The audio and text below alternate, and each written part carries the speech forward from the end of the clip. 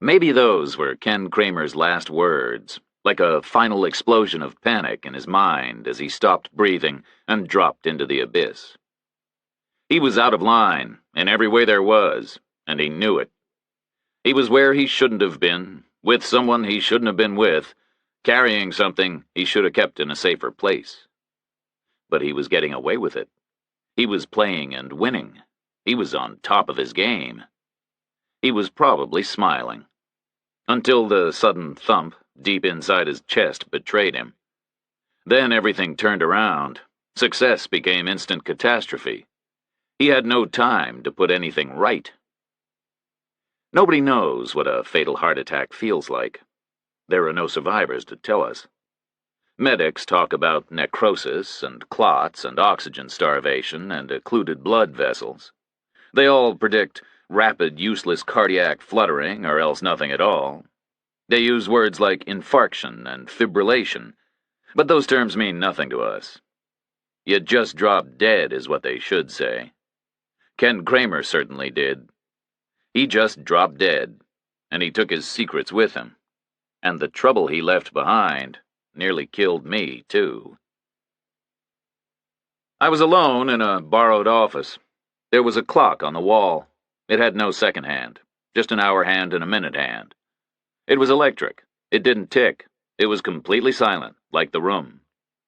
I was watching the minute hand intently. It wasn't moving. I waited. It moved. It jumped ahead 6 degrees. Its motion was mechanical and damped and precise. It bounced once and quivered a little and came to rest. A minute. 1 down, 1 to go, 60 more seconds. I kept on watching. The clock stayed still for a long, long time. Then the hand jumped again. Another 6 degrees, another minute, straight up midnight. And 1989 was 1990. I pushed my chair back and stood up behind the desk.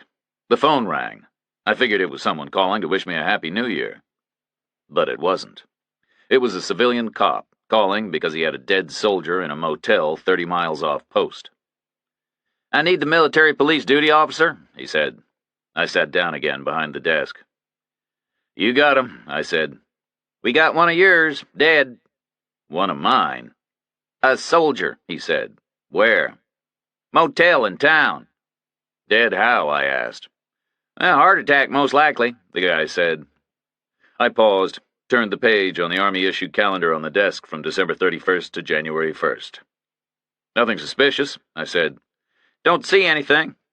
"You seen heart attacks before?" "Lots of them." "Okay," I said. "Call post headquarters." I gave him the number.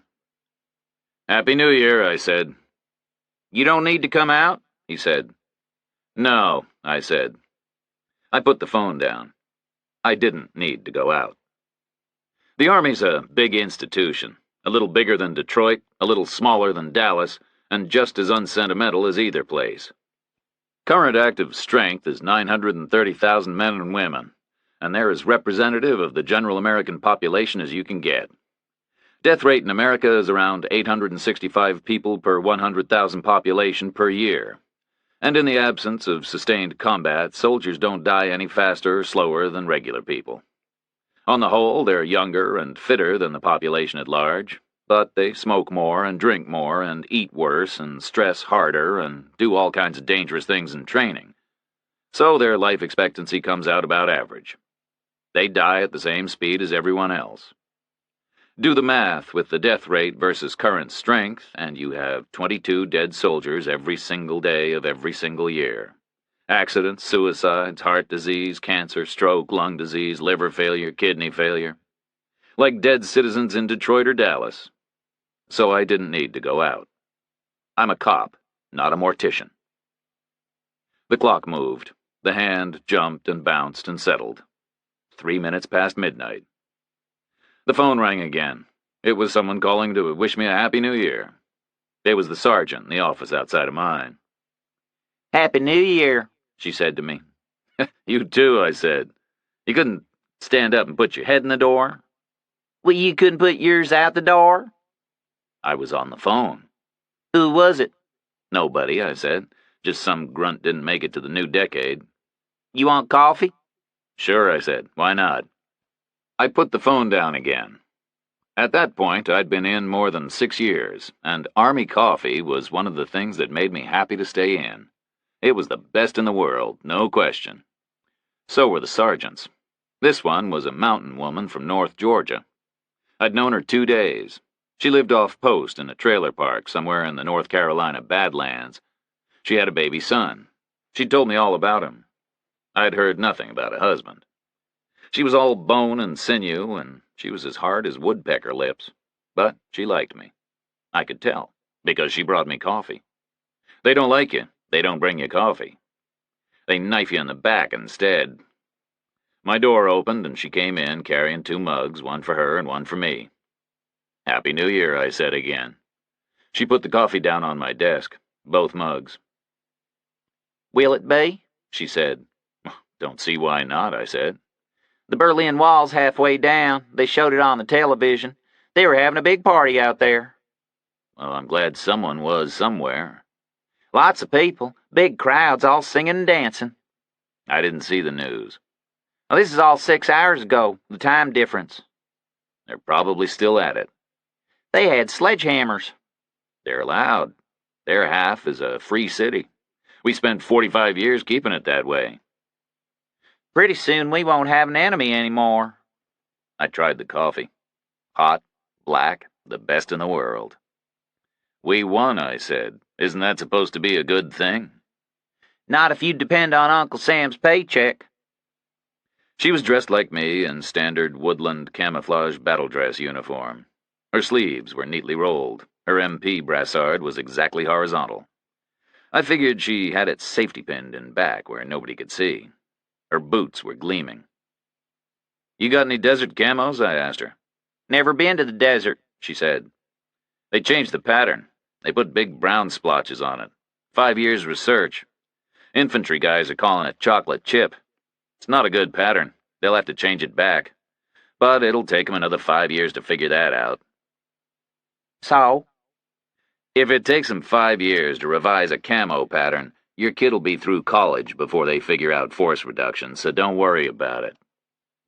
Okay, she said, not believing me. You think he's good for college? I never met him. She said nothing. The Army hates change, I said, and we'll always have enemies. She said nothing. My phone rang again. She leaned forward and answered it for me, listened for about 11 seconds, and handed me the receiver. Colonel Garber, sir, she said. He's in D.C.? She took her mug and left the room. Colonel Garber was ultimately my boss, and although he was a pleasant human being, it was unlikely he was calling 8 minutes into New Year's Day simply to be social. That wasn't his style.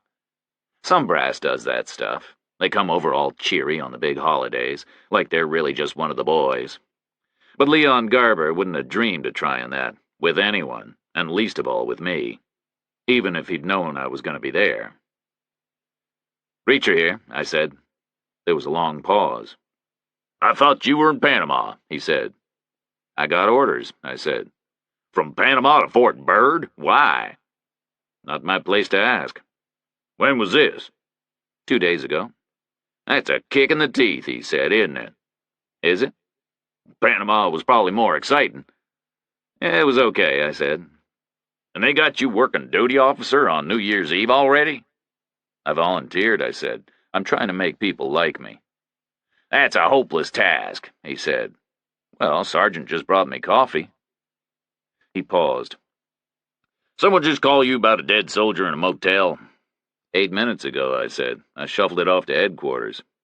And they shuffled it off to someone else, and I just got pulled out of a party to hear all about it. Why? Because the dead soldier in question is a 2-star general. The phone went quiet. I didn't think to ask, I said. The phone stayed quiet. Well, generals are mortal, I said, same as anyone else. No reply. There was nothing suspicious, I said. He croaked is all. Heart attack, probably had gout. I didn't see a reason to get excited. It's a question of dignity, Garber said. We can't leave a 2-star lying around belly up in public without reacting. We need a presence. Oh, and that would be me. I'd prefer someone else, but you're probably the highest-ranking sober MP in the world tonight, so yes, it would be you. It'll take me an hour to get there. He's not going anywhere. He's dead, and they haven't found a sober medical examiner yet. Okay, I said. Be respectful, he said. Okay, I said again. Be polite, he said. Off post, we're in their hands. It's a civilian jurisdiction. Yeah, I'm familiar with civilians, I said. I met one once. But control the situation, he said. You know, if it needs controlling. He probably died in bed, I said, like people do. Call me, he said, if you need to. Was it a good party? Excellent. My daughter is visiting. He clicked off, and I called the civilian dispatcher back and got the name and the address of the motel. Then I left my coffee on my desk and told my sergeant what was up and headed back to my quarters to change. I figured a presence required Class A greens, not woodland-patterned BDUs. I took a Humvee from the MP motor pool and was logged out through the main gate. I found the motel inside 50 minutes. It was 30 miles due north of Fort Byrd, through dark, undistinguished North Carolina countryside that was equal parts strip malls and scrubby forest, and what I figured were dormant sweet potato fields. It was all new to me. I'd never served there before. The roads were very quiet. Everyone was still inside, partying. I hoped I'd be back at Byrd before they all came out and started driving home. Although I really liked the Humvee's chances, head-on against a civilian ride. The motel was part of a knot of low commercial structures clustered in the darkness near a big highway interchange. There was a truck stop as a centerpiece. It had a greasy spoon that was open on the holidays and a gas station big enough to take 18-wheelers. There was a no-name cinder-block lounge bar with lots of neon and no windows. It had an exotic dancers sign lit up in pink and a parking lot the size of a football field. There were diesel spills and rainbow puddles all over it. I could hear loud music coming out of the bar. There were cars parked 3 deep all around it. The whole area was glowing sulphurous yellow from the streetlights. The night air was cold and there was fog drifting in layers. The motel itself was directly across the street from the gas station. It was a run-down, sway-backed affair about 20 rooms long. It had a lot of peeling paint. It looked empty. There was an office at the left-hand end with a token vehicle porch and a buzzing Coke machine. First question. Why would a 2-star general use a place like this? I was pretty sure there wouldn't have been a DOD inquiry if he'd checked into a Holiday Inn. There were 2 town police cruisers parked at careless angles outside the motel's last but one room. There was a small plain sedan sandwiched between them. It was cold and misted over. It was a base model Ford, red, 4-cylinder. It had skinny tires and plastic hubcaps. A rental, for sure.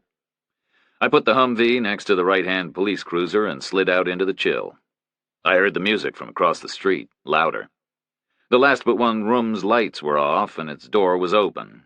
I figured the cops were trying to keep the interior temperature low, trying to stop the old guy from getting too ripe. I was anxious to take a look at him. I was pretty sure I'd never seen a dead general before. 3 cops stayed in their cars and one got out to meet me. He was wearing tan uniform pants and a short leather jacket zipped to his chin. No hat. The jacket had badges pinned to it that told me his name was Stockton and his rank was deputy chief. I didn't know him. I'd never served there before. He was gray, about 50.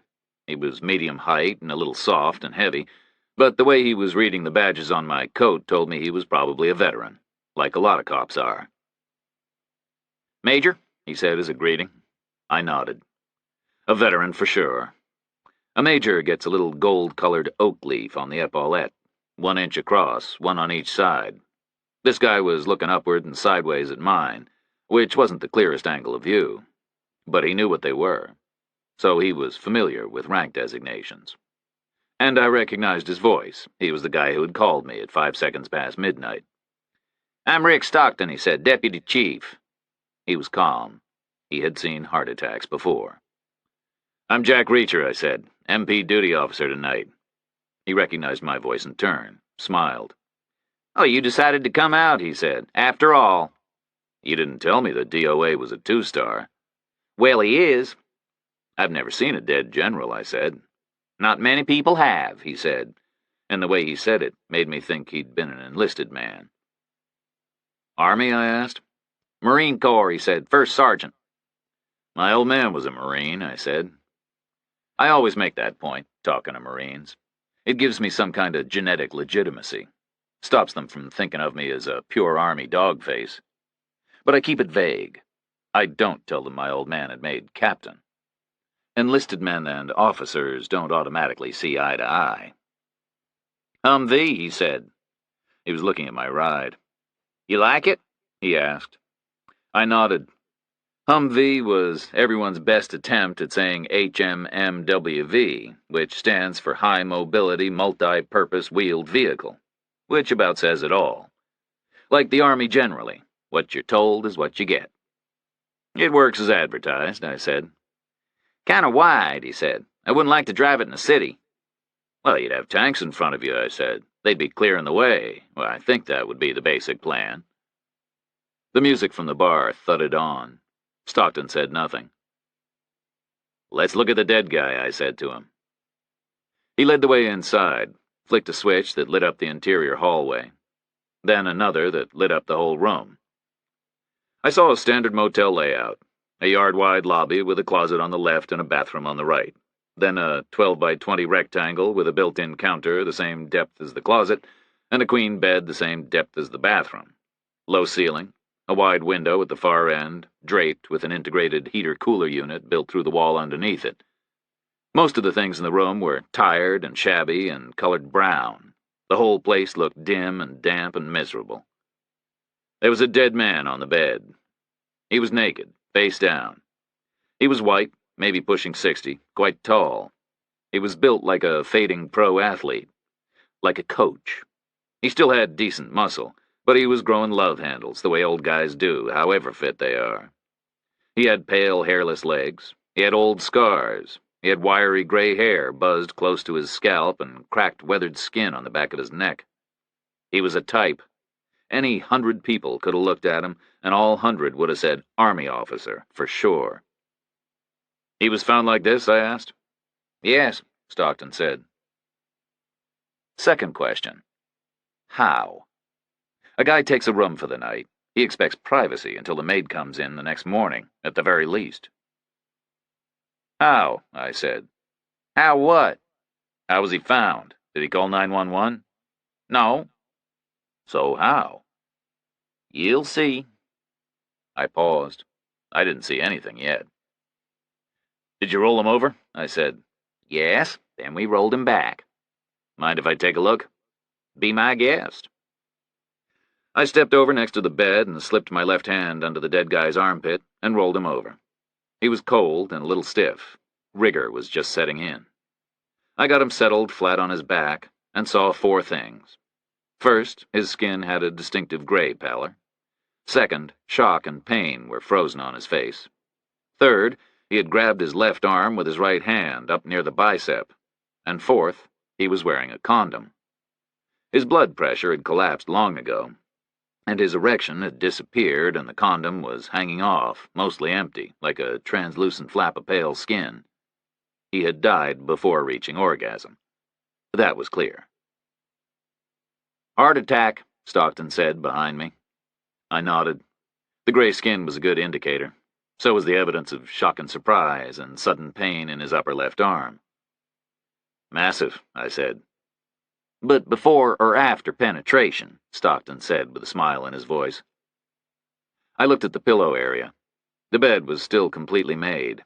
The dead guy was on top of the counterpane, and the counterpane was still tight over the pillows. But there was a head-shaped dent, and there were rucks where elbows and heels had scrabbled and pushed lower down. She was underneath him when it happened, I said. That's for sure. She had to wrestle her way out. Hell of a way for a man to go. I turned around. Well, I can think of worse ways. Stockton just smiled at me. What? I said. He didn't answer. No sign of the woman? I said. Hiding her hair, he said. She ran for it. The desk guy see her? Stockton just smiled again. I looked at him. Then I understood. A low-rent dive near a highway interchange with a truck stop and a strip bar, 30 miles north of a military base. She was a hooker, I said. That's how he was found. The desk guy knew her, saw her running out way too soon, got curious as to why, and came in here to check. Stockton nodded. He called us right away. The lady in question was long gone by then, of course, and he's denying she was ever here in the first place. Oh, he's pretending this isn't that kind of an establishment. Your department had business here before? Oh, time to time, he said. It is that kind of an establishment, believe me. Control the situation, Garber had said. Heart attack, right? I said. Nothing more. Probably, Stockton said, but we'll need an autopsy to know for sure. The room was quiet. I could hear nothing except radio traffic from the cop cars outside and music from the bar across the street. I turned back to the bed, looked at the dead guy's face. I didn't know him. I looked at his hands. He had a West Point ring on his right and a wedding band on his left. Wide, old, probably 9 carat. I looked at his chest. His dog tags were hidden under his right arm, where he had reached across to grab his left bicep.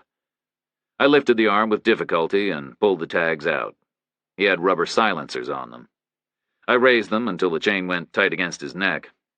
His name was Kramer, and he was a Catholic, and his blood group was O. We could do the autopsy for you, I said. Up at the Walter Reed Army Medical Center. Out of state? He's a general. You want to hush it up? I nodded. Sure I do. Wouldn't you? Probably, he said.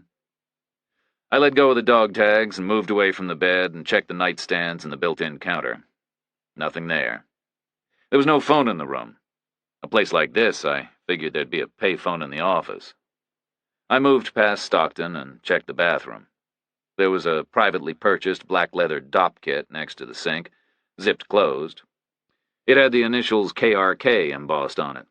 I opened it up and found a toothbrush and a razor and travel-sized tubes of toothpaste and shaving soap. Nothing else. No medications, no heart prescription, no pack of condoms. I checked the closet. There was a Class A uniform in there, neatly squared away on 3 separate hangers, with the pants folded on the bar of the first and the coat next to it on the second and the shirt on the third. The tie was still inside the shirt collar. Centered above the hangers on the shelf was a field-grade officer's service cap, gold braid all over it. On one side of the cap was a folded white undershirt, and on the other side was a pair of folded white boxers.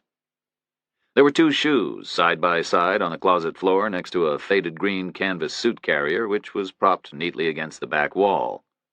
The shoes were gleaming black and had socks rolled tight inside them. The suit carrier was a privately purchased item and had battered leather reinforcements at the stress points. It wasn't very full. You'd get the results, I said. Our pathologist would give you a copy of the report with nothing added and nothing deleted. You see anything you're not happy about, we could put the ball right back in your court, no questions asked. Stockton said nothing, but I wasn't feeling any hostility coming off him. Some town cops are okay. A big base like Byrd puts a lot of ripples into the surrounding civilian world. Therefore, MPs spend a lot of time with their civilian counterparts, and sometimes it's a pain in the ass, and sometimes it isn't. I had a feeling Stockton wasn't going to be a huge problem. He was relaxed. Bottom line, he seemed a little lazy to me, and lazy people are always happy to pass their burdens on to someone else. How much, I said. How much what? How much would a whore cost here? Oh, $20 would do it, he said. There's nothing very exotic available in this neck of the woods. And the room? 15, probably. I rolled the corpse back onto its front. Wasn't easy. It weighed 200 pounds at least. What do you think? I asked. About what? About Walter Reed doing the autopsy. There was silence for a moment. Stockton looked at the wall. That might be acceptable, he said. There was a knock at the open door, one of the cops from the cars. Medical examiner just called in, he said. He can't get here for another 2 hours at least. It's New Year's Eve. I smiled. Acceptable was about to change to highly desirable. 2 hours from now, Stockton would need to be somewhere else. A whole bunch of parties would be breaking up, and the roads would be mayhem. 2 hours from now, he'd be begging me to haul the old guy away. I said nothing, and the cop went back to wait in his car, and Stockton moved all the way into the room and stood facing the draped window with his back to the corpse. I took the hanger with the uniform coat on it and lifted it out of the closet and hung it on the bathroom door frame where the hallway light fell on it. Looking at a Class A coat is like reading a book or sitting next to a guy in a bar and hearing his whole life story. This one was the right size for the body on the bed, and it had Kramer on the nameplate, which matched the dog tags. It had a Purple Heart ribbon with 2 bronze oak leaf clusters to denote a second and third award of the medal, which matched the scars. It had 2 silver stars on the epaulettes, which confirmed he was a major general. The branch insignia on the lapels denoted armor, and the shoulder patch was from 12 Corps. Apart from that, there were a bunch of unit awards and a whole salad bowl of medal ribbons dating way back through Vietnam and Korea, some of which he'd probably earned the hard way, and some of which he probably hadn't. Some of them were foreign awards, whose display was authorized but not compulsory. It was a very full coat, relatively old, well cared for, standard issue, not privately tailored. Taken as a whole, it told me he was professionally vain but not personally vain. I went through the pockets. They were all empty, except for a key to the rental car. It was attached to a key ring in the shape of a figure 1, which was made out of clear plastic and contained a slip of paper with Hertz printed in yellow at the top and a plate number written by hand in black ballpoint underneath. There was no wallet, no loose change. I put the coat back in the closet and checked the pants. Nothing in the pockets. I checked the shoes. Nothing in them except the socks. I checked the hat. Nothing hidden underneath it. I lifted the suit carrier out and opened it up on the floor. It contained a battle dress uniform and an M43 field cap, a change of socks and underwear, and a pair of shined combat boots, plain black leather. There was an empty compartment that I figured was for the DOP kit. Nothing else. Nothing at all. I closed it up and put it back, squatted down and looked under the bed. Saw nothing. Anything we should worry about? Stockton asked. I stood up, shook my head. No, I lied. Well, then you can have him, he said. But I get a copy of the report. Agreed, I said. Happy New Year, he said. He walked out to his car, and I headed for my Humvee. I called in a 10-5 ambulance requested and told my sergeant to have it accompanied by a squad of 2 who could list and pack all Kramer's personal property and bring it back to my office. Then I sat there in the driver's seat and waited until Stockton's guys were all gone. I watched them accelerate away into the fog, and then I went back inside the room and took the rental key from Kramer's jacket, came back out and used it to unlock the Ford. There was nothing in it except the stink of upholstery cleaner and carbonless copies of the rental agreement. Kramer had picked the car up at 1:32 that afternoon at Dulles Airport near Washington, D.C. He had used a private American Express card and received a discount rate. The start of rental mileage was 13,215. Now the odometer was showing 13,513, which, according to my arithmetic, meant he had driven 298 miles, which was about right for a straight-line trip between there and here. I put the paper in my pocket and relocked the car. Checked the trunk. It was completely empty. I put the key in my pocket with the rental paper and headed across the street to the bar. The music got louder with every step I took. 10 yards away, I could smell beer fumes and cigarette smoke from the ventilators. I threaded through parked vehicles and found the door. It was a stout wooden item, and it was closed against the cold. I pulled it open and was hit in the face by a wall of sound and a blast of thick, hot air. The place was heaving. I could see 500 people, and black-painted walls, and purple spotlights, and mirror balls. I could see a pole dancer on a stage and back. She was on all fours and naked apart from a white cowboy hat. She was crawling around, picking up dollar bills. There was a big guy in a black t-shirt behind a register inside the door. His face was in deep shadow. The edge of a dim spotlight beam showed me he had a chest the size of an oil drum. The music was deafening, and the crowd was packed shoulder to shoulder and wall to wall. I backed out and let the door swing shut, stood still for a moment in the cold air, and then walked away and crossed the street and headed for the motel office. It was a dismal place. It was lit with fluorescent tubes that gave the air a greenish cast, and it was noisy from the Coke machine parked at its door. It had a payphone on the wall, and worn linoleum on the floor, and a waist-high counter boxed in with the sort of fake wood paneling people use in their basements. The clerk was on a high stool behind it. He was a white guy of about 20, with long unwashed hair and a weak chin. "Happy New Year," I said. He didn't reply. "You take anything out of the dead guy's room?" I asked. He shook his head. No. "Tell me again." I didn't take anything. I nodded. I believed him. "Okay," I said. "When did he check in?" I don't know. I came on at 10. He was already here. I nodded again. Kramer was in the rental lot at Dulles at 1:32, and he hadn't driven enough miles to do much of anything except come straight here, in which case he was checking in around 7:30, maybe 8:30 if he stopped for dinner somewhere, maybe 9 if he was an exceptionally cautious driver. "Did he use a payphone at all?" It's busted. "So how'd he get hold of the hooker?" What hooker? "The hooker he was poking when he died." No hookers here. "Did he go over and get her from the lounge bar?" He was way the hell down the road. I didn't see what he did. "You got a driver's license?" The guy paused.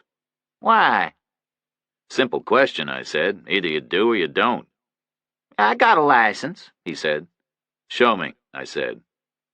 I was bigger than his Coke machine, and all covered in badges and ribbons, and he did what he was told, like most skinny 20-year-olds do when I use that tone.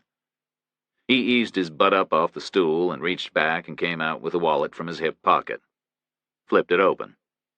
His DL was behind a milky plastic window. It had his photograph on it, and his name and his address. "Okay," I said. "Now I know where you live. I'll be back later with some questions. If I don't find you here, I'll come and find you at home." He said nothing to me. I turned away and pushed out through the door and went back to my Humvee to wait. 40 minutes later, a military meat wagon and another Humvee showed up. I told my guys to grab everything, including the rental car, but didn't wait around to watch them do it. I headed back to base instead. I logged in and got back to my borrowed office and told my sergeant to get me Garber on the phone. I waited at my desk for the call to come through. It took less than 2 minutes. "What's the story?" he asked. "His name was Kramer," I said. "I know that," Garber said. "I spoke to the police dispatcher after I spoke to you. What happened to him?" "Heart attack," I said, "during consensual sex with a prostitute, in the kind of motel a fastidious cockroach would take pains to avoid." There was a long silence. "Shit," Garber said. "He was married." "Yes, I saw his wedding band, and his West Point ring." "Class of 52, Garber said. "I checked." The phone went quiet. "Shit," he said again. "Why do smart people pull stupid stunts like this?" I didn't answer, because I didn't know. "We'll need to be discreet," Garber said. "Don't worry," I said. "The cover-up's already started. The locals let me send him to Walter Reed." "Good," he said. "That's good." Then he paused. "From the beginning, okay?" "He was wearing 12-core patches," I said. "Means he was based in Germany. He flew into Dulles yesterday. From Frankfurt, probably. Civilian flight for sure, because he was wearing Class A's, hoping for an upgrade. He would have worn BDUs on a military flight. He rented a cheap car and drove 298 miles and checked into a $15 motel room and picked up a $20 hooker." "I know about the flight," Garber said. "I called 12 Corps and spoke with his staff. I told him he was dead." "When?" "After I got off the phone with the dispatcher." "You tell him how or where he was dead?" "I said a probable heart attack, nothing more. No details, no location. Which is starting to look like a very good decision now." "What about the flight?" I said. American Airlines yesterday. Frankfurt to Dulles. Arrived 1,300 hours with an onward connection 900 hours today. Washington National to LAX. He was going to an armored branch conference at Fort Irwin. He was an armored commander in Europe, an important one. Outside chance of making vice chief of staff in a couple of years.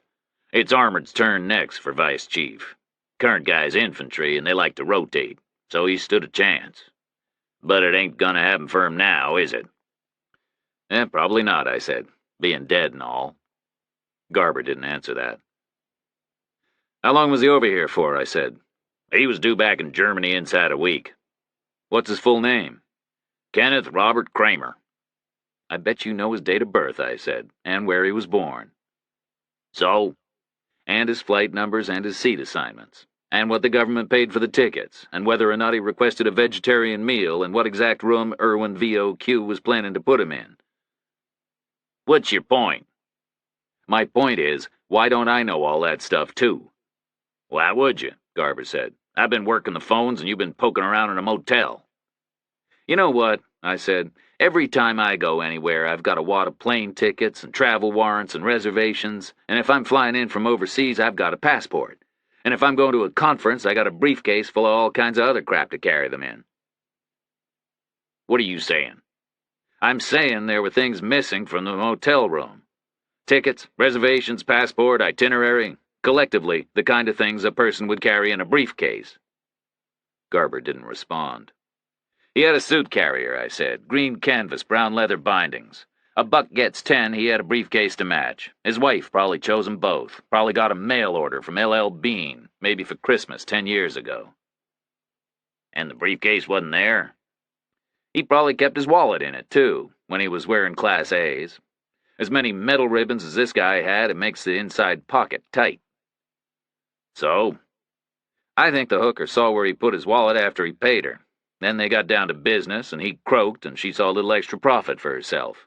I think she stole his briefcase. Garber was quiet for a moment. Is this going to be a problem? He asked. Well, it depends what else was in the briefcase, I said. I put the phone down and saw a note my sergeant had left me. Your brother called, no message. I folded it once and dropped it in the trash. Then I headed back to my quarters and got 3 hours sleep. Got up again 50 minutes before first light. I was back at the motel just as dawn was breaking. Morning didn't make the neighborhood look any better. It was depressed and abandoned for miles around. And quiet. Nothing was stirring. Dawn on New Year's Day is as close as any inhabited place gets to absolute stillness. The highway was deserted. There was no traffic. None at all. The diner at the truck stop was open, but empty. The motel office was empty. I walked down the row to the last but one room, Kramer's room. The door was locked. I stood with my back to it and pretended I was a hooker whose client had just died. I had pushed his weight off me and dressed fast and grabbed his briefcase, and I was running away with it. What would I do? I wasn't interested in the briefcase itself. I wanted the cash in the wallet, and maybe the American Express card. So I would rifle through and grab the cash and the card and ditch the bag itself. But where would I do that? Inside the room would have been best, but I hadn't done it there for some reason. Maybe I was panicking. Maybe I was shocked and spooked and just wanted to get the hell out fast. So where else? I looked straight ahead at the lounge bar. That was probably where I was going. That was probably where I was based. But I wouldn't carry the briefcase in there. My co-workers would notice, because I was already carrying a big purse. Hookers always carry big purses. They've got a lot of stuff to haul around. Condoms, massage oils, maybe a gun or a knife, maybe a credit card machine. That's the easiest way to spot a hooker. Look for someone dressed like she's going to a ball, carrying a bag like she's going on vacation. I looked to my left. Maybe I walked around behind the motel. It would be quiet back there. All the windows faced that way, but it was night, and I could count on the drapes being closed. I turned left and left again, and came out behind the bedrooms on a rectangle of scrubby weeds that ran the length of the building and was about 20 feet deep. I imagined walking fast and then stopping in deep shadow and going through the bag by feel. I imagined finding what I wanted and heaving the bag away into the darkness. I might have thrown it 30 feet. I stood where she might have stood and scoped out a quarter circle. It gave me about 150 square feet to check. The ground was stony and nearly frozen by overnight frost. I found plenty of stuff. I found trash and used needles and foil crack pipes and a Buick hubcap and a skateboard wheel. But I didn't find a briefcase. There was a wooden fence at the rear of the lot. It was about 6 feet tall. I jacked myself up on it and looked over. Saw another rectangle of weeds and stones. No briefcase. I got down off the fence and walked onward and came up on the motel office from the back. There was a window made of dirty pebbled glass that I guessed led into the staff bathroom. Underneath it were a dozen trashed air conditioners all stacked in a low pile. They were rusty. They hadn't been moved in years. I walked on and came around the corner and turned left into a weedy gravel patch with a dumpster on it. I opened the lid. It was 3/4 full of garbage. No briefcase. I crossed the street and walked through the empty lot and looked at the lounge bar. It was silent and locked up tight. Its neon signs were all switched off and the little bent tubes looked cold and dead. It had its own dumpster close by in the lot, just sitting there like a parked vehicle. There was no briefcase in it. I ducked inside the Greasy Spoon. It was still empty. I checked the floor around the tables and the banquettes and the booths. I looked on the floor behind the register. There was a cardboard box back there with a couple of forlorn umbrellas in it, but no briefcase. I checked the women's bathroom. No women in it, no briefcase in it either. I looked at my watch and walked back to the lounge bar. I would need to ask someone face-to-face questions there, but it wouldn't be open for business for another 8 hours at least. I turned around and looked across the street at the motel. There was still nobody in the office. So I headed back to my Humvee and got there in time to hear a 1017 come in on the radio. Return to base. So I acknowledged and fired up the big diesel and drove all the way back to Bird. There was no traffic, and I made it inside 40 minutes. I saw Kramer's rental parked in the motor pool lot.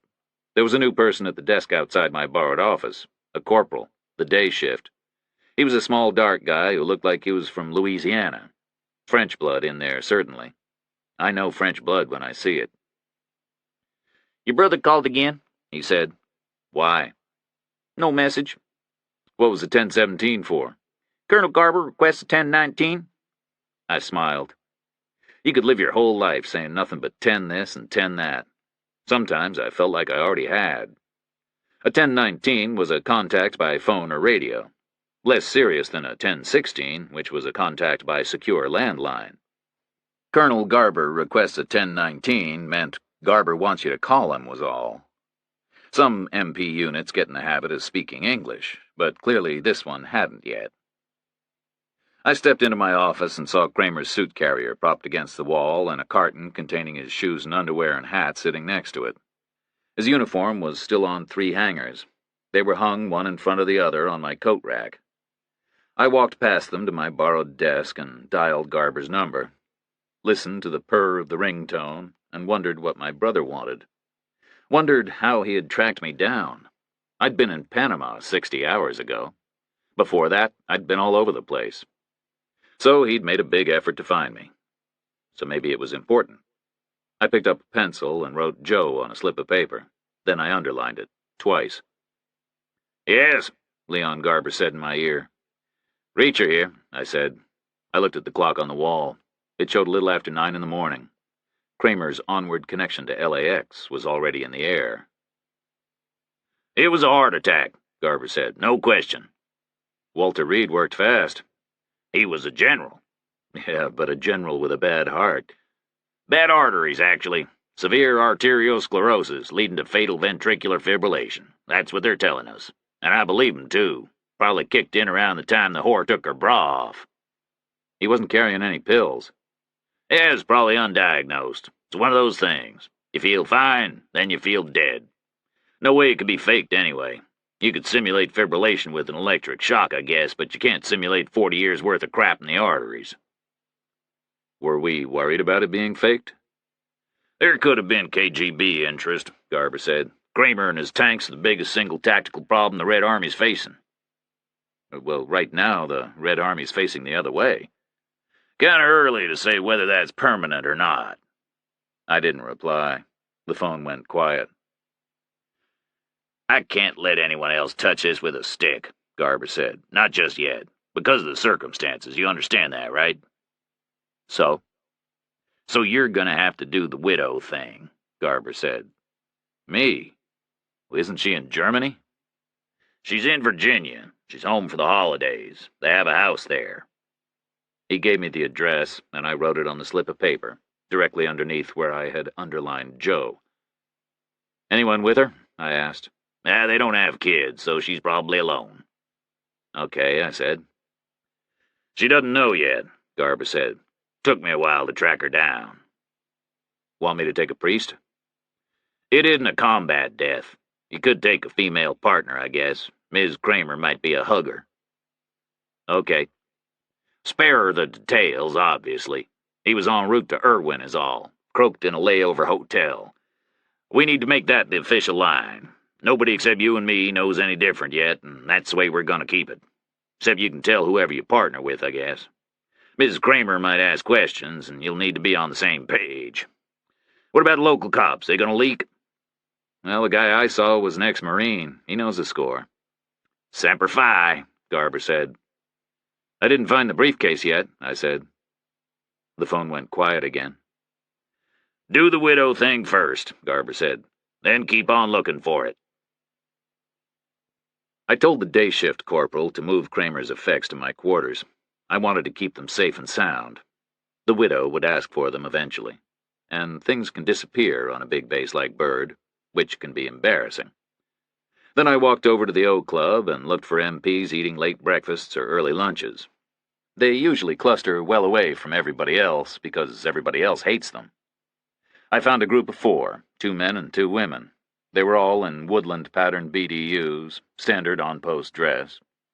One of the women was a captain. She had her right arm in a sling. She was having trouble eating. She would have trouble driving, too. The other woman had a lieutenant's bar on each lapel and Summer on her name tape. She looked to be about 25 years old, and she was short and slender. She had skin the same color as the mahogany table she was eating off. Lieutenant Summer, I said. Sir? Happy New Year, I said. Sir, you too. You busy today? Sir, general duties. Okay, out front in 30 minutes, Class A's. I need you to hug a widow. I put on my own Class A's again and called the motor pool for a sedan. I didn't want to ride all the way to Virginia in a Humvee. Too noisy, too uncomfortable. A private brought me a new olive green Chevrolet. I signed for it and drove it around to post headquarters and waited. Lieutenant Summer came out halfway through the 28th minute of her allotted 30. She paused a second and then walked towards the car. She looked good. She was very short, but she moved easily like a willowy person. She looked like a 6-foot catwalk model reduced in size to a tiny miniature. I got out of the car and left the driver's door open. Met her on the sidewalk. She was wearing an expert sharpshooter badge with bars for rifle, small-bore rifle, auto rifle, pistol, small-bore pistol, machine gun, and submachine gun hanging on it. They made a little ladder, about 2 inches long. Longer than mine. I only have rifle and pistol. She stopped dead in front of me and came to attention and fired off a perfect salute. Sir, Lieutenant Summer reports, she said.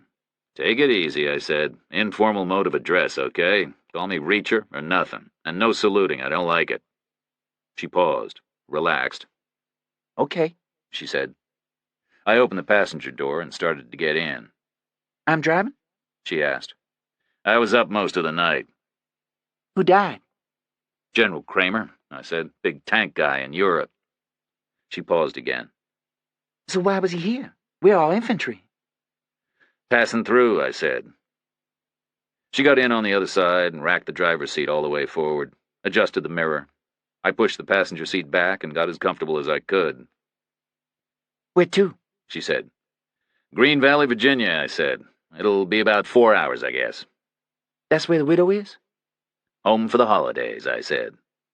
And we're breaking the news? Like Happy New Year, ma'am. And by the way, your husband's dead? I nodded. Lucky us. But I wasn't really worried. Generals' wives are as tough as they come. Either they've spent 30 years pushing their husbands up the greasy pole, or they've endured 30 years of fallout as their husbands have climbed it for themselves. Either way, there's not much left that can get to them. They're tougher than the generals most of the time. Summer took her cap off and tossed it onto the back seat. Her hair was very short, almost shaved. She had a delicate skull and nice cheekbones, smooth skin. I liked the way she looked. And she was a fast driver, that was for damn sure. She clipped her belt and took off north like she was training for NASCAR. Was it an accident? She asked. Heart attack, I said. His arteries were bad. Where? RVOQ? I shook my head. Crappy little motel in town. He died with a $20 hooker wedged somewhere underneath him. We're not telling the widow that part, right? No, we're not. We're not telling anyone that part. Why was he passing through? He didn't come to Bird itself. He was transiting D.C., Frankfurt to Dulles, then National to LAX 20 hours later. He was going out to Irwin for a conference. Okay, she said, and then she went very quiet. We drove on. We got about level with the motel, but well to the west, heading straight for the highway. Permission to speak freely? She said. Please, I said. Is this a test? Why would it be a test? You're from the 110th Special Unit, aren't you? Yes, I said, I am. I have an application pending. To the 110th? Yes, she said. So is this a covert assessment? Of what? Of me, she said, as a candidate. I needed a woman partner, in case the widow is a hugger. I picked you out at random. The captain with the busted arm couldn't have driven the car. And it would be kind of inefficient for us to wait until we had a dead general to conduct personnel assessments. I guess, she said. But I'm wondering if you're sitting there waiting for me to ask the obvious questions. I'd expect any MP with a pulse to ask the obvious questions, whether or not they had a special unit transfer pending. Okay, I'm asking. General Kramer had a 20-hour layover in the D.C. area, and he wanted to get his rocks off, and he didn't mind paying for the privilege. So why'd he drive all the way down here to do it? It's what, 300 miles? 298, I said. And then he'd have to drive all the way back? Clearly. So why? Well, you tell me, I said. Come up with something I haven't thought of myself, and I'll recommend you for the transfer. You can't. You're not my CO. Maybe I am, I said. This week, anyway. Why are you even here? Is something happening I should know about? I don't know why I'm here, I said. I got orders, that's all I know. Are you really a major? The last time I checked, I said. I thought 110th investigators are usually warrant officers, working plainclothes or undercover. Yeah, they usually are. So why bring you here when they could send a warrant officer and have him dress up as a major? Good question, I said. Maybe one day I'll find out. May I ask what your orders were? Temporary detached duty as Fort Bird's Provost Marshal's executive officer. The Provost Marshal isn't on post, she said. I know, I said. I found that out. He transferred out the same day I transferred in. Some temporary thing. So you're acting CO? Like I said. MPXO isn't a special unit job, she said. I can fake it, I said. I started out a regular MP just like you. Summer said nothing, just drove. Kramer, I said. Why did he contemplate a 600-mile round trip? That's 12 hours driving time out of his 20, just to spend $15 on a room and 20 on a whore. Why does it matter? A heart attack's a heart attack, right? I mean, was there any question about it? I shook my head. Walter Reed already did the autopsy. So it doesn't really matter where or when it happened. His briefcase is missing. I see, she said. I saw her thinking. Her lower eyelids flicked upward a fraction. How do you know he had a briefcase? She said. I don't. But did you ever see a general go to a conference without one? No, she said. You think the hooker ran off with it? I nodded. That's my working hypothesis right now. So find the hooker. Who was she? Her eyelids moved again. Doesn't make sense, she said. I nodded again. Exactly. 4 possible reasons Kramer didn't stay in the D.C. area. 1, he might have been traveling with fellow officers and didn't want to embarrass himself in front of them by having a hooker come to his room. They might have seen her in the corridor or heard her through the walls. So he invented an excuse and stayed in a different place. 2, even if he was traveling alone, he might have been on a DOD travel voucher and he was paranoid about a desk clerk seeing a girl and calling the Washington Post. That happens. So he preferred to pay cash in some anonymous dive. 3, even if he wasn't on a government ticket, he might have been a well-known guest or a familiar face in a big city hotel. So likewise, he was looking for anonymity somewhere out of town. Or 4, his sexual taste ran beyond what you can get from the D.C. Yellow Pages, so he had to go where he knew for sure he could get what he wanted. But? Problems 1, 2, and 3 could be answered by going 10 or 15 miles, maybe less. 298 is completely excessive. And whereas I'm prepared to believe that there are tastes that can't be satisfied in D.C., I don't see how they're more likely to be satisfied way out here in the North Carolina boonies. And anyway, I would guess such a thing cost a lot more than $20 wherever you eventually found it. So, why did he take the 600-mile detour? She didn't answer, just drove and thought. I closed my eyes. Kept them closed for about 35 miles. He knew the girl, Summer said. I opened my eyes. How? Some men have favorites. Maybe he met her a long time ago, fell for her in a way. It can happen like that. It can almost be a love thing. Where would he have met her? Right there. Bird's all infantry. He was armored branch. Maybe they had joint exercises. You should check back. I said nothing. Armored and the infantry run joint exercises all the time, but they run them where the tanks are, not where the grunts are. Much easier to transport men across a continent than tanks. Or maybe he met her at Irwin, Summer said. in California. Maybe she worked Irwin but had to leave California for some reason, but she liked working military bases, so she moved to Bird. What kind of a hooker would like working military bases? The kind that's interested in money, which is all of them, presumably. Military bases support their local economies in all kinds of ways. I said nothing. Or maybe she always worked Bird, but followed the infantry to Irwin when they did a joint exercise out there one time. Those things can last a month or two. No point in hanging around at home with no customers. Best guess, I said. They met in California, she said. Kramer will have spent years at Irwin on and off. Then she moved to North Carolina, but he still liked her enough to make the detour whenever he was in D.C. She doesn't do anything special, not for $20. Maybe he didn't need anything special. We could ask the widow. Summer smiled. Maybe he just liked her. Maybe she made damn sure he did. Hookers are good at that. They like repeat customers best of all. It's much safer for them if they already know the guy. I closed my eyes again. So, Summer said. Did I come up with something you didn't think of? No, I said.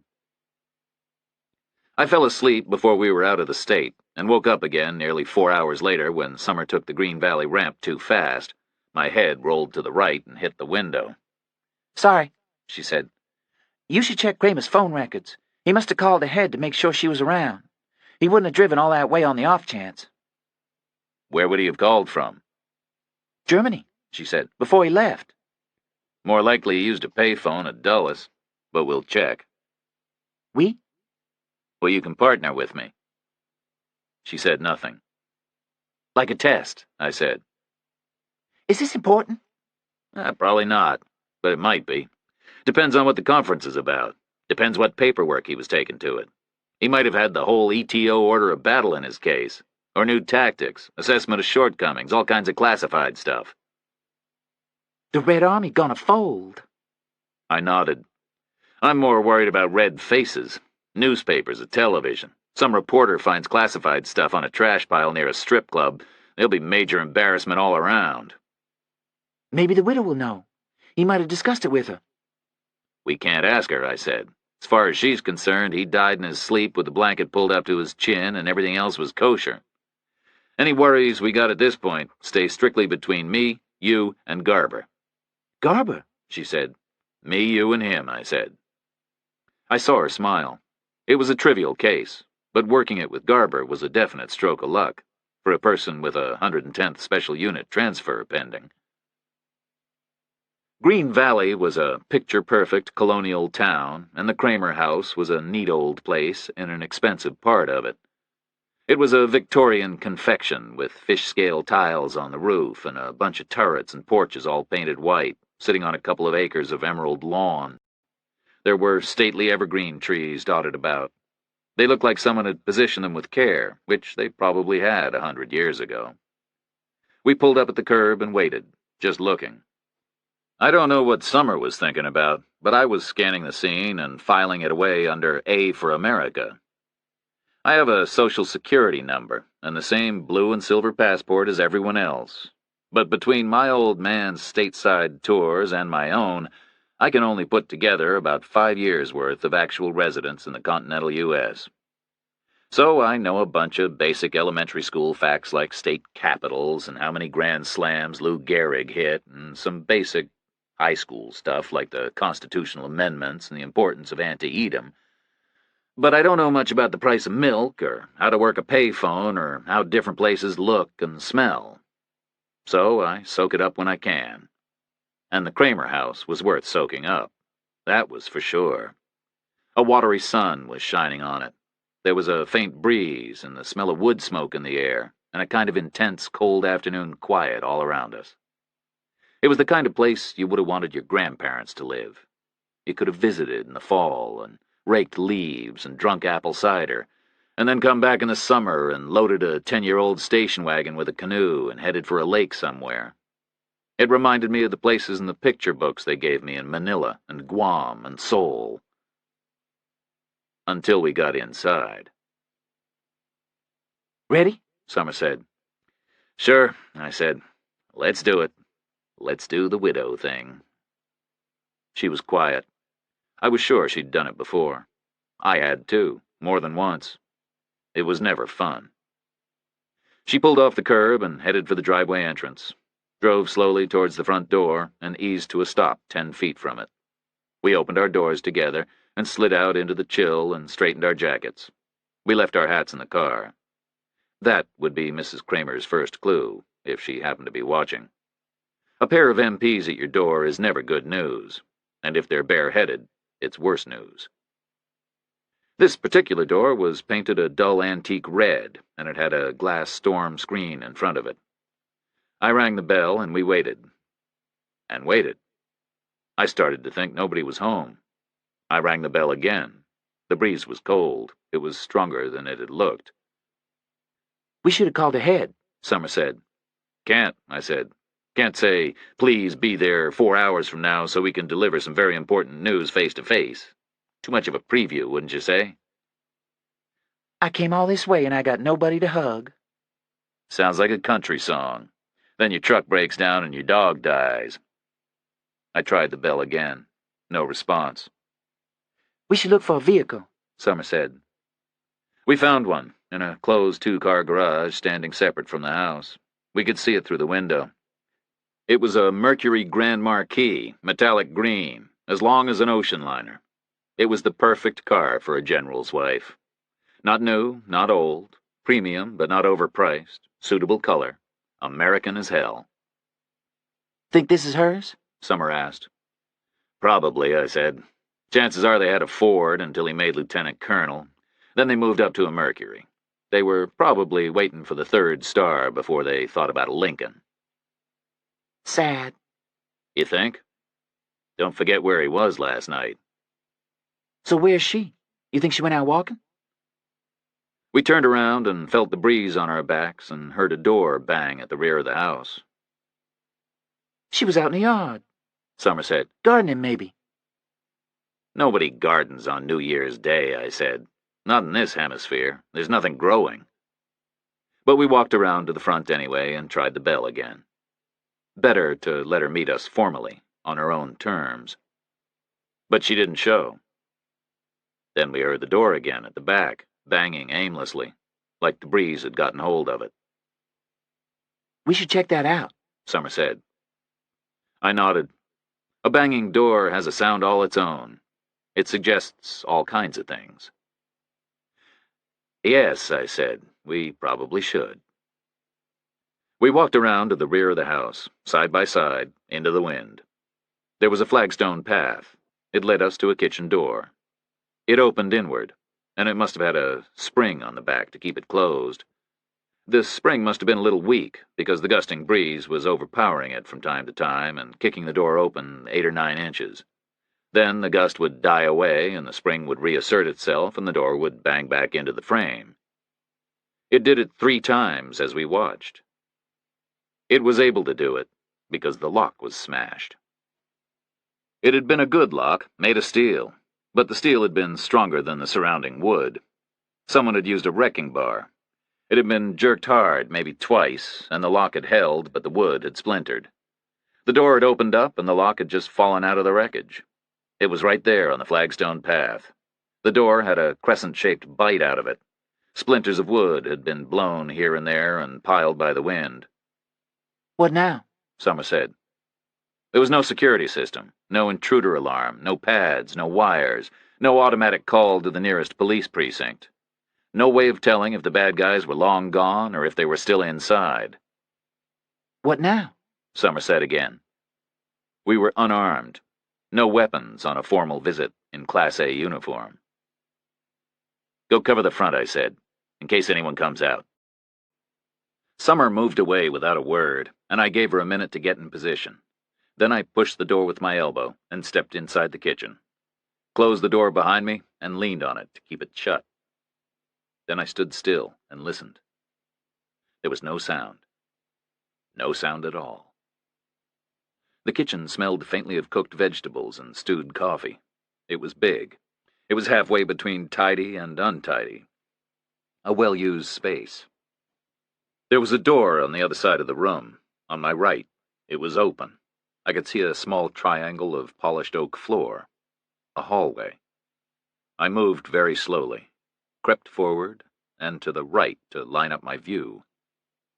The door banged again behind me. I saw more of the hallway. I figured it ran straight to the front entrance. Off of it to the left was a closed door, probably a dining room. Off of it to the right was a den or a study. Its door was open. I could see a desk and a chair and dark wood bookcases. I took a cautious step, moved a little more. I saw a dead woman on the hallway floor. The dead woman had long gray hair. She was wearing an elaborate white flannel nightgown. She was on her side. Her feet were near the study door. Her arms and legs had sprawled in a way that made it look like she was running. There was a shotgun half underneath her. One side of her head was caved in. I could see blood and brains matted in her hair. More blood had pooled on the oak. It was dark and sticky. I stepped into the hallway and stopped an arm's length from her. I squatted down and reached for her wrist. Her skin was very cold. There was no pulse. I stayed down, listened, heard nothing. I craned over and looked at her head. She'd been hit with something hard and heavy, just a single blow, but a serious one. The wound was in the shape of a trench, nearly an inch wide, maybe 4 inches long. It had come from the left side and above. She'd been facing the back of the house, facing the kitchen. I glanced around and dropped her wrist and stood up and stepped into the den. A Persian carpet covered most of the floor. I stood on it and imagined I was hearing quiet, tense footsteps coming down the hallway towards me. Imagined I was still holding the wrecking bar I had used to force the lock. Imagined swinging it when my target stepped into view on her way past the open doorway. I looked down. There was a stripe of blood and hair on the carpet. The wrecking bar had been wiped on it. Nothing else in the room was disturbed. It was an impersonal space. It looked like it was there because they'd heard a family house should have a study, not because they actually needed one. The desk was not set up for working. There were photographs in silver frames all over it, but fewer than I would have expected from a long marriage. There was one that showed the dead man from the motel and the dead woman from the hallway standing together with the Mount Rushmore faces blurry in the background. General and Mrs. Kramer on vacation. He was much taller than she was. He looked strong and vigorous. She looked petite in comparison. There was another framed photograph showing Kramer himself in uniform. The picture was a few years old. He was standing at the top of the steps, about to climb into a C-130 transport plane. It was a color photograph. His uniform was green, the airplane was brown. He was smiling and waving. Off to assume his one-star command, I guessed. There was a second picture, almost identical, a little newer. Kramer at the top of a set of airplane steps, turning back, smiling and waving. Off to assume his two-star command, probably. In both pictures, he was waving with his right hand. In both pictures, his left held the same canvas suit carrier I'd seen in the motel room closet. And above it, in both pictures, tucked up under his arm, was a matching canvas briefcase. I stepped out to the hallway again, listened hard, heard nothing. I could have searched the house, but I didn't need to. I was pretty sure there was nobody in it, and I knew there was nothing I needed to find. So I took a last look at the Kramer widow. I could see the soles of her feet. She hadn't been a widow for long, maybe an hour, maybe 3. I figured the blood on the floor was about 12 hours old, but it was impossible to be precise. That would have to wait until the doctors arrived. I retreated through the kitchen and went back outside and walked around to find Summer. Sent her inside to take a look. It was quicker than a verbal explanation. She came out again 4 minutes later, looking calm and composed. Score one for Summer, I thought. You like coincidences? She said. I said nothing. We have to go to D.C., she said, to Walter Reed. We have to make him double-check Kramer's autopsy. I said nothing. This makes his death automatically suspicious. I mean, what are the chances?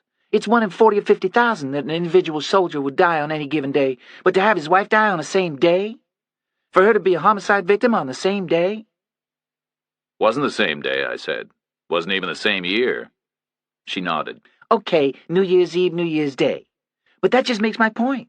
It's inconceivable that Walter Reed had a pathologist scheduled to work last night, so they had to drag one in specially. And from where? From a party, probably. I smiled briefly. So you want us to go up there and say, hey, are you sure your doc could see straight last night? Sure he wasn't too juiced up to spot the difference between a heart attack and a homicide? We have to check, she said. I don't like coincidences. What do you think happened in there? Intruder, she said. Mrs. Kramer was woken up by the noise of the door, got out of bed, grabbed a shotgun she kept near at hand, came downstairs, headed for the kitchen. She was a brave lady. I nodded. Generals' wives, tough as they come. But she was slow, Summer said. The intruder was already all the way into the study and was able to get it from the side, with a crowbar he'd used on the door. As she walked past, he was taller than she was, maybe by a foot, probably right-handed.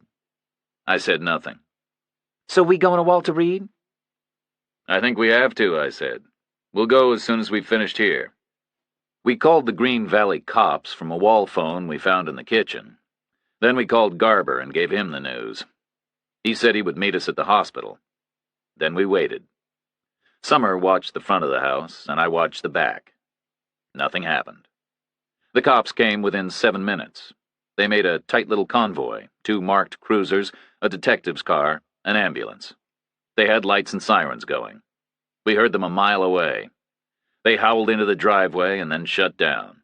Summer and I stepped back in the sudden silence, and they all swarmed past us.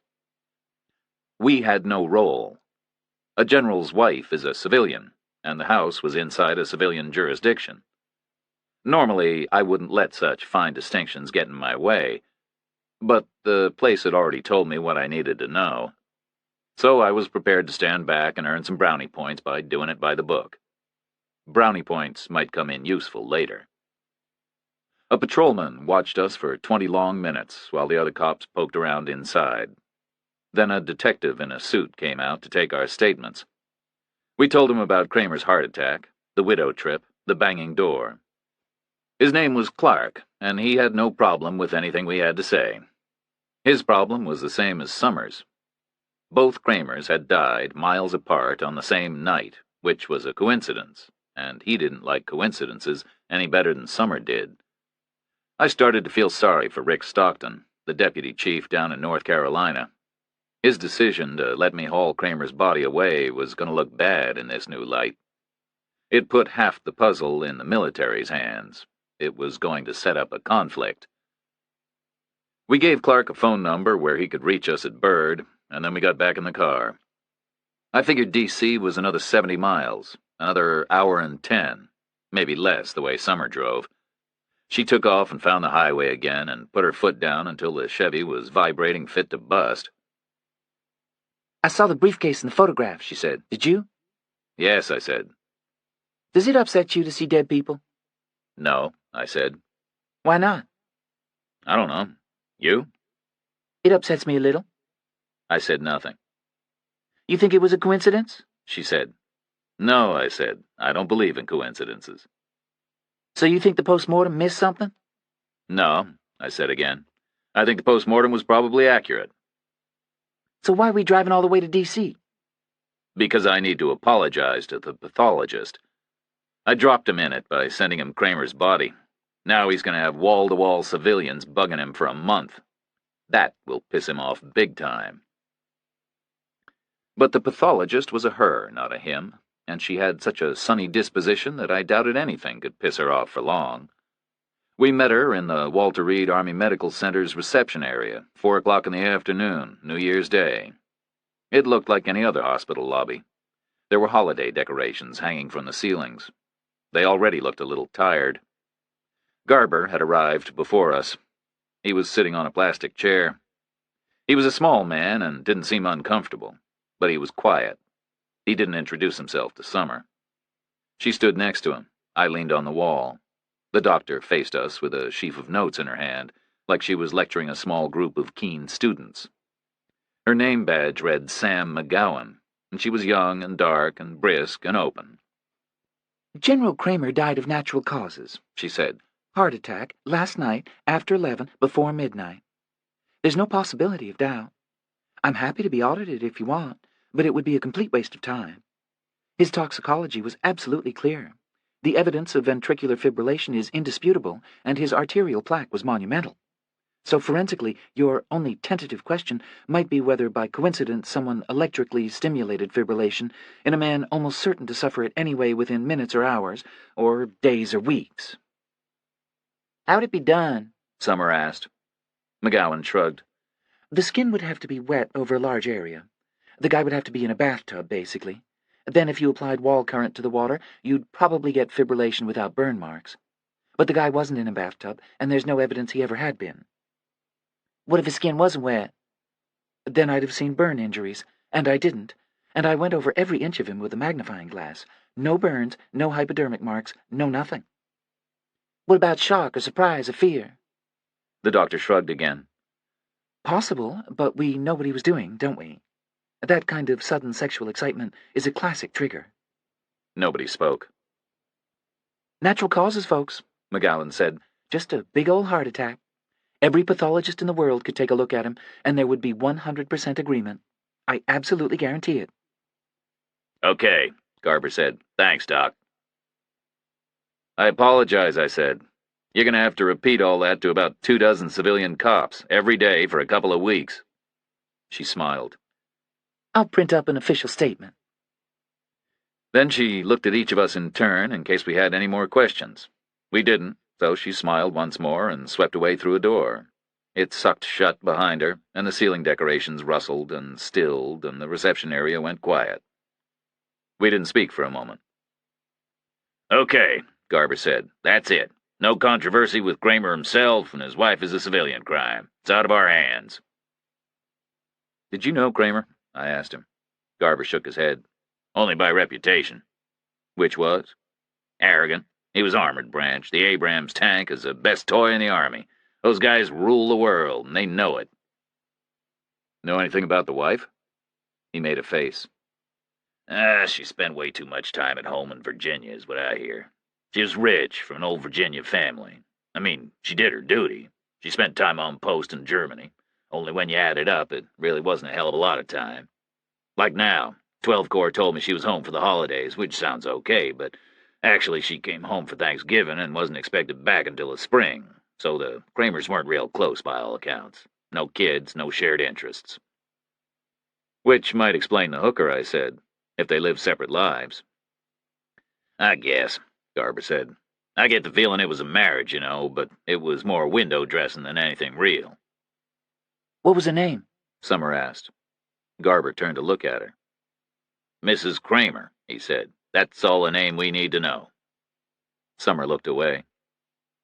Who was Kramer traveling to Irwin with? I asked. Two of his guys, Garber said. A one-star general and a colonel, Vassell and Coomer. They were a real triumvirate. Kramer, Vassell, and Coomer, the corporate face of armor. He stood up and stretched. Start at midnight, I said to him. Tell me everything you did. Why? Because I don't like coincidences, and neither do you. I didn't do anything. Everybody did something, I said, except Kramer. He looked straight at me. I watched the ball drop, he said. Then I had another drink. I kissed my daughter. I kissed a whole bunch of people, as I recall. Then I sang Old Lang Syne. And then? My office got me on the phone, told me they'd found out by circuitous means that we had a dead two-star down in North Carolina. Told me the Fort Byrd MP duty officer had palmed it off, so I called there and got you. And then? You set out to do your thing. I called the town cops and got Kramer's name. Looked him up and found he was a 12-Corps guy, so I called Germany and reported the death, but I kept the details to myself. I told you this already. And then? Then nothing. I waited for your report. Okay, I said. Okay, what? Okay, sir. Bullshit, he said. What are you thinking? The briefcase, I said. I still want to find it. So keep looking for it, he said, until I find Vassell and Coomer. They can tell us whether there was anything in it worth worrying about. You can't find them? He shook his head. No, he said. They checked out of their hotel, but they didn't fly to California. Nobody seems to know where the hell they are. Garber left to drive himself back to town, and Summer and I climbed into the car and headed south again. It was cold, and it was getting dark. I offered to take the wheel, but Summer wouldn't let me. Driving seemed to be her main hobby. Colonel Garber seemed tense, she said. She sounded disappointed, like an actress who'd failed an audition. He was feeling guilty, I said. Why? Because he killed Mrs. Kramer. She just stared at me. She was doing about 90, looking at me, sideways. In a manner of speaking, I said. How? This was no coincidence. That's not what the doctor told us. Kramer died of natural causes. That's what the doctor told us. But something about that event led directly to Mrs. Kramer becoming a homicide victim, and Garber set all that in motion by notifying 12 Corps. He put the word out, and within about 2 hours, the widow was dead too. So what's going on? I have absolutely no idea, I said. And what about Vassell and Coomer? She said. They were a threesome. Kramer's dead, his wife is dead, and the other two are missing? You heard the man. It's out of our hands. You're not going to do anything? I'm going to look for a hooker. We set off on the most direct route we could find, straight back to the motel and the lounge bar. There was no real choice. First the Beltway, and then I-95. Traffic was light. It was still New Year's Day. The world outside our windows looked dark and quiet, cold and sleepy. Lights were coming on everywhere. Summer drove as fast as she dared, which was plenty fast. What might have taken Kramer 6 hours was going to take us less than 5. We stopped for gas early, and we bought stale sandwiches that had been made in the previous calendar year. We forced them down as we hustled south. Then I spent 20 minutes watching Summer. She had small, neat hands. She had them resting lightly on the wheel. She didn't blink much. Her lips were slightly parted, and every minute or so she would run her tongue across her teeth. Talk to me, I said. About what? About anything, I said. Tell me the story of your life. Why? Because I'm tired, I said, to keep me awake. Not very interesting. Try me, I said. So she shrugged and started at the beginning, which was outside of Birmingham, Alabama, in the middle of the 60s. She had nothing bad to say about it, but she gave me the impression that she knew even then there were better ways to grow up than poor and black in Alabama at that time. She had brothers and sisters. She'd always been small, but she was nimble, and she parlayed a talent for gymnastics and dancing and jumping rope into a way of getting noticed at school. She was good at the bookwork, too, and had assembled a patchwork of minor scholarships and moved out of state to a college in Georgia. She had joined the ROTC, and in her junior year the scholarships ran out and the military picked up the tab in exchange for 5 years' future service.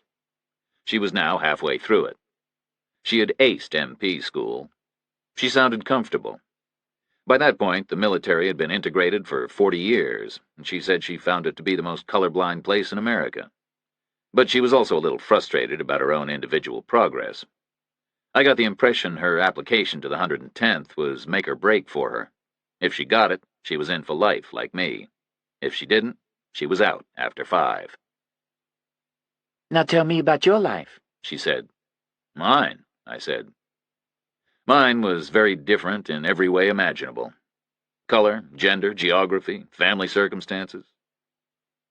I was born in Berlin. Back then, you stayed in the hospital 7 days, so I was 1 week old when I went into the military. I grew up on every base we've got. I went to West Point. I'm still in the military. I always will be. That's it, really. You got family? I recalled the note from my sergeant. Your brother called. No message. A mother and a brother, I said. Ever been married? No. You? No, She said. seeing anyone? Not right now. Me either. We drove on, a mile, and another. Can you imagine a life outside the service? She asked. Is there one? I grew up out there. I might be going back. You civilians are a mystery to me, I said. Summer parked outside Kramer's room, I guessed for authenticity's sake, a little less than 5 hours after we'd left Walter Reed. She seemed satisfied with her average speed. She shut the motor down and smiled. I'll take the lounge bar, I said. You speak to the kid in the motel office. Do the good cop thing. Tell him the bad cop is right behind you. We slid out into the cold and the dark. The fog was back. The streetlights burned through it. I felt cramped and airless. I stretched and yawned and then straightened my coat and watched Summer head past the Coke machine. Her skin flared red as she stepped through its glow. I crossed the road and headed for the bar. The lot was as full as it had been the night before. Cars and trucks were parked all around the building. The ventilators were working hard again. I could see smoke and smell beer in the air. I could hear music thumping away. The neon was bright. I pulled the door and stepped into the noise. The crowd was wall-to-wall again. The same spotlights were burning. There was a different girl naked on the stage. There was the same barrel-chested guy half in shadow behind the register. I couldn't see his face, but I knew he was looking at my lapels. Where Kramer had worn Armored's crossed cavalry sabers with a charging tank over them, I had the military police's crossed flintlock pistols, gold and shiny. Not the most popular sight in a place like that. Cover charge, the guy at the register said. It was hard to hear him. The music was very loud. How much? I said. $100, he said. I don't think so. Okay, $200. Hilarious, I said. I don't let cops in here. Can't think why, I said. Look at me. I looked at him. There was nothing much to see. The edge of a downlighter beam lit up a big stomach and a big chest and thick, short, tattooed forearms, and hands the size and shape of frozen chickens, with heavy silver rings on most of the fingers. But the guy's shoulders and his face were in deep shadow above them, like he was half hidden by a curtain. I was talking to a guy I couldn't see. You're not welcome here, he said. I'll get over it. I'm not an unduly sensitive person. You're not listening, he said. This is my place and I don't want you in it. I'll be quick. Leave, now. No. Look at me. He leaned forward into the light, slowly. The downlighter beam rode up his chest, up to his neck, onto his face. It was an incredible face. It had started out ugly, and it had gotten much worse. He had straight razor scars all over it. They crisscrossed it like a lattice. They were deep and white and old. His nose had been busted and badly reset and busted again and badly reset again many times over. He had brows thick with scar tissue. Two small eyes were staring out at me from under them. He was maybe 40, maybe 5'10", maybe 300 pounds. He looked like a gladiator who had survived 20 years deep inside the catacombs. I smiled. This thing with a face is supposed to impress me? With the dramatic lighting and all? It should tell you something. Well, it tells me you lost a lot of fights. You want to lose another, that's fine with me. He said nothing. Or I could put this place off limits to every enlisted man at Bird. I could see what that does to your bar profits. He said nothing. But I don't want to do that, I said. No reason to penalize my guys just because you're an asshole. He said nothing. So I guess I'll ignore you. He sat back. The shadows slid back into place like a curtain. I'll see you later, he said from out of the darkness. Somewhere, sometime, that's for sure. That's a promise. You can count on that. Oh, now I'm scared, I said. I moved on and pressed into the crowd. I made it through a packed bottleneck and into the main part of the building.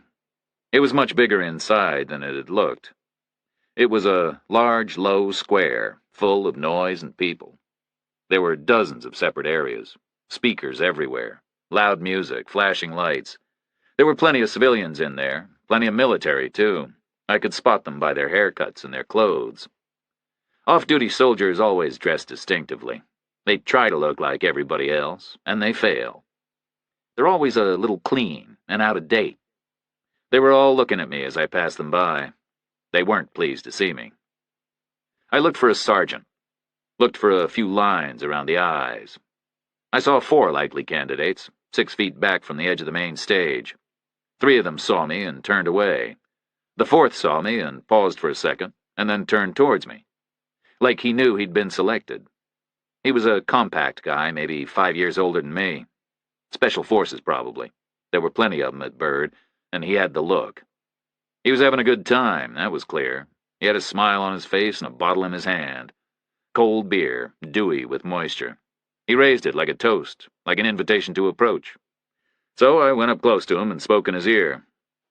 "Spread the word for me," I said. "This is nothing official. Nothing to do with our guys. Something else entirely." "Like what?" he said.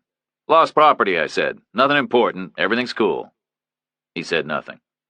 "Special Forces?" I said. He nodded. "Lost property?" "No big deal," I said. "Just something that went missing across the street." He thought about it, and then he raised his bottle again and clinked it against where mine would have been if I'd bought one. It was a clear display of acceptance, like a mime, in all the noise. But even so, a thin stream of men started up, shuffling towards the exit. Maybe 20 grunts left during my first 2 minutes in the room. MPs have that effect. No wonder the guy with the face didn't want me in there. A waitress came up to me.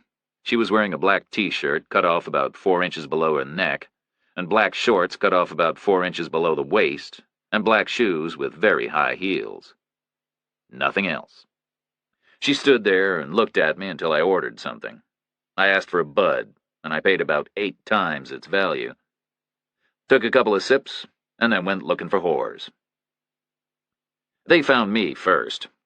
I guess they wanted me out of sight before I emptied the place completely, before I reduced their customer base to 0.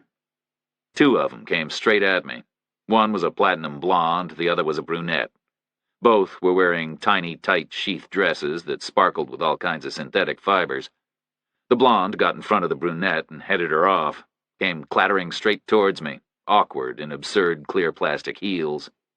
The brunette wheeled away and headed for the Special Forces sergeant I'd spoken to. He waved her off with what looked like an expression of genuine distaste. The blonde kept on track and came right up next to me and leaned on my arm, stretched up tall until I could feel her breathe in my ear. "Happy New Year," she said. "You too," I said. "I haven't seen you in here before," she said, like I was the only thing missing from her life. Her accent wasn't local. She wasn't from the Carolinas. She wasn't from California either. Georgia or Alabama, probably. You new in town? She asked, loud because of the music. I smiled. I'd been in more whorehouses than I cared to count. All MPs have. Every single one is the same, and every single one is different. They all have different protocols. But the "Are you new in town?" question was a standard opening gambit. It invited me to start the negotiations. It insulated her from a solicitation charge. "What's the deal here?" I asked her. She smiled shyly, like she'd never been asked such a thing before. Then she told me I could watch her on stage in exchange for dollar tips, or I could spend 10 to get a private show in a back room. She explained the private show could involve touching, and to make sure I was paying attention, she ran her hand up the inside of my thigh.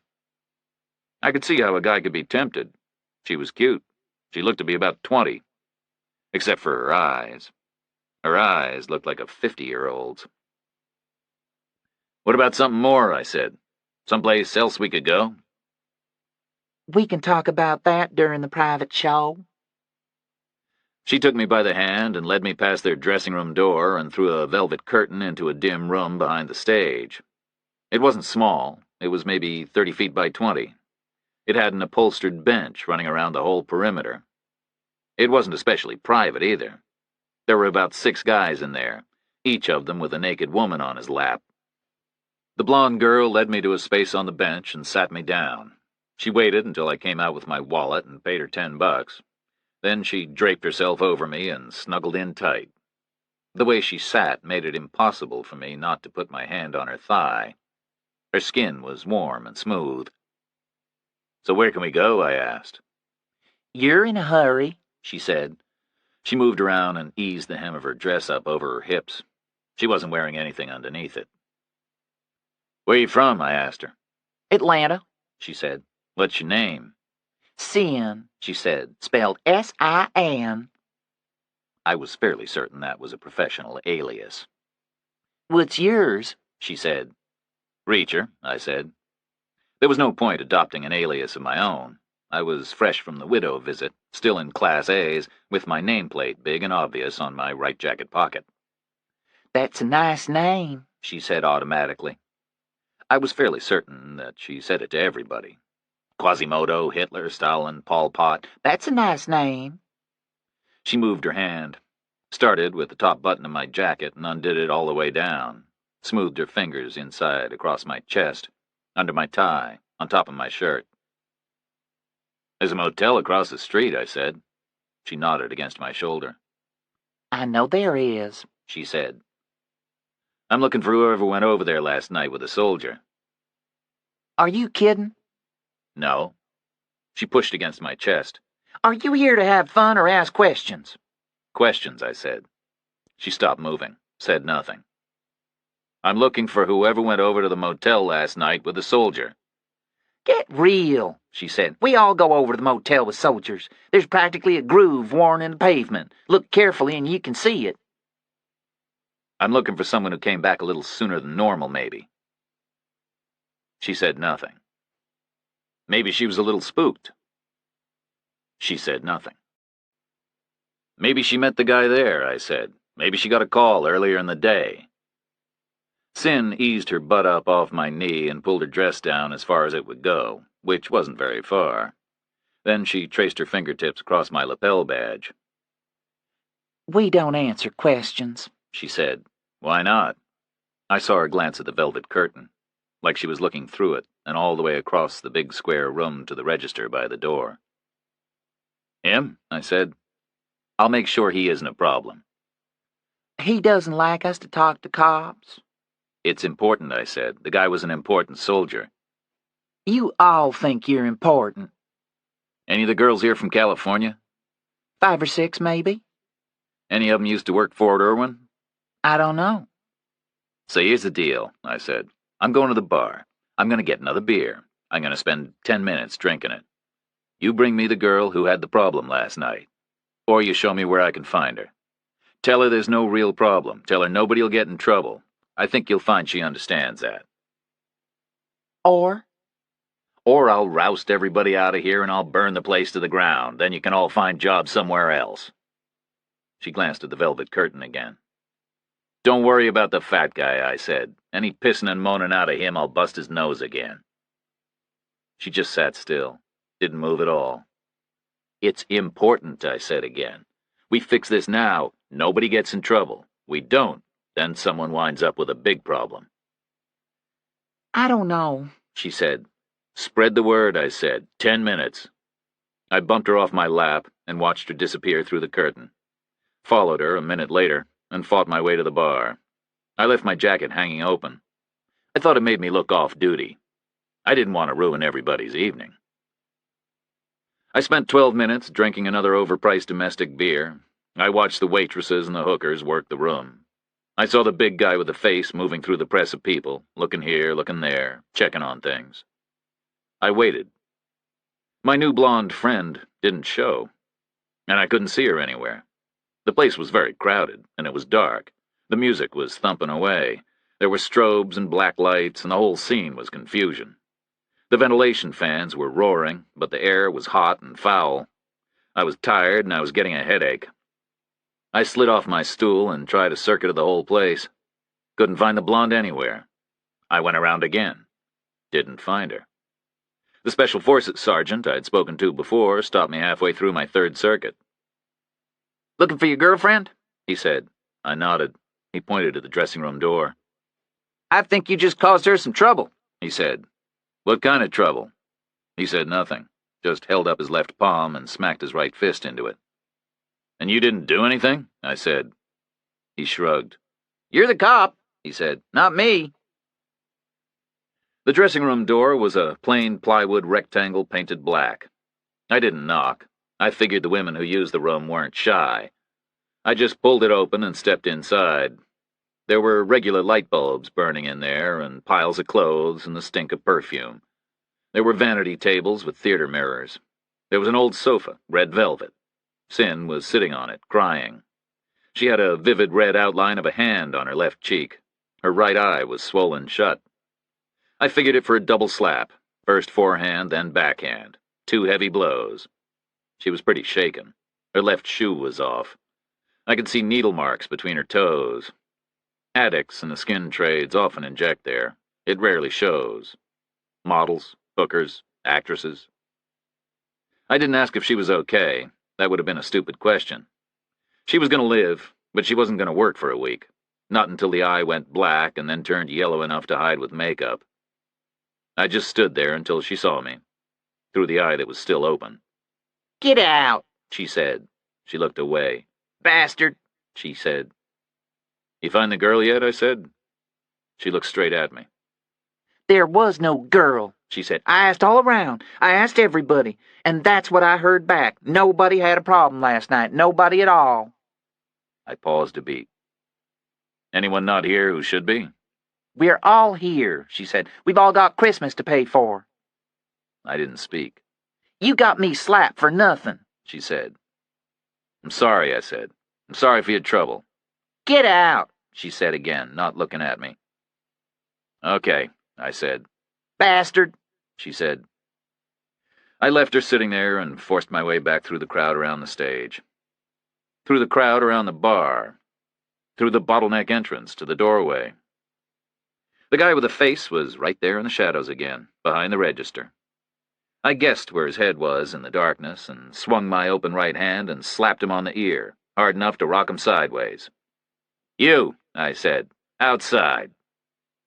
I didn't wait for him, just pushed my way out into the night. There was a bunched-up crowd of people in the lot, all military, the ones who had trickled out when I came in. They were standing around in the cold, leaning on cars, drinking beer from the long-neck bottles they'd carried out with them. They weren't going to be a problem. They would have to be very drunk indeed to mix it up with an MP. But they weren't going to be any help either. I wasn't one of them. I was on my own. The door burst open behind me. The big guy came out. He had a couple of locals with him. They looked like farmers. We all stepped into a pool of yellow light from a fixture on a pole. We all stood in a rough circle. We all faced each other. Our breath turned to vapor in the air. Nobody spoke. No preamble was required. I guess that parking lot had seen plenty of fights. I guessed this one would be no different from all the others. It would finish up just the same, with a winner and a loser. I slipped out of my jacket and hung it on the nearest car's door mirror. It was a 10-year-old Plymouth, good paint, good chrome, an enthusiast's ride. I saw the Special Forces sergeant I'd spoken to come out into the lot. He looked at me for a second, and then stepped away into the shadows and stood with his men by the cars. I took my watch off and turned away and dropped it in my jacket pocket. Then I turned back, studied my opponent. I wanted to mess him up bad. I wanted Sin to know I'd stood up for her. But there was no percentage in going for his face. That was already messed up bad. I couldn't make it much worse.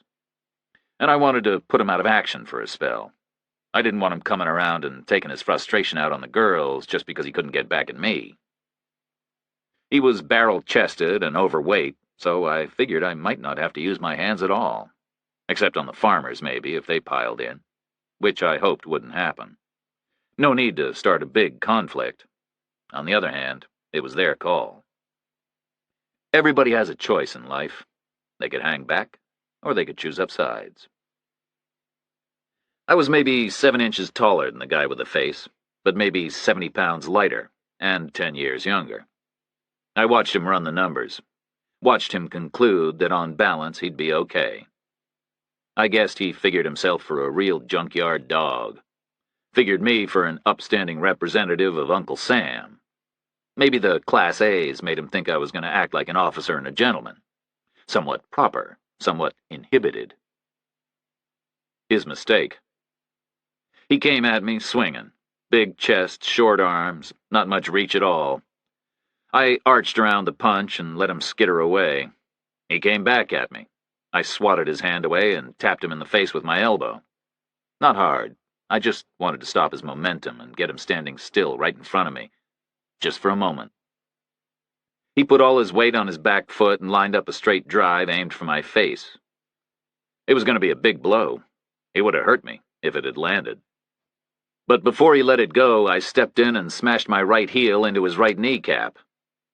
The knee is a fragile joint. Ask any athlete. He had 300 pounds bearing down on it, and he got 230 driving straight through it. His patella shattered and his leg folded backwards.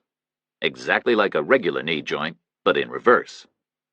He went down forward and the top of his boot came up to meet the front of his thigh. He screamed, real loud. I stepped back and smiled. He shoots. He scores. I stepped back in and looked at the guy's knee carefully. It was messed up but good. Broken bone, ripped ligaments, torn cartilage.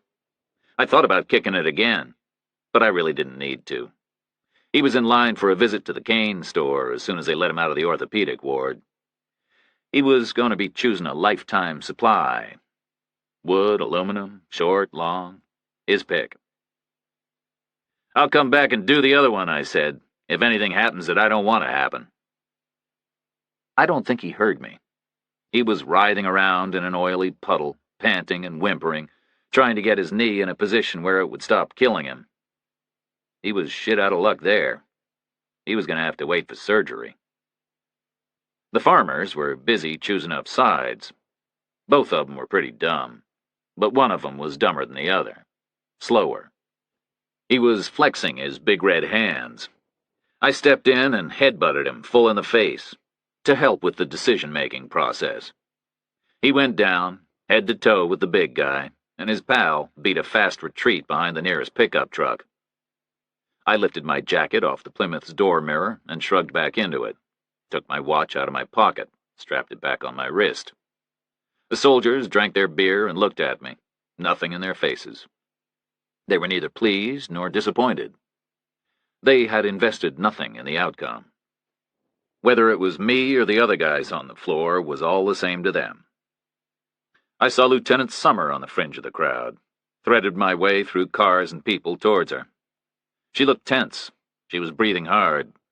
I guessed she'd been watching. I guessed she'd been ready to jump in and help me out. What happened? She said. The fat guy hit a woman who was asking questions for me. His pal didn't run away fast enough. She glanced at them, and then back at me. What'd the woman say? She said nobody had a problem last night. The kid in the motel still denies there was a hooker with Kramer. He's pretty definite about it. I heard Sin say, "You got me slapped for nothing, bastard." "So what made him go looking in the room?" Summer made a face. That was my big question, obviously. Did he have an answer? Not at first. Then he said it was 'cause he heard a vehicle leaving in a hurry. What vehicle? He said it was a big engine, revving hard, taking off fast like a panic situation. Did he see it? Summer just shook her head. It makes no sense, I said. A vehicle implies a call girl, and I doubt if they have many call girls here. And why would Kramer need a call girl anyway with all those other hookers right there in the bar? Summer was still shaking her head. The kid says the vehicle had a very distinctive sound, very loud, and diesel, not gasoline. He says he heard the exact same sound again a little later on. When? When you left in your Humvee. What? Summer looked right at me. He says he checked Kramer's room because he heard a military vehicle peeling out of the lot in a panic. We went back across the road to the motel and made the kid tell the story all over again. He was surly and he wasn't talkative, but he made a good witness. Unhelpful people often do. They're not trying to please you. They're not trying to impress you. They're not making all kinds of stuff up, trying to tell you what you want to hear. He said he was sitting in the office alone, doing nothing, and about 11:25 in the evening he heard a vehicle door slam and then a big turbo diesel start up. He described sounds that must have been a gearbox slamming into reverse and a four-wheel drive transfer case locking up. Then there was tire noise and engine noise and gravel noise, and something very large and heavy sped away in a big hurry. He said he got off his stool and went outside to look. Didn't see the vehicle. "Why'd you check the room?" I asked him. He shrugged. "I thought maybe it was on fire." "On fire?" "Yeah, people do stuff like that in a place like this. They set the room on fire, and then hightail out, for kicks, or something. I don't know. It was unusual." "How'd you know which room to check?" He went very quiet at that point. Summer pressed him for an answer. Then I did. We did the good cop, bad cop thing. Eventually, he admitted it was the only room rented for the whole night. All the others were renting by the hour and were being serviced by foot traffic from across the street, not by vehicles. He said that was how he'd been so sure there was never a hooker in Kramer's room. It was his responsibility to check them in and out. He took the money and issued the keys, kept track of the comings and the goings. So he always knew for sure who was where. It was a part of his function, a part he was supposed to keep very quiet about. "I'll lose my job now," he said. He got worried to the point of tears. Summer had to calm him down. Then he told us he'd found Kramer's body and called the cops and cleared all the hourly renters out for safety's sake. Then Deputy Chief Stockton had shown up within about 15 minutes. Then I'd shown up, and when I left sometime later, he recognized the same vehicle sounds he had heard before. Same engine noise, same drivetrain noises, same tire whine. He was convincing. He'd already admitted that hookers use the place all the time, so he had no more reason to lie. And Humvees were still relatively new, still relatively rare. And they made a distinctive noise. So I believed him. We left him there on his stool and stepped outside into the cold red glow of the Coke machine. "No hooker," Summer said. "A woman from the base instead." "A woman officer," I said. "Maybe fairly senior. Someone with permanent access to her own Humvee. Nobody signs out a pool vehicle for an assignation like that. And she's got his briefcase. She must have." "She'd be easy to find. She'd be in the gate log, time out, time in." "I might have even passed her on the road. If she left here at 11:25, she wasn't back at Bird before about 12:15. I was leaving around then." "If she went straight back to the post." "Yes," I said. "If." "Did you see another Humvee?" "Don't think so," I said. "Who do you think she is?" I shrugged. "Like we figured about the Phantom Hooker. Someone he met somewhere. Irwin, probably, but it could have been anywhere." I stared across at the gas station, watched cars go by on the road. "Vassal and Kuma might know her," Summer said. "You know, if it was a long-term thing between her and Kramer." "Yes, they might." "Where do you think they are?"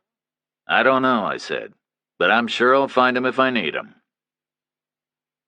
I didn't find them. They found me. They were waiting for me in my borrowed office when we got back. Summer dropped me at my door and went to park the car. I walked past the outer desk. The night shift sergeant was back. The mountain woman, with the baby son and the paycheck worries. She gestured at the inner door in a way that told me someone was in there. Someone that ranked a lot higher than either of us. Got coffee, I said. The machine is on, she said. I took some with me. My coat was still unbuttoned. My hair was a mess. I looked exactly like a guy who'd been brawling in a parking lot. I walked straight to the desk, put my coffee down. There were two guys in upright visitor chairs against the wall, facing me. They were both in Woodland BDUs. One of them had a Brigadier General's star on his collar, and the other had a Colonel's eagle. The General had Vassal on his name tape, and the Colonel had Coomer. Vassal was bald, and Coomer wore eyeglasses, and they were both pompous enough and old enough and short and soft and pink enough to look vaguely ridiculous in BDUs. They looked like Rotary Club members on their way to a fancy dress ball. First impression, I didn't like 'em very much. I sat down in my chair and saw two slips of paper stacked square in the center of the blotter. The first was a note that said, "Your brother called again, urgent." This time there was a phone number with it. It had a 202 area code. Washington, D.C. "Don't you salute senior officers?" Vassal said from his chair. The second note said, "Colonel Garber called. Green Valley PD calculates Mrs. K died approximately 0200. I folded both notes separately and tucked them side by side under the base of my telephone. Adjusted them so I could see exactly half of each one. Looked up in time to see Vassal glaring at me. His naked scalp was going red. "I'm sorry," I said. "What was the question?" "Don't you salute senior officers when you enter a room?" "Well, if they're in my chain of command," I said. "You're not." "I don't consider that an answer," he said. "Look it up," I said. "I'm with the 110th Special Unit. We're separate. Structurally, we're parallel to the rest of the Army. We have to be, if you think about it. We can't police you if we're in your chain of command ourselves." "I'm not here to be policed, son," he said. "So why are you here? It's kind of late for a social visit." "I'm here to ask some questions." "Ask away," I said. "Then I'll ask some of my own. And you know what the difference will be?" He said nothing. "I'll be answering out of courtesy," I said. "You'll be answering because the Uniform Code of Military Justice requires you to." He said nothing, just glared at me. Then he glanced at Coomer. Coomer looked back at him and then at me. "We're here about General Kramer," he said. "We're his senior staff." "I know who you are," I said. "Tell us about the General." "He's dead," I said. "We're aware of that. We'd like to know the circumstances." "He had a heart attack." "Where?" "Inside his chest cavity." Vassal glowered. "Where did he die?" Coomer said. "I can't tell you that," I said. "It's germane to an ongoing inquiry." "In what way?" Vassal said. "In a confidential way." "It was around here somewhere," he said. "That much is already common knowledge." "Well, there you go," I said. "What's the conference at Irwin about?" "What?" "The conference at Irwin," I said again. "Where you were all headed." "What about it?" "I need to know the agenda." Vassal looked at Coomer, and Coomer opened his mouth to start telling me something when my phone rang. It was my desk sergeant. She had Summer out there with her. She was unsure whether to send her in. I told her to go right ahead. So there was a tap on the door, and Summer came in. I introduced her all around, and she pulled a spare chair over to my desk and sat down alongside me, facing them. 2 against 2. I pulled the second note out from under the telephone and passed it to her. Green Valley PD calculates Mrs. K died approximately 0200. She unfolded it and read it and refolded it and passed it back to me. I put it back under the phone.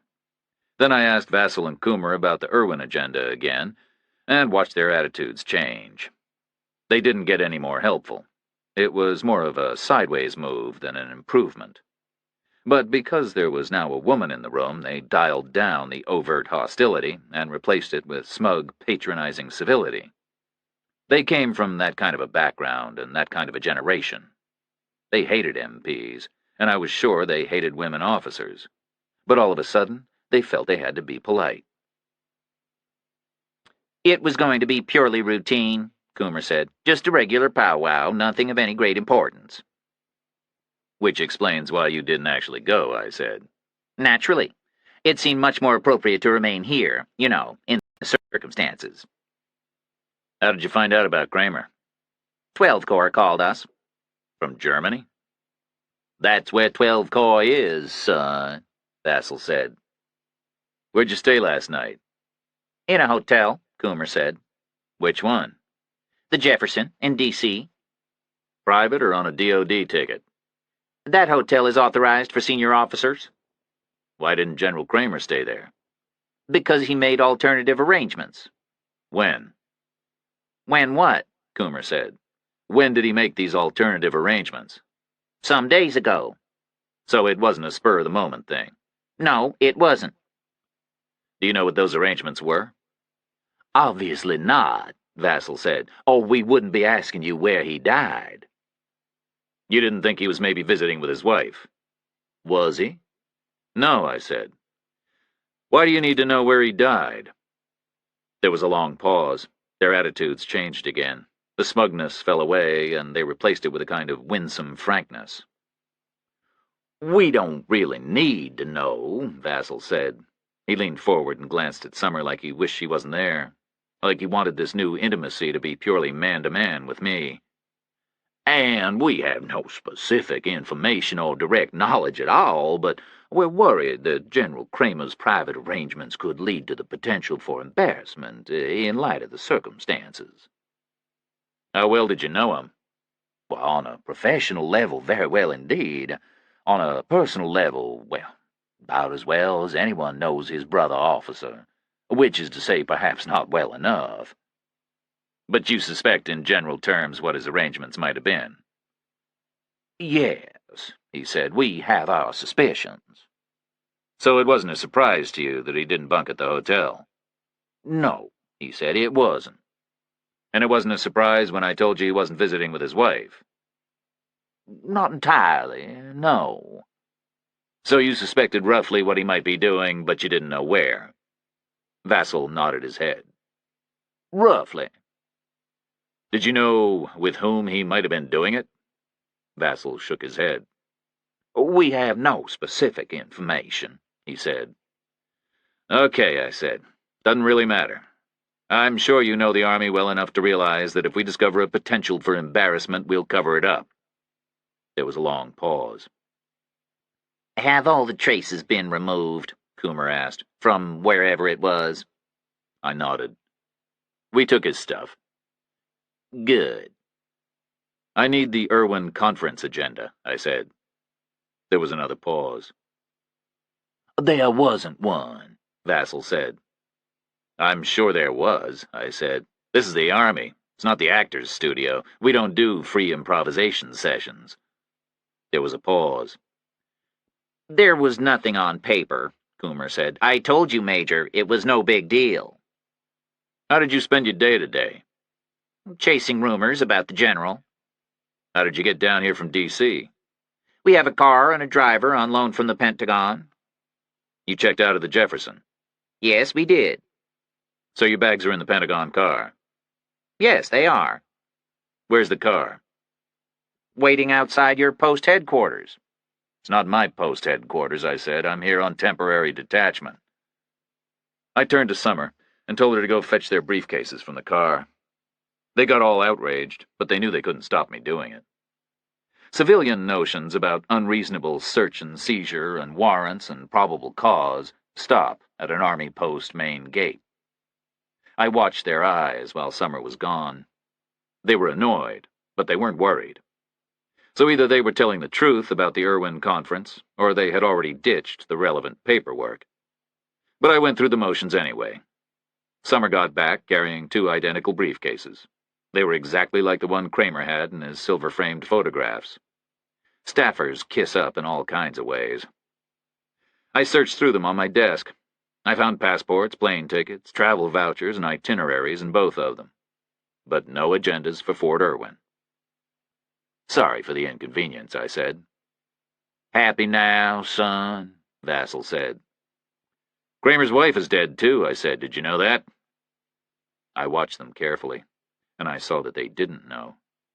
They stared at me, and stared at each other, and started to get pale and upset. Wow, Vassal said. When? Coomer said. Last night, I said. She was a homicide victim. Where? In her house. There was an intruder. Do we know who it was? No, we don't. It's not our case. It's a civilian jurisdiction. What was it? A burglary? It maybe started out that way. They said nothing more. Summer and I walked them out to the sidewalk in front of post headquarters and watched them climb into their Pentagon car. It was a Mercury Grand Marquis, a couple of model years newer than Mrs. Kramer's big old boat, and black rather than green. Their driver was a tall guy in BDUs. He had subdued order badges on, and I couldn't make out his name or his rank in the dark. But he didn't look like an enlisted man. He U-turned smoothly across the empty road and drove Vassal and Coomer away. We watched his tail lights disappear north through the main gate and away into the darkness beyond. What do you think? Summer said. I think they're full of shit, I said. Important shit? Or regular flag rank shit? They're lying, I said. They're uptight, they're lying, and they're stupid. Why am I worried about Kramer's briefcase? Sensitive paperwork, she said. Whatever he was carrying to California. I nodded. They just defined it for me. It's the conference agenda itself. You sure there was one? There's always an agenda, and it's always on paper. There's a paper agenda for everything. You want to change the dog food and the canine kennels, you need 47 separate meetings with 47 separate paper agendas. So there was one for Irwin, that's for damn sure. It was completely stupid to say there wasn't. If they've got something to hide, they should have just said it's too secret for me to see. Maybe the conference wasn't really important. That's bullshit, too. It was very important. Why? Because a 2-star general was going, and a 1-star, and because it was New Year's Eve, Summer. Who flies on New Year's Eve and spends the night in a lousy stopover hotel? And this year in Germany was a big deal. The wall is coming down. We won after 45 years. The parties must have been incredible. Who would miss them for something unimportant? To have gotten those guys on a plane on New Year's Eve, this Irwin thing had to be some kind of a very big deal. They were upset about Mrs. Kramer, more than about Kramer himself. I nodded. Yeah, maybe they liked her. They must have liked Kramer, too. Nah, he's just a tactical problem for them. It's an unsentimental business up there at their level. They hitched themselves to him, and now he's dead, and they're worrying about where that leaves them. Ready for promotion, maybe. Maybe, I said. But if Kramer turns out to be an embarrassment, they could go down with him. Then they should be reassured. You promised him a cover-up. There was something prim in her voice, like she was suggesting I shouldn't have promised them any such thing. We protect the Army, Summer, I said. Like family. That's what we're for. Then I paused. But did you notice they didn't shut up after that? They should have taken the hint. Cover-up requested, cover-up promised. Asked and answered, mission accomplished. They wanted to know where his stuff was. Yes, I said. They did. And you know what that means? It means they're looking for Kramer's briefcase, too. Because of the agenda. Kramer's copy is the only one still outside of their direct control. They came down here to check if I had it. Summer looked in the direction their car had gone. I could still smell its exhaust in the air, an acid tang from the catalyst. How do civilian medics work? I asked her. Suppose you're my wife, and I go down with a heart attack. What do? I call 911. And then what happens? The ambulance shows up, takes you to the emergency room. And let's say I'm DOA when I get there. Where would you be? I would have ridden to the hospital with you. And where would my briefcase be? At home, she said. Wherever you left it. Then she paused. What? You think someone went to Mrs. Kramer's house last night looking for the briefcase? It's a plausible sequence, I said. Someone hears that he's dead from a heart attack, assumes he was pronounced in the ambulance or the emergency room, assumes whoever he was with would have accompanied him, Goes down there expecting to find an empty house with a briefcase in it. But he was never there. It was a reasonable first try. Well, you think it was Vassal and Kuma? I said nothing. Oh, that's crazy, Summer said. They don't look the type. Don't let looks fool you. They're armored branch. They've trained all their lives to roll right over anything that gets in their way. But I don't think the timing works for them. Let's say Garber called 12 Corps in Germany at 12:15 earliest. Then let's say 12 Corps called the hotel back here in the States at 12:30 earliest. Green Valley is 70 minutes from D.C., and Mrs. Kramer died at 2 o'clock. That would have given them a 20-minute margin to react, maximum. They were just in from the airport, so they didn't have a car with them, and it would have taken time to get hold of one. And they certainly didn't have a crowbar with them. Nobody travels with a crowbar in their luggage just in case. And I doubt if the Home Depot was open after midnight on New Year's Eve. So, someone else is out there looking? We need to find that agenda, I said. We need to nail this thing down. I sent Summer away to do 3 things. First, list all female personnel at Fort Byrd with access to their own Humvees, and second, list any of them who might have met Kramer at Fort Irwin in California, and third, contact the Jefferson Hotel in D.C. and get Vassal and Coomer's exact check-in and check-out times, plus details of all their incoming and outgoing phone calls. I went back to my office and filed the note from Garber and spread the note from my brother on the blotter and dialed the number. He picked up on the first ring. "Hey, Joe," I said. "Jack?" "What?" "I got a call." "Who from?" "Mom's doctor," he said. "About what?" "She's dying." I hung up with Joe and called Garber's office. He wasn't in. So I left a message detailing my travel plans and saying I'd be out for 72 hours. I didn't give a reason. Then I hung up again and sat at my desk, numb. 5 minutes later, Summer came in. She had a sheaf of motor pool paper with her. I guess she planned on compiling her Humvee list there and then, right in front of me. "I have to go to Paris," I said. "Paris, Texas?" she said. "Or Paris, Kentucky, or Paris, Tennessee?" "Paris, France," I said. "Why?" "My mother's sick." "Your mother lives in France?" "Paris," I said. "Why?" "Because she's French." "Is it serious?" "Being French?" "No, whatever she's sick with." I shrugged. "I don't really know, but I think so." "I'm very sorry." "I need a car," I said. "I need to get to Dulles right now." "I'll drive you," she said. "I like driving." She left the paperwork on my desk and went to retrieve the Chevrolet we'd used before. I went to my quarters and packed an army duffel with one of everything from my closet. Then I put on my long coat. It was cold, and I didn't expect Europe was going to be any warmer. Not in early January. Summer brought the car to my door. She kept it at 30 until we were off the post. Then she lit it up like a rocket and headed north. She was quiet for a spell. She was thinking. Her eyelids were moving. "We should tell the Green Valley cops," she said, "if we think Ms. Kramer was killed because of the briefcase." I shook my head. "Telling them won't bring her back, and if she was killed because of the briefcase, we'll find whoever did it from our end." "What do you want me to do while you're gone?" "Work the lists," I said. "Check the gate log, find the woman, find the briefcase, put the agenda in a very safe place. Then check on who Vassal and Coomer called from the hotel. Maybe they sent an errand boy out into the night." "You think that's possible?" "Anything's possible." "But they didn't know where Kramer was." "That's why they tried the wrong place." "Who would they have sent?" Bound to be someone who has their interests close to his heart." "Okay," she said. "And find out who was driving him just now." "Okay," she said. We didn't speak again, all the way to Dulles. I met my brother Joe in the line at the Air France ticket desk. He'd booked seats for both of us on the first morning flight. Now he was lining up to pay for them.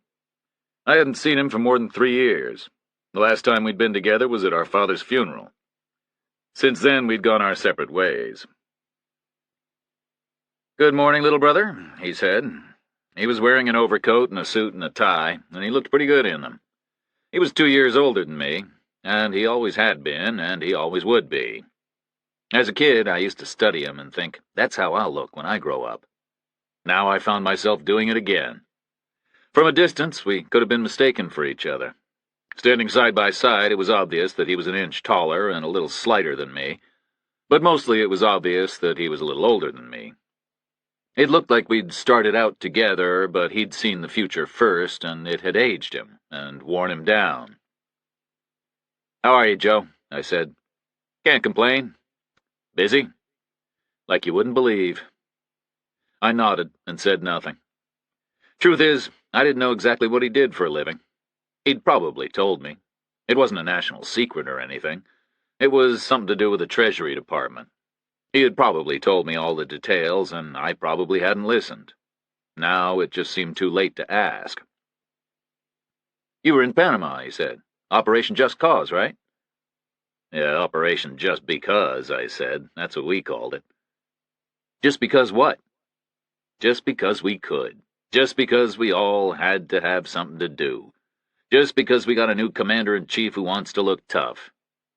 "Is it going well?" "It's like Notre Dame against the Tumble Tots. How else is it gonna go?" "You got Noriega yet?" "Not yet." "So why'd they post you back here?" "We took 27,000 guys," I said. "It wasn't down to me personally." He smiled briefly, and then got that narrow-eyed look I remembered from childhood. It meant he was figuring out some pedantic and convoluted line of reasoning. But we got to the head of the line before he had time to tell me about it. He took out his credit card and paid for the flights. Maybe he expected me to pay him back for mine. Maybe he didn't. He didn't make it clear either way. "Let's get coffee now," he said. He was probably the only other human on the planet who liked coffee as much as I did. He started drinking it when he was 6. I copied him immediately. I was 4. Neither of us has stopped since. The Reacher brothers' need for caffeine makes heroin addiction look like an amusing little take-it-or-leave-it sideline. We found a place with a W-shaped counter snaking through it. It was 3/4 empty. It was harshly lit with fluorescent tubes, and the vinyl on the stools was sticky. We sat side by side and rested our forearms on the counter in the universal pose of early morning travelers everywhere. A guy in an apron put mugs in front of us without asking. Then he filled them with coffee from a flask.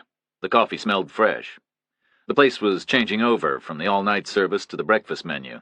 I could hear eggs frying. "What happened in Panama?" Joe asked. "To me," I said. "Nothing."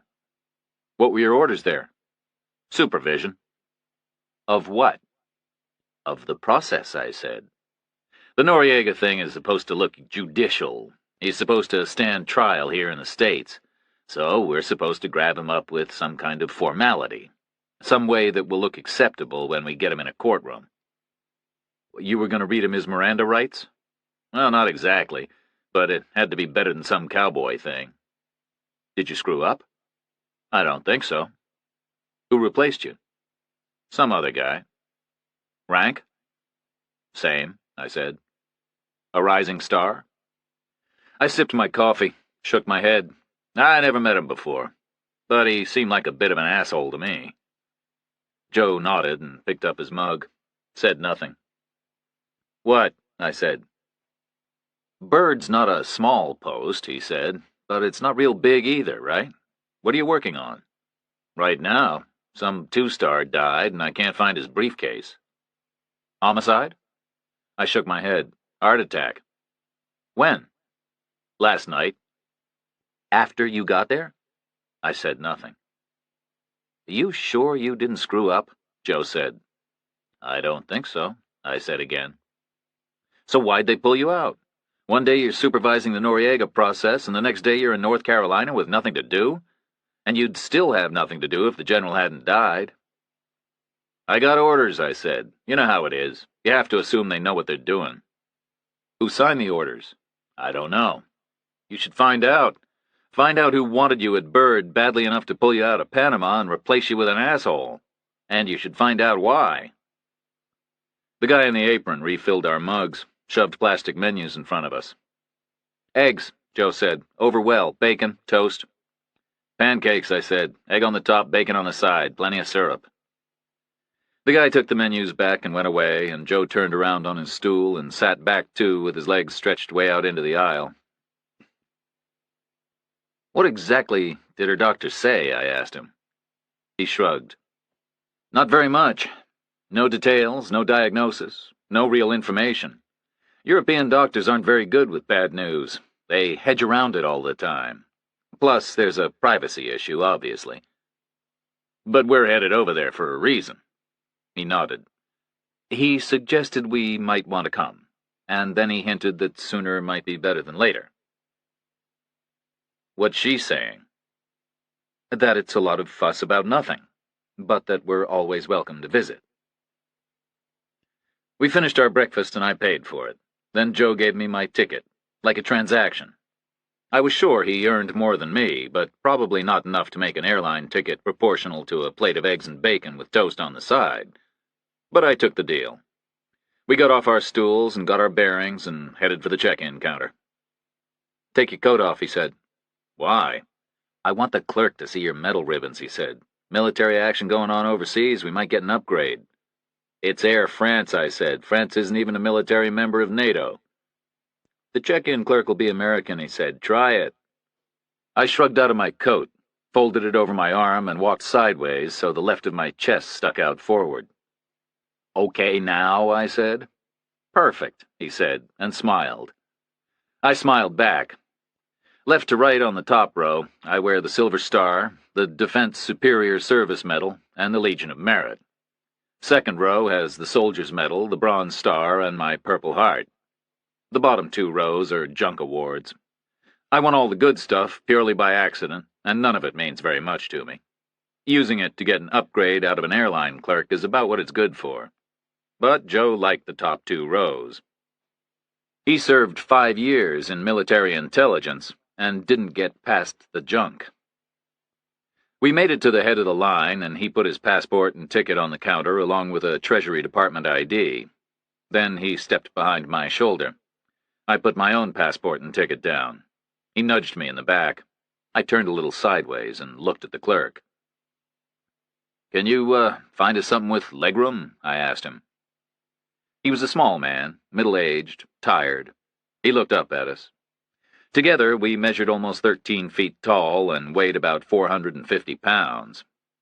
He studied the Treasury ID and looked at my uniform and pattered on his keyboard and came up with a forced smile. "We'll seat you gentlemen up front," he said. Joe nudged me in the back again, and I knew he was smiling.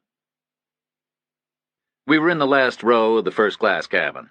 We were talking, but we were avoiding the obvious subject. We talked about music, and then politics. We had another breakfast. We drank coffee. Air France makes pretty good coffee in first class. "Who was the general?" Joe asked. "A guy called Kramer," I said. "An armored commander in Europe." "Armored? So why was he at Byrd?" "He wasn't on the post. He was at a motel 30 miles away, rendezvous with a woman. We think she ran away with his briefcase." "Civilian?" I shook my head. "Now we think she was an officer from Byrd. He was supposed to be overnighting in D.C. on his way to California for a conference." "Well, that's a 300-mile detour." 298. "But you don't know who she is?" "Well, she's fairly senior. She drove her own Humvee out to the motel." He nodded. "She has to be fairly senior. Kramer's known her for a good spell to make it worth driving a 596-mile round-trip detour." I smiled. Anyone else would have said a 600-mile detour, but not my brother. Like me, he has no middle name, but it should be Pedantic. Joe Pedantic Reacher. "Byrd is still all infantry, right?" he said. "Some Rangers, some Delta, but mostly grunts, as I recall. So have you got many senior women?" There's a PSYOPs school now," I said. "Half the instructors are women." "Rank?" "Some captains, some majors, a couple of light colonels." "What was in the briefcase?" "The agenda for the California conference," I said. "Kramer's staffers are pretending there isn't one." "There's always an agenda," Joe said. "I know." "Check the majors and the light colonels," he said. "That'd be my advice." "Thank you," I said. "And find out who wanted you at Byrd," he said, "and why. This Kramer thing wasn't the reason. We know that for sure. Kramer was alive and well when your orders were cut. We read day-old copies of Le Matin and Le Monde. About halfway through the flight, we started talking in French. We were pretty rusty, but we got by. Once learned, never forgotten. He asked me about girlfriends. I guess he figured it was an appropriate subject for discussion in the French language. I told him I'd been seeing a girl in Korea, but since then I'd been moved to the Philippines and then Panama and now to North Carolina, so I didn't expect to see her again. I told him about Lieutenant Summer. He seemed interested in her. He told me he wasn't seeing anyone. Then he switched back to English and asked when I had last been in Germany. 6 months ago, I said. It's the end of an era, he said. Germany will reunify. France will renew its nuclear testing, because a reunified Germany will bring back bad memories. Then it will propose a common currency for the EC as a way of keeping the new Germany inside the tent. 10 years from now, Poland will be in NATO and the USSR won't exist anymore. There'll be some rump nation. Maybe it'll be in NATO too. Maybe, I said. So Kramer chose a good time to check out. Everything will be different in the future. Probably. What are you going to do? When? He turned in his seat and looked at me. There's going to be force reduction, Jack. You should face it. They're not going to keep a 1,000,000-man army going, not when the other guy has fallen apart. He hasn't fallen apart yet. But he will. It'll be over within a year. Gorbachev won't last. There'll be a coup. The old communists will make one last play, but it won't stick. Then the reformers will be back forever. Yeltsin, probably. He's okay. So, in D.C., the temptation to save money will be irresistible. It'll be like 100 Christmases coming all at once. Never forget your commander-in-chief is primarily a politician. I thought back to the sergeant with the baby son. It'll happen slowly, I said. Joe shook his head. It'll happen faster than you'd think. We'll always have enemies, I said. No question, he said, but there'll be different kinds of enemies. They won't have 10,000 tanks lined up across the plains of Germany. I said nothing. You should find out why you're at Bird, Joe said. Either nothing much is happening there, and therefore you're on the way down, or something is happening there, and they want you around to deal with it, in which case you're on the way up. I said nothing. You need to know either way, he said. Force reduction is coming, and you need to know if you're up or down right now. They'll always need cops, I said. They bring it down to a 2-man army, one of them better be an MP. You should make a plan, he said. I never make plans. You need to. I traced my fingertips across the ribbons on my chest. They got me a seat in the front of the plane, I said. Maybe they'll keep me in a job. Well, maybe they will, Joe said. But even if they do, will it be a job you want? Everything's going to get horribly second-rate. I noticed his shirt cuffs. They were clean and crisp and secured by discreet cufflinks made from silver and black onyx. His tie was a plain, somber item made from silk. He had shaved carefully. The bottom of his sideburn was cut exactly square. He was a man horrified by anything less than the best. A job's a job, I said. I'm not choosy. We slept the rest of the way. We were woken by the pilot on the PA telling us we were about to start our descent into Roissy-Charles de Gaulle. Local time was already 8 o'clock in the evening.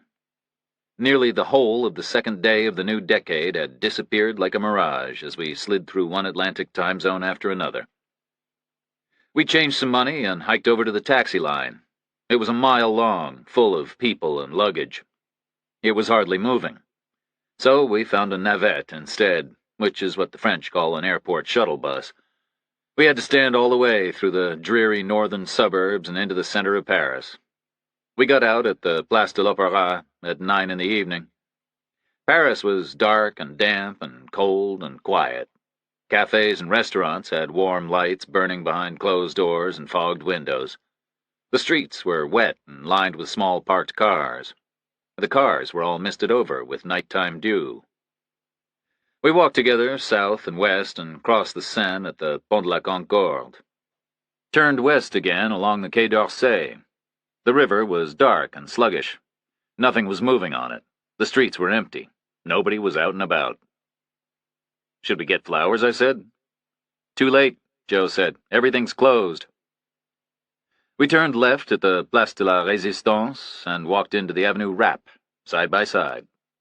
We saw the Eiffel Tower on our right as we crossed the Rue de l'Université. It was lit up in gold.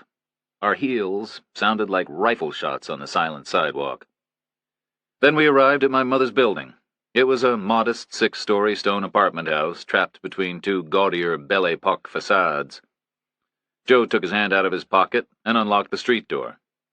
"You have a key?" I said. He nodded. "I've always had a key."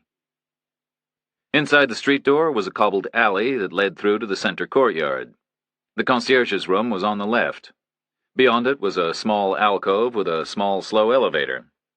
We rode it up to the 5th floor, stepped out into a high, wide hallway. It was dimly lit. It had dark decorative tiles on the floor. The right-hand apartment had tall oak double doors with a discreet brass plaque engraved Monsieur et Madame Girard.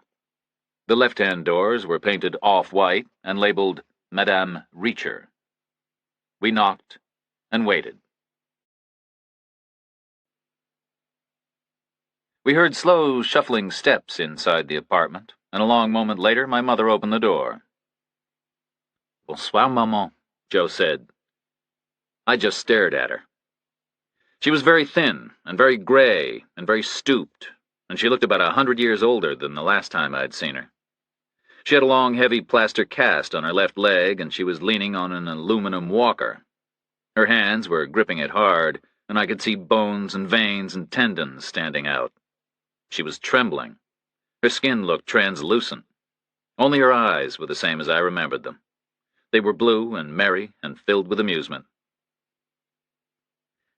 "Joe," she said. "And Reacher." She always called me by my last name. Nobody remembered why. Maybe I'd started it, as a kid. Maybe she had continued it, the way families do. "My boys," she said. "just look at the two of you." She spoke slowly and breathlessly, but she was smiling a happy smile. We stepped up and hugged her. She felt cold and frail and insubstantial. She felt like she weighed less than her aluminum walker. "What happened?" I said. "Come inside," she said. "Make yourselves at home." She turned the walker around with short, clumsy movements and shuffled back through the hallway. She was panting and wheezing. I stepped in after her. Joe closed the door and followed me. The hallway was narrow and tall and was followed by a living room with wood floors and white sofas and white walls and framed mirrors. My mother made her way to a sofa and backed up to it slowly and dropped herself into it. She seemed to disappear in its depth. "What happened?" I asked again. She wouldn't answer. She just waved the inquiry away with an impatient movement of her hand. Joe and I sat down, side by side. "You're gonna have to tell us," I said. "We came all this way," Joe said. "I thought you were just visiting," she said. "No, you didn't," I said. She stared at a spot on the wall. "It's nothing," she said. "Doesn't look like nothing." "Well, it was just bad timing." "In what way?" "I got unlucky," she said. "How?" "I was hit by a car," she said. "It broke my leg." "Where? When?" 2 weeks ago," she said. "right outside my door, here on the avenue. It was raining. I had an umbrella. It was shading my eyes. I stepped out, and the driver saw me and braked, but the pavé was wet, and the car slid right into me, very slowly, like slow motion, but I was transfixed, and I couldn't move. I felt it hit my knee, very gently, like a kiss, but it snapped a bone. It hurt like hell." I saw in my mind the guy in the parking lot outside the nude bar near Bird, writhing around in an oily puddle. "Why didn't you tell us?" Joe asked. She didn't answer. "But it'll mend, right?" "Of course," she said. "It's trivial." Joe just looked at me. "What else?" I said. She kept on looking at the wall. Did the dismissive thing with her hand again. "What else?" Joe asked. She looked at me, and then she looked at him. They gave me an X-ray, she said. I'm an old woman, according to them. According to them, old women who break bones are at risk from pneumonia, because we're laid up and immobile, and our lungs can fill and get infected. And? She said nothing. "Have you got pneumonia?" I said. No. "So what happened?" They found out, with the X-ray. "Found what out?" That I have cancer. Nobody spoke for a long time. "But you already knew," I said. She smiled at me, like she always did. "Yes, darling," she said. "I already knew." "For how long?" "For a year," she said. Nobody spoke. "What sort of cancer?" Joe said. "Every sort there is, now." "Is it treatable?" She just shook her head. "Was it treatable?" "I don't know," she said. "I didn't ask." "What were the symptoms?" "I had stomach aches, I had no appetite." "Then it spread?" "Now I hurt all over. It's in my bones, and this stupid leg doesn't help." "Why didn't you tell us?" She shrugged. Gallic, feminine, obstinate. "What was to tell?" she said. "Why didn't you go to the doctor?" She didn't answer for a time. "I'm tired," she said. "Of what?" Joe said. "Life?" She smiled. "No, Joe. I mean, I'm tired. It's late, and I need to go to bed, is what I mean. We'll talk some more tomorrow. I promise. Let's have a lot of fuss now." We let her go to bed. We had to. We had no choice. She was the most stubborn woman imaginable. We found stuff to eat in her kitchen. She'd laid in provisions for us, that was clear. Her refrigerator was stocked with the kind of things that wouldn't interest a woman with no appetite.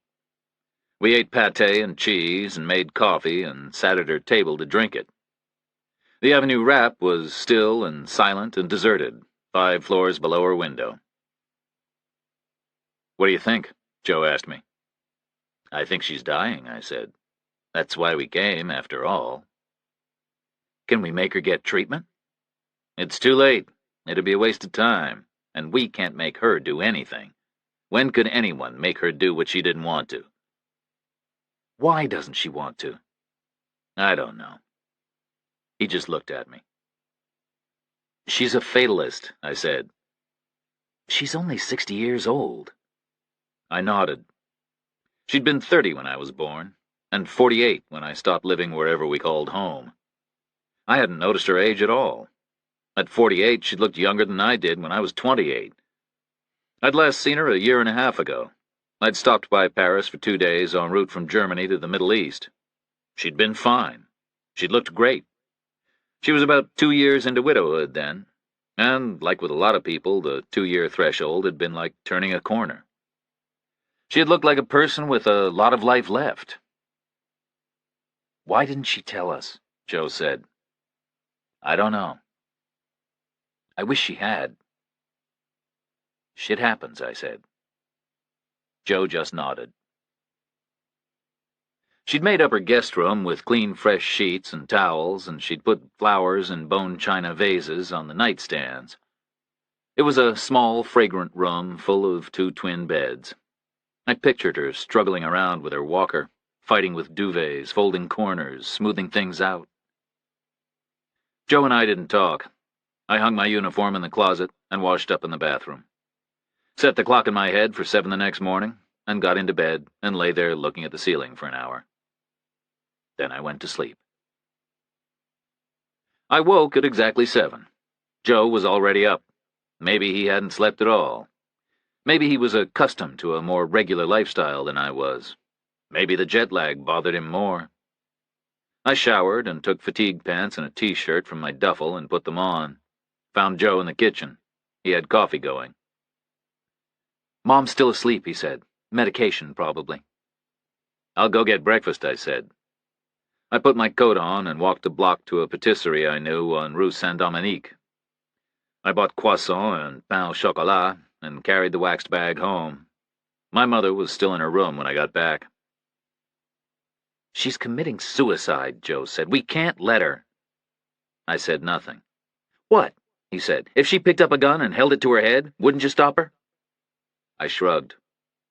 She already put the gun to her head. She pulled the trigger a year ago. We're too late. She made sure we would be. Why? We have to wait for her to tell us. She told us during a conversation that lasted most of the day. It proceeded in bits and pieces. We started over breakfast. She came out of her room, all showered and dressed, and looking about as good as a terminal cancer patient with a broken leg and an aluminum Walker can. She made fresh coffee and put the croissants I'd bought on good china, and served us quite formally at the table. The way she took charge spooled us all backwards in time. Joe and I shrank back to skinny kids, and she bloomed into the matriarch she had once been. A military wife and mother has a pretty hard time, and some handle it and some don't. She always had. Wherever we had lived had been home. She had seen to that.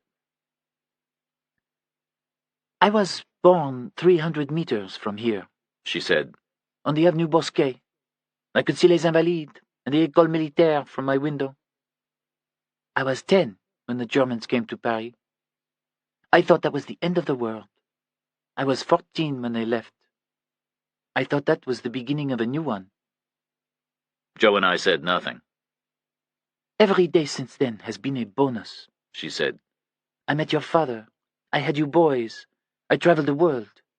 I don't think there's a country I haven't been to. We said nothing. I'm French, she said. You're American. There's a world of difference. An American gets sick. She's outraged. How dare that happen to her? She must have the fault corrected immediately, at once. But French people understand that first you live, and then you die. It's not an outrage. It's something that's been happening since the dawn of time. It has to happen, don't you see? If people didn't die, the world would be an awfully crowded place by now. It's about when you die, Joe said. My mother nodded. Yes, it is, she said. You die when it's your time. That's too passive. No, it's realistic, Joe. It's about picking your battles. Sure, of course you cure the little things. If you're in an accident, you get yourself patched up. But some battles can't be won. Don't think I didn't consider this whole thing very carefully. I read books, I spoke to friends. The success rates after the symptoms have already shown themselves are very poor. 5-year survival, 10%, 20%. Who needs it? And that's after truly horrible treatments. It's about when you die. We spent the morning going back and forth on Joe's central question. We talked it through from one direction, then from another. But the conclusion was always the same. Some battles can't be won. And it was a moot point anyway. It was a discussion that should have happened a year ago. It was no longer appropriate. Joe and I ate lunch. My mother didn't. I waited for Joe to ask the next obvious question. It was just hanging there. Eventually he got to it. Joe Reacher, 32 years of age, 6 feet 6 inches tall, 220 pounds, a West Point graduate, some kind of a Treasury Department big shot, placed his palms flat on the table and looked into his mother's eyes. "Won't you miss us, Mom?" he asked. "Wrong question," she said. "I'll be dead. I won't be missing anything. It's you that will be missing me. Like you miss your father, like I miss him, like I miss my father and my mother and my grandparents. It's a part of life, missing the dead." We said nothing. "You're really asking me a different question," she said.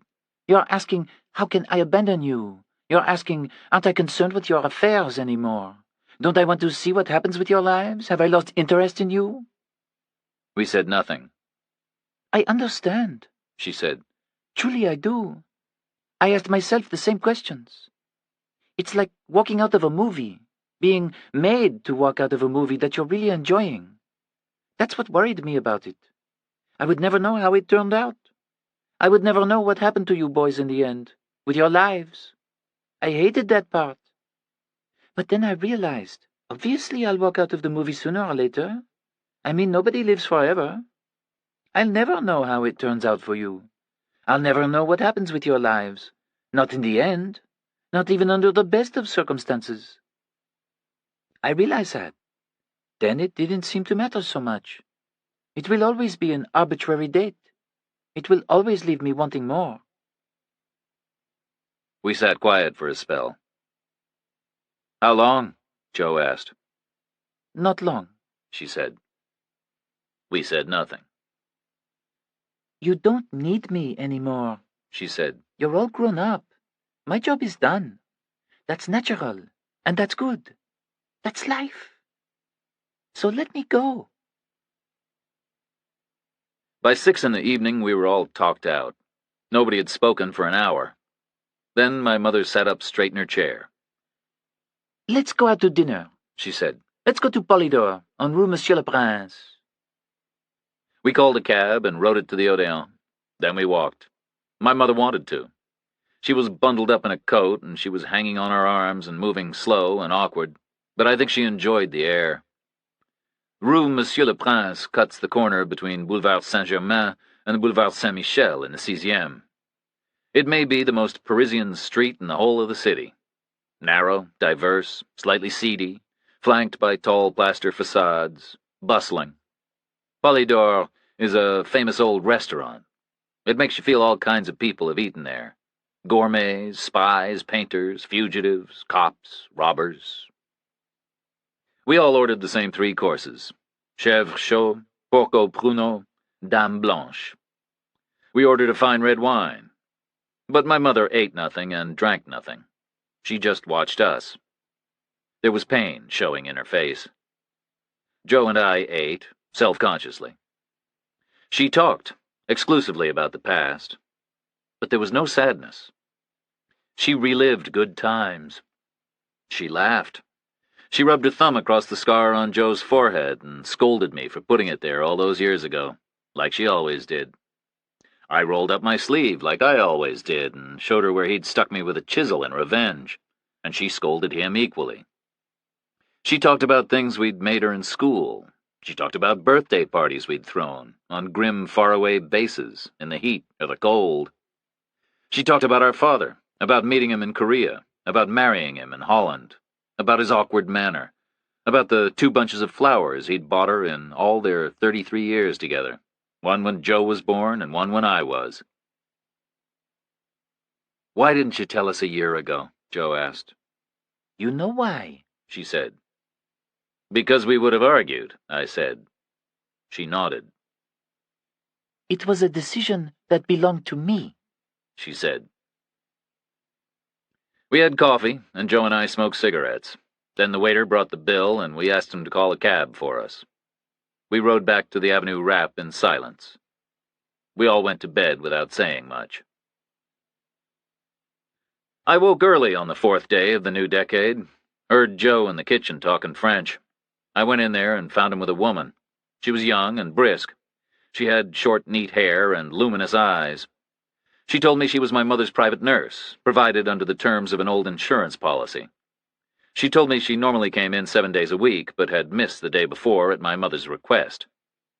She told me my mother had wanted a day alone with her sons. I asked the girl how long each visit lasted. She said she stayed as long as she was needed. She told me the old insurance policy would cover up to 24 hours a day, as and when it became necessary, which she thought might be very soon. The girl with the luminous eyes left, and I went back to the bedroom and showered and packed my bag. Joe came in and watched me do it. "You leaving?" he said. "We both are, you know that." "We should stay." "We came. That's what she wanted. Now she wants us to go." "You think?" I nodded. Last night, at Polydor. It was about saying goodbye. She wants to be left in peace now. You can do that? It's what she wants. We owe it to her. I got breakfast items in the Rue Saint-Dominique again, and we ate them with bowls of coffee, the French way, all three of us together. My mother had dressed in her best and was acting like a fit young woman temporarily inconvenienced by a broken leg. It must have taken a lot of will, but I guess that was how she wanted to be remembered. We poured coffee and passed things to each other, politely. It was a civilized meal, like we used to have long ago, like an old family ritual. Then she revisited another old family ritual. She did something she'd done 10,000 times before, all through our lives, since we were first old enough to have individuality of our own.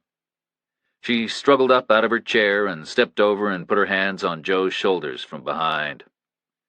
Then she bent and kissed his cheek. What don't you need to do? She asked him. He didn't answer. He never did. Our silence was part of the ritual. You don't need to solve all the world's problems, Joe. Only some of them. There are enough to go around. She kissed his cheek again. Then she kept one hand on the back of his chair and reached out with the other, and moved herself over behind me. I could hear her ragged breathing. She kissed my cheek.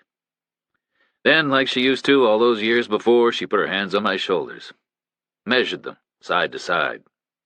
She was a small woman, fascinated by the way her baby had grown into a giant. You've got the strength of 2 normal boys, she said. Then came my own personal question. What are you going to do with this strength? She asked me. I didn't answer. I never did. You're going to do the right thing, she said. Then she bent down and kissed me on the cheek again.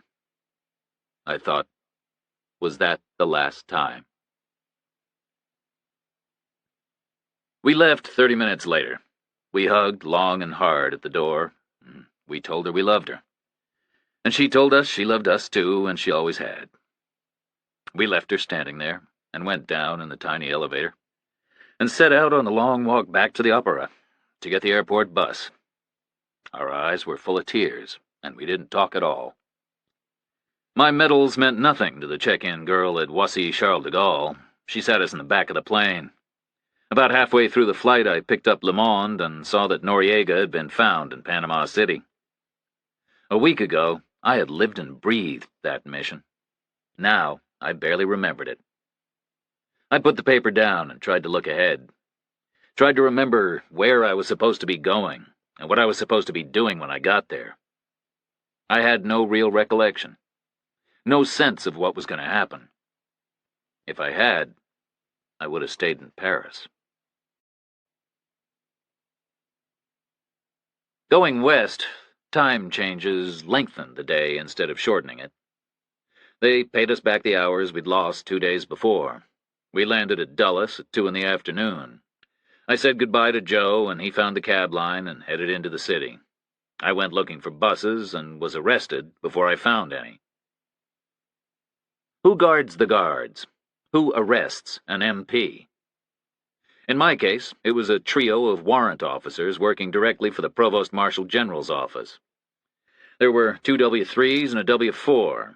The W4 showed me his credentials and his orders, and then the W3s showed me their Berettas and their handcuffs, and the W4 gave me a choice. Either behave myself or get knocked on my ass. I smiled briefly. I approved of his performance. He carried himself well. I doubted if I would have done it any different, or any better. "Are you armed, Major?" he said. "No," I said. I would have been worried for the Army if he'd believed me. Some W4s would have. They would have been intimidated by the sensitivities involved. Arresting a superior officer from your own corps is tough duty. But this particular W4 did everything right. He heard me say no, and nodded to his W3s, and they moved in to pat me down about as fast as if I'd said yes with a nuclear warhead. One of them did the body search, and the other went through my duffel. They were both very thorough. Took them a good few minutes before they were satisfied. "Do I need to put the cuffs on you?" the W4 asked. I shook my head. "Where's the car?" He didn't answer. The W3s formed up, one on either side and slightly behind me. The W4 walked in front. We crossed the sidewalk and passed by the bay where the buses were waiting and headed for an official vehicle-only lane. There was an olive green sedan parked there. This was their time of maximum danger.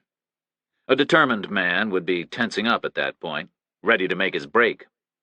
They knew it, and they formed up a little tighter. They were a good team. 3 against 1, they reduced the odds to maybe 50-50. But I let them put me in the car. Afterwards, I wondered what would have happened if I'd run for it. Sometimes I found myself wishing that I had. The car was a Chevrolet Caprice. It had been white before the Army sprayed it green. I saw the original color inside the door frame. It had vinyl seats and manual windows. Civilian police specification. I slid across the rear bench and settled in a corner behind the front passenger seat. One of the W3s crammed in next to me and the other got behind the wheel. The W4 sat next to him up front. Nobody spoke. We headed east towards the city on the main highway. I was probably 5 minutes behind Joe in his taxi. We turned south and east and drove through Tyson's Corner. At that point, I knew for sure where we were going. A couple of miles later, we picked up signs to Rock Creek.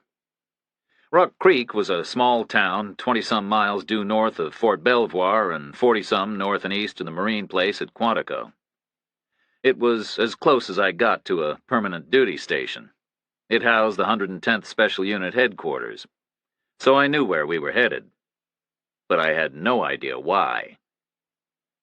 The 110th headquarters was basically an office and supply facility. There were no cells, no secure holding facilities. They locked me up in an interview room, just dumped my bag on the table and locked the door and left me there. It was a room I had locked guys in before, so I knew how it was done. One of the W3s would be on station in the corridor outside. Maybe both of them would be. So I just tilted the plain wooden chair back and put my feet on the table and waited. I waited an hour. I was uncomfortable and hungry and dehydrated from the plane. I figured if they knew all of that, they'd have kept me waiting 2 hours, or more. As it was, they came back after 60 minutes. The W4 led the way and gestured with his chin that I should stand up and follow him out the door. The W3s fell in behind me. They walked me up 2 flights of stairs, led me left and right through plain gray passageways. At that point, I knew for sure where we were going.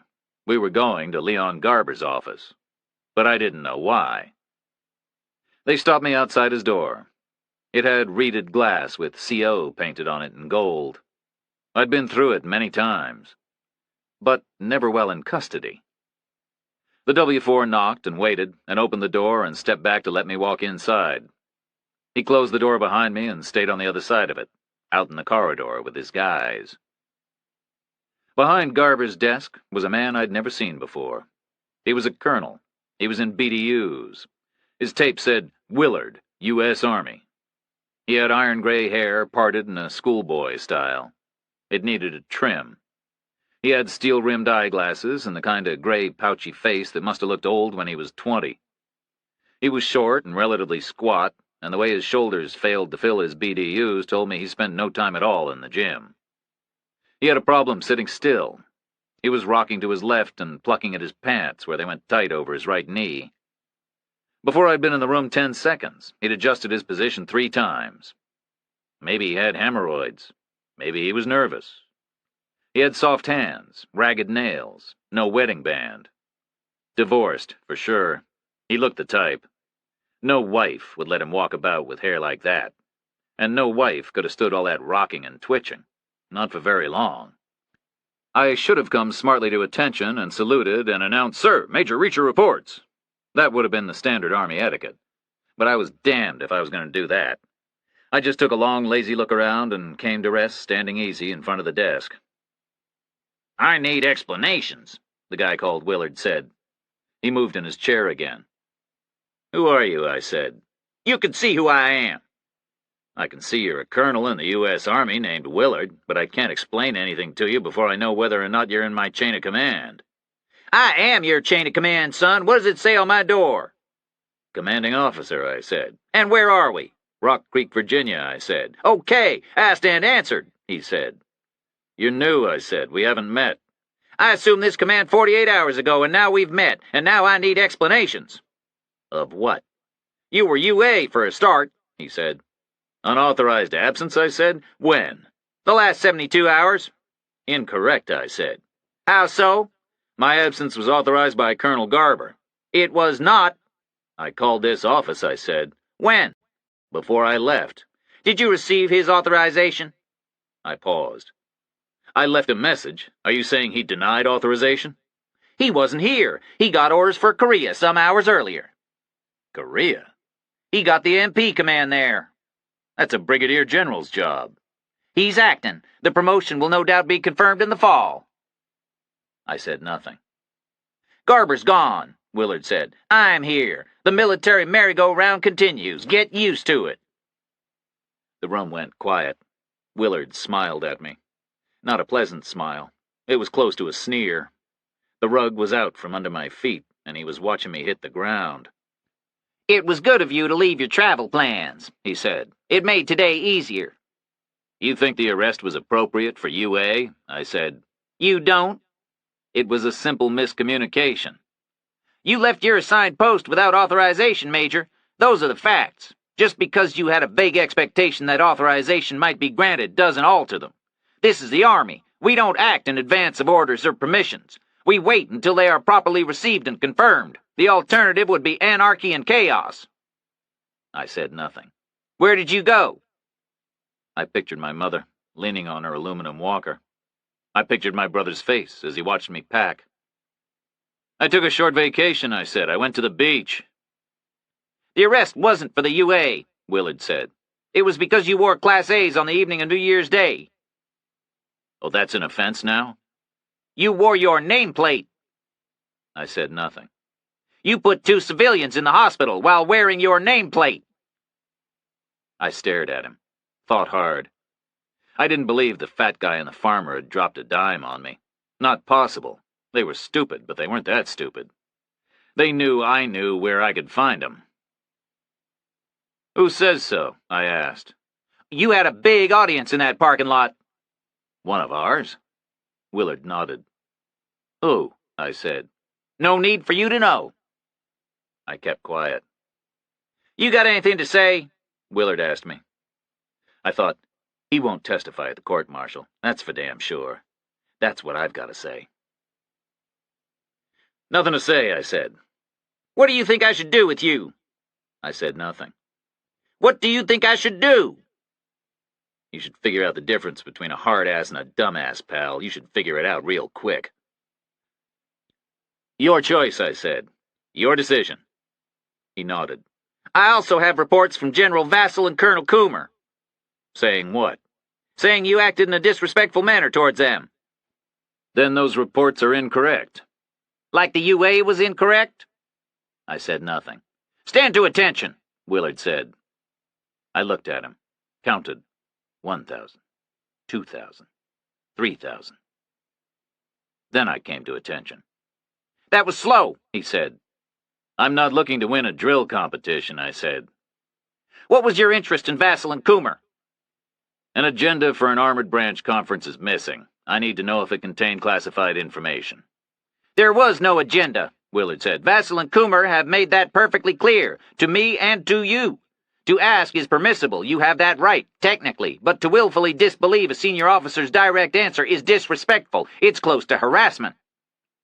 Sir, I do this stuff for a living. I believe there was an agenda.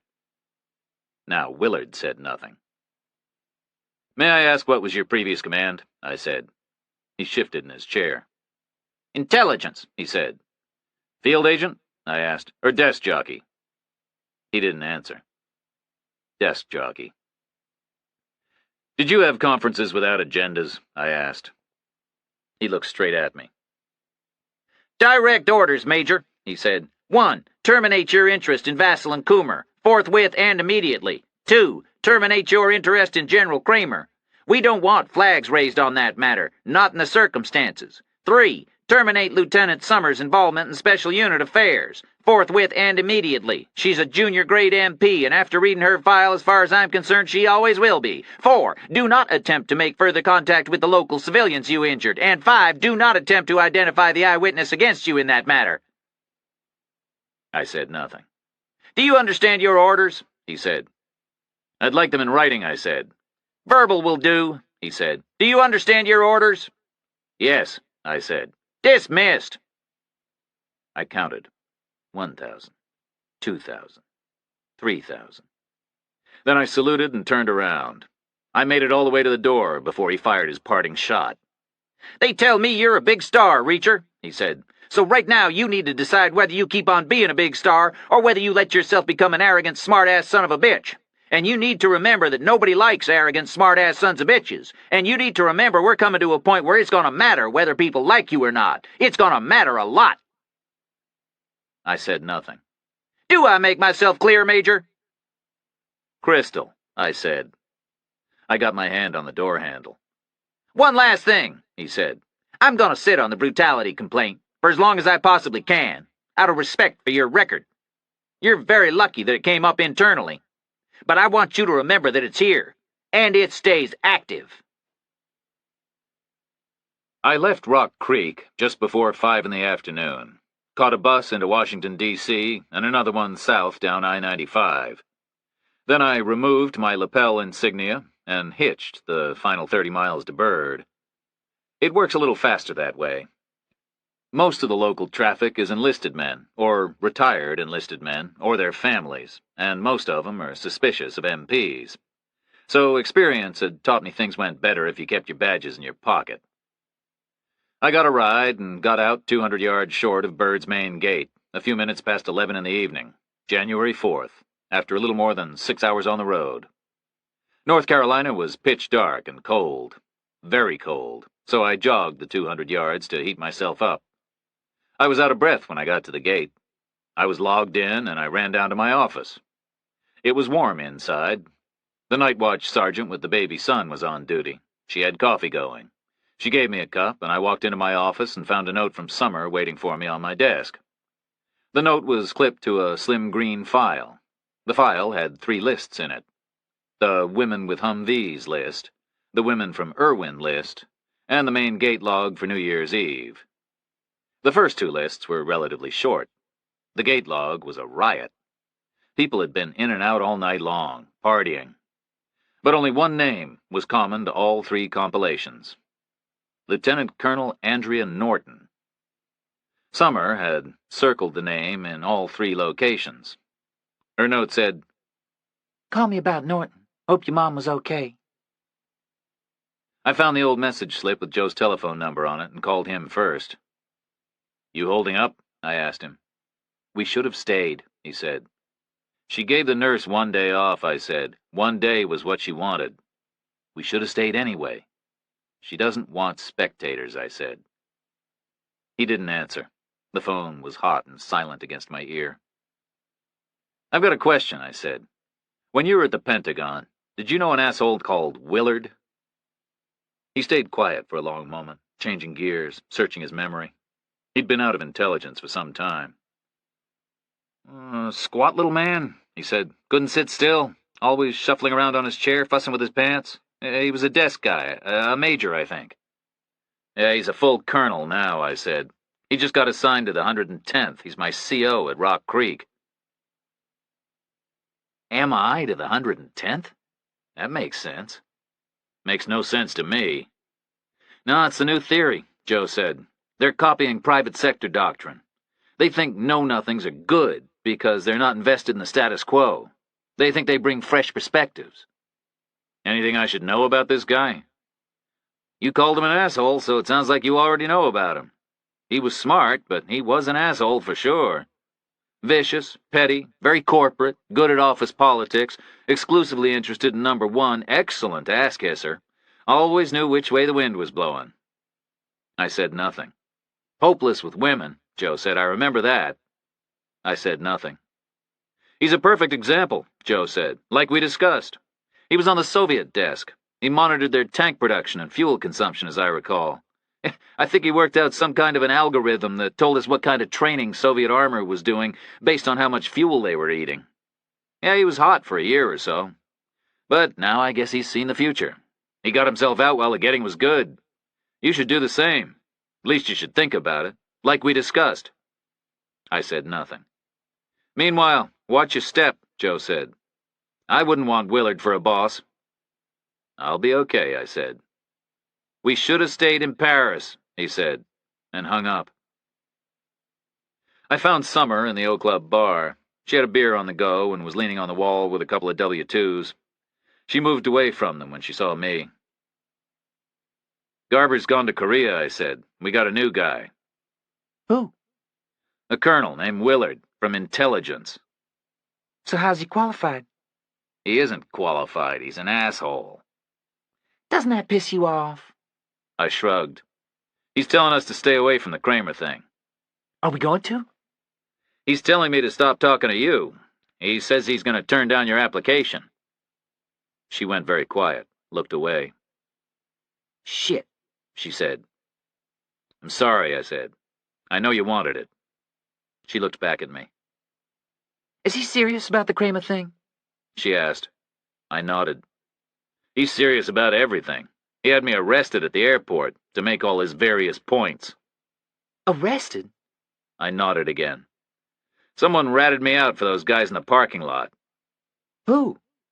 One of the grunts in the audience. One of ours? Who? I don't know. That's cold. I nodded. Never happened to me before. She went quiet again. How was your mom? She said. She broke her leg, I said. No big deal. They can get pneumonia. I nodded again. Yeah, she had the x-ray. No pneumonia. Her lower eyelids moved upward.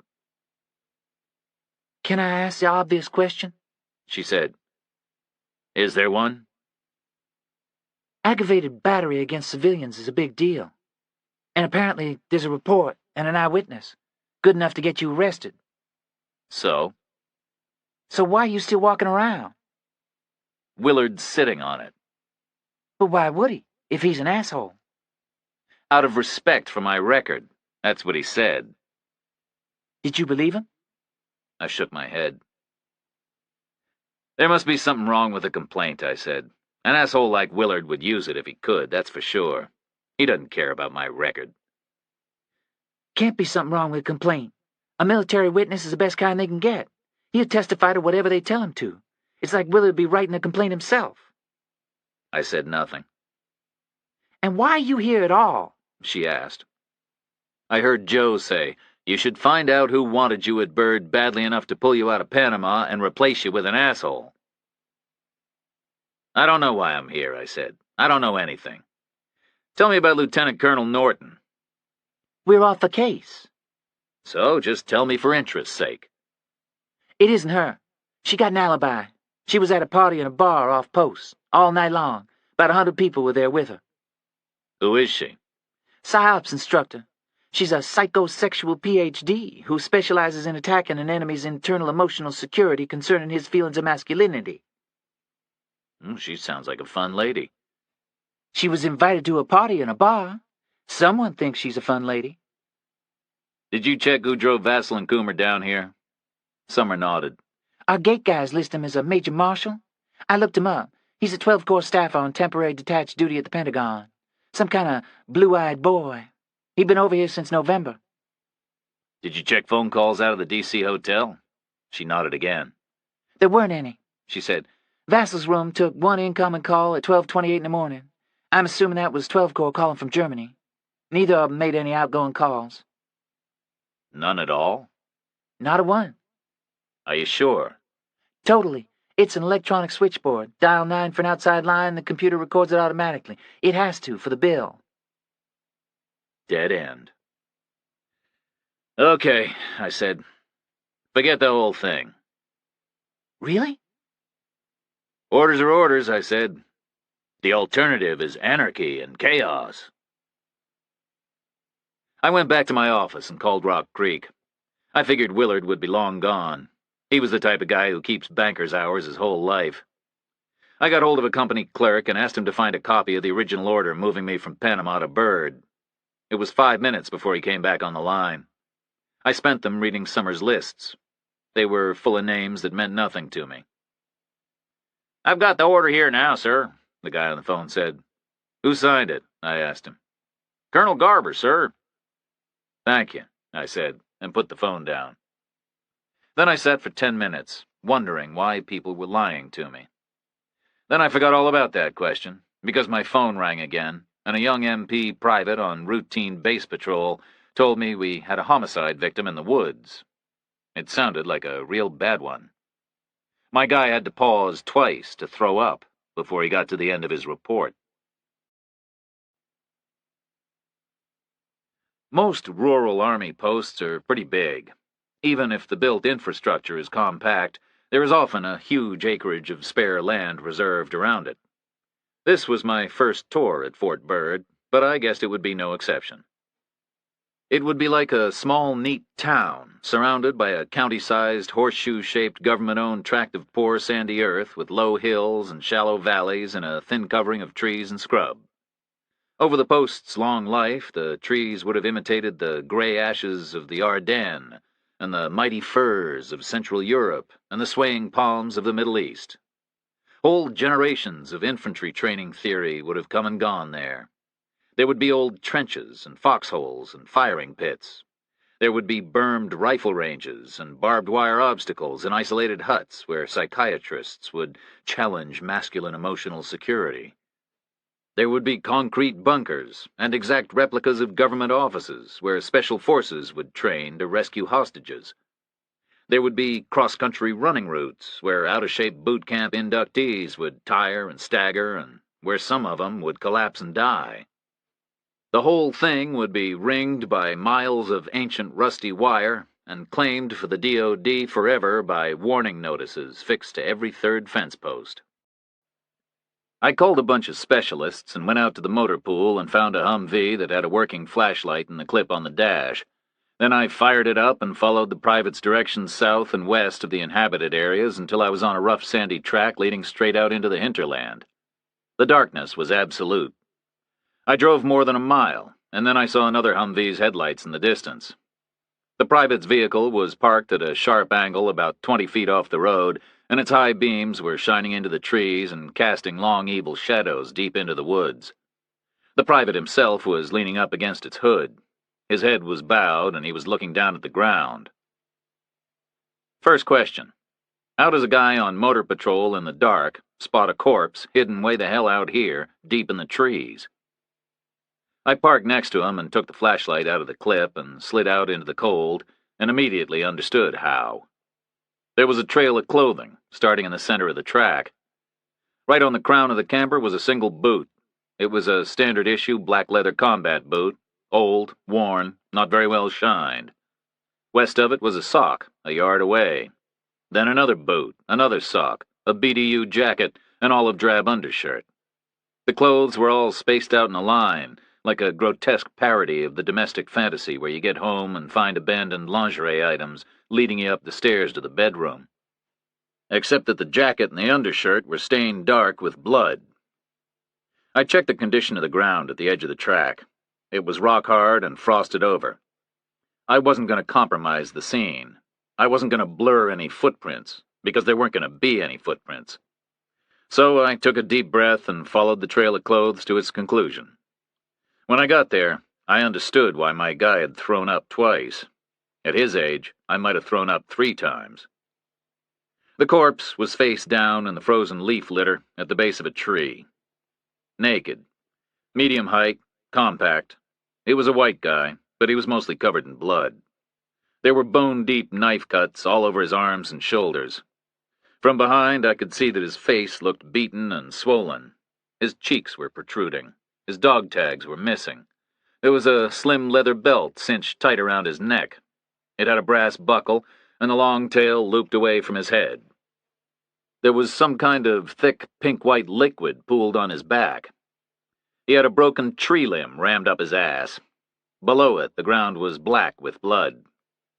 I guessed when we rolled him over, we would find that his genitals had been removed. I backtracked along the trail of clothes and made it to the road, stepped over next to the MP private. He was still staring down at the ground. "Where are we exactly?" I asked him. "Sir?" "No question, we're still on the base." He nodded. "We're a mile inside the fence line, in every direction." "Okay," I said. Jurisdiction was clear. Army guy, Army property. "We'll wait here. Nobody gets access in there until I say so. Clear?" "Sir," he said. "You're doing a good job," I said. "You think?" "You're still on your feet," I said. I went back to my Humvee and radioed my sergeant, told her what was up and where, and asked her to find Lieutenant Summer and have her call me on the emergency channel. Then I waited. An ambulance arrived 2 minutes later. Then 2 Humvees showed up with the crime scene specialists I'd called before leaving my office. Guys spilled out. I told them to stand by. There was no burning urgency. Summer got on the radio within 5 minutes. "Dead guy in the woods," I told her. "I want you to find that PSYOPs woman you were telling me about. "Lieutenant Colonel Norton?" I want you to bring her out here." "Willett says you can't work with me." "He said I can't involve you in special unit stuff. This is regular police business." "Why do you want Norton there?" "I want to meet her." She clicked off and I got out of my truck, joined the medics and the forensics people. We all stood around in the cold. We kept our engines running to keep the batteries charged and the heaters working. Clouds of diesel smoke drifted and pooled and formed horizontal strata like smog. I told the crime scene people to start listing the clothing on the road. I told them not to touch it and not to leave the track. We waited. There was no moon, no stars, no light and no sound, beyond our headlights and our idling diesels. I thought about Leon Garber. Korea was one of the biggest branch offices the U.S. Army had to offer. Not the most glamorous, but probably the most active and certainly the most difficult. MP command out there was a feather in anyone's cap. It meant he would probably retire with 2 stars, which was way more than he could have ever hoped for. If my brother was right, and axes were getting ready to fall, then Leon had already come out on the right side of the cut. I was happy for him. For about 10 minutes. Then I started looking at his situation from a different perspective. I worried at it for another 10 minutes, and got nowhere with it. Summer showed up before I was finished thinking. She was driving a Humvee, and she had a bareheaded blonde woman in BDUs about 4 feet away from her in the front passenger seat. She stopped the truck in the center of the track with her headlights full on us. She stayed in the vehicle, and the blonde got out and scanned the crowd and stepped into the matrix of headlight beams and made straight for me. I saluted her out of courtesy and checked her name tape. It said Norton. She had a light colonel's oak leaves sewn on her lapels. She was a little older than me, but not much. She was tall and thin and had the kind of face that should have made her an actress or a model. "How can I help you, Major?" she said. She sounded like she was from Boston and not very pleased about being dragged outside in the middle of the night. "Something I need you to see," I said. "Why?" "Maybe you'll have a professional opinion." "Why me?" "Because you're here in North Carolina. It would take me hours to get someone from somewhere else." "What kind of someone do you need?" "Someone in your line of work." "I'm aware that I work in a classroom," she said. "I don't need constant reminders." "What?" "It seems to be a popular sport here, reminding Andrea Norton that she's just a bookish academic, while everybody else is out there busy with the real thing." "I wouldn't know about that. I'm new here. I just want first impressions from someone in your line of work is all."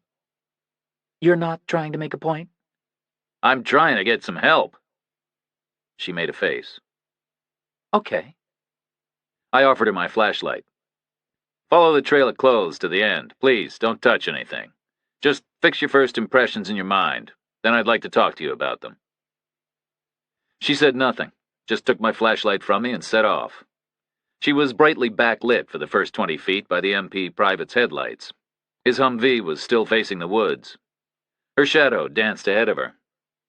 Then she stepped beyond the range of the headlight's illumination, and I saw her flashlight beam move onward, bobbing and spearing through the darkness. Then I lost sight of it. All that was visible was a faint reflection from the underside of leafless branches, far in the distance, high in the air. She was gone about 10 minutes. Then I saw the flashlight beam sweeping back towards us. She came out of the woods, retracing her steps. She walked right up to me. She looked pale. She clicked the flashlight off and handed it back. My office, she said. In 1 hour. She got back in Summer's Humvee, and Summer backed up and turned and accelerated away into the dark. Okay, guys, go to work, I said. I sat in my truck and watched drifting smoke and flashlight beams quartering the ground and bright blue camera flashes freezing the motion all around me. I radioed my sergeant again and told her to get the base mortuary opened up. Told her to have a pathologist standing by first thing in the morning. After 30 minutes, the ambulance backed up onto the shoulder and my guys loaded a sheet-draped shape into it. They closed the doors and slapped on them, and the truck took off. Clear plastic evidence bags were filled and labeled. Crime scene tape was wound between tree trunks. It was tied off in a rough rectangle maybe 40 yards by 50. I left them to finish up by themselves and drove back through the dark to the main post buildings. Checked with a sentry and got directions to the PSYOPS facility. It was a low brick structure with green doors and windows that might have housed the quartermaster offices way back when it was built. It was set at a distance from post headquarters, maybe halfway to where Special Forces bunked. There was darkness and silence all around it, but there was a light burning in the central hallway and in one of the office windows. I parked my truck and went inside. Made it through gloomy tiled corridors and came to a door with a pebble glass window set in its upper half. The glass had light behind it, and Lieutenant Colonel A. Norton stenciled on it. I knocked and went in. I saw a small, neat office. It was clean and it smelled feminine. I didn't salute again. I figured we were past that point. Norton was behind a big oak Army-issued desk, and she had it covered with open textbooks. She had so many on the go that she'd taken her telephone off the desk and put it down on the floor. She had a yellow legal pad in front of her with handwritten notes on it. The pad was in a pool of light from her desk lamp, and its color was reflected upward into her hair. Hello, she said. I sat down in her visitor's chair. Who was he? She asked. I don't know, I said. I don't think we'll get a visual ID. He was too badly beaten. We'll have to use fingerprints, or teeth, if he's got any left in there. Why did you want me to look at him? I told you why. I wanted your opinion. Why did you think I would have an opinion? It seemed to me there were elements in there that you would understand. I'm not a criminal profiler. I don't want you to be. I just want some input, fast. I want to know if I'm starting out in the right direction. She nodded, swept her hair back off her face. The obvious conclusion is that he was a homosexual, she said, possibly killed because of it. Or, if not, then with full awareness of it on the part of his attackers. I nodded. There was genital amputation, she said. You checked? I moved him a little, she said. I'm sorry, I know you asked me not to. I looked at her. She hadn't been wearing gloves. She was a tough lady. Maybe her classroom-bound reputation was undeserved.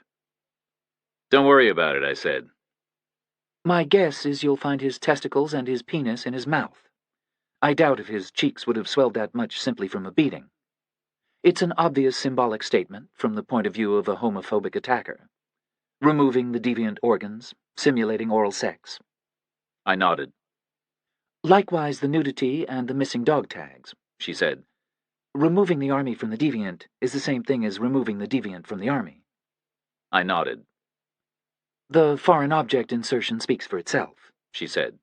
In the anus. I nodded. And then there's the fluid on his back, she said. Yogurt, I said. Probably strawberry, she said, or maybe raspberry. It's the old joke. How does a gay man fake an orgasm? He groans a bit, I said, and then he throws yogurt on his lover's back. Yes, she said. She didn't smile, and she watched me to see if I would. What about the cuts and the beating, I said. Hate, she said. And the belt around the neck? She shrugged. It's suggestive of an autoerotic technique. Partial asphyxiation creates heightened pleasure during orgasm. I nodded. Okay, I said. Okay, what? Those were your first impressions. Do you have an opinion based on them? Do you? She asked. Yes, I said. You first. I think it's bogus. Why? Too much going on, I said. There were 6 things there. The nudity, the missing tags, the genitals, the tree branch, the yogurt, and the belt. Any 2 would have done it, maybe 3. It's like they were trying to make a point, instead of just going ahead and making one. Maybe trying too hard. Norton said nothing. Too much, I said again. Like shooting someone, then strangling him, then stabbing him, then drowning him, then suffocating him, then beating him to death. It's like they were decorating a damn Christmas tree with clues. She stayed quiet. She was watching me, deep inside her pool of light. Maybe assessing me. I have my doubts about the belt, she said. Autoeroticism isn't exclusively homosexual. All men have the same orgasms physiologically, gay or not. The whole thing was faked, I said. She nodded finally. I agree with you, she said. You're a smart guy. For a cop? She didn't smile. But we know as officers that to permit homosexuals to serve is illegal. So we better be sure we're not letting a defense of the Army cloud our judgment. It's my job to protect the Army, I said. Exactly, Norton said. I shrugged. But I'm not taking a position. I'm not saying this guy definitely wasn't gay. Maybe he was. I really don't care. And maybe his attackers knew, maybe they didn't. I'm saying either way, that's not why they killed him. But they wanted it to look like the reason. But they weren't really feeling it. They were feeling something else, so they larded on the clues, in a rather self-conscious way. Then I paused. In a rather academic way, I said. She stiffened. An academic way? She said. Do you guys teach anything about this kind of stuff in class? We don't teach people how to kill, she said. That's not what I asked. She nodded. We talk about it. We have to. Cutting off your enemy's dick is as basic as it gets. It's happened all through history. Happened all through Vietnam. Afghan women have been doing it to captured Soviet soldiers for the last 10 years. We talk about what it symbolizes, what it communicates, and the fear it creates. There are whole books about the fear of grotesque wounds. It's always a message to the target population. We talk about violation with foreign objects. We talk about the deliberate display of violated bodies. The trail of abandoned clothing is a classic touch. Do you talk about yogurt? She shook her head. But that's a very old joke. And the asphyxiation thing? Not on the PsyOps courses, but most of the people here can read magazines, or they can watch porn on videotape. Do you talk about questioning an enemy's sexuality? Of course we do. Impugning an enemy's sexuality is the whole point of our course. His sexual orientation, his virility, his capability, his capacity. It's a core tactic. It always has been, everywhere, throughout history. It's designed to work both ways. It diminishes him, and it builds us up by comparison. I said nothing. She looked right at me. Are you asking me if I recognize the fruits of our lessons out there in the woods? I guess I am, I said. You didn't really want my opinion, did you? She said. That was all preamble. You already knew what you were seeing. I nodded. I'm a smart guy for a cop. The answer is no, she said. I did not recognize the fruits of our lessons out there in the woods. Not specifically. But possibly. Anything's possible. Did you meet General Kramer when you were at Fort Irwin? I asked. Once or twice, she said. Why? When did you last see him? I don't remember, she said. Not recently? No, she said. Not recently. Why? How did you meet him? Professionally, she said. Do you teach your stuff to Armored Branch? Irwin isn't exclusively Armored Branch, she said. It's the National Training Center, too, don't forget. People used to come to us there. Now we go to them. I said nothing. Does it surprise you we taught armored people? I shrugged again. A little, I guess. If I was riding around in a 70-ton tank, I don't suppose I'd feel a need for any more of a psychological edge. She still didn't smile. We taught them. As I recall, General Kramer didn't like it if the infantry was getting things his people weren't. It was an intense rivalry. Who do you teach now? Delta Force, she said. Exclusively. Thank you for your help, I said. I didn't recognize anything tonight that we would take responsibility for. Not specifically. It was psychologically generic, she said. Okay, I said. And I resent being asked.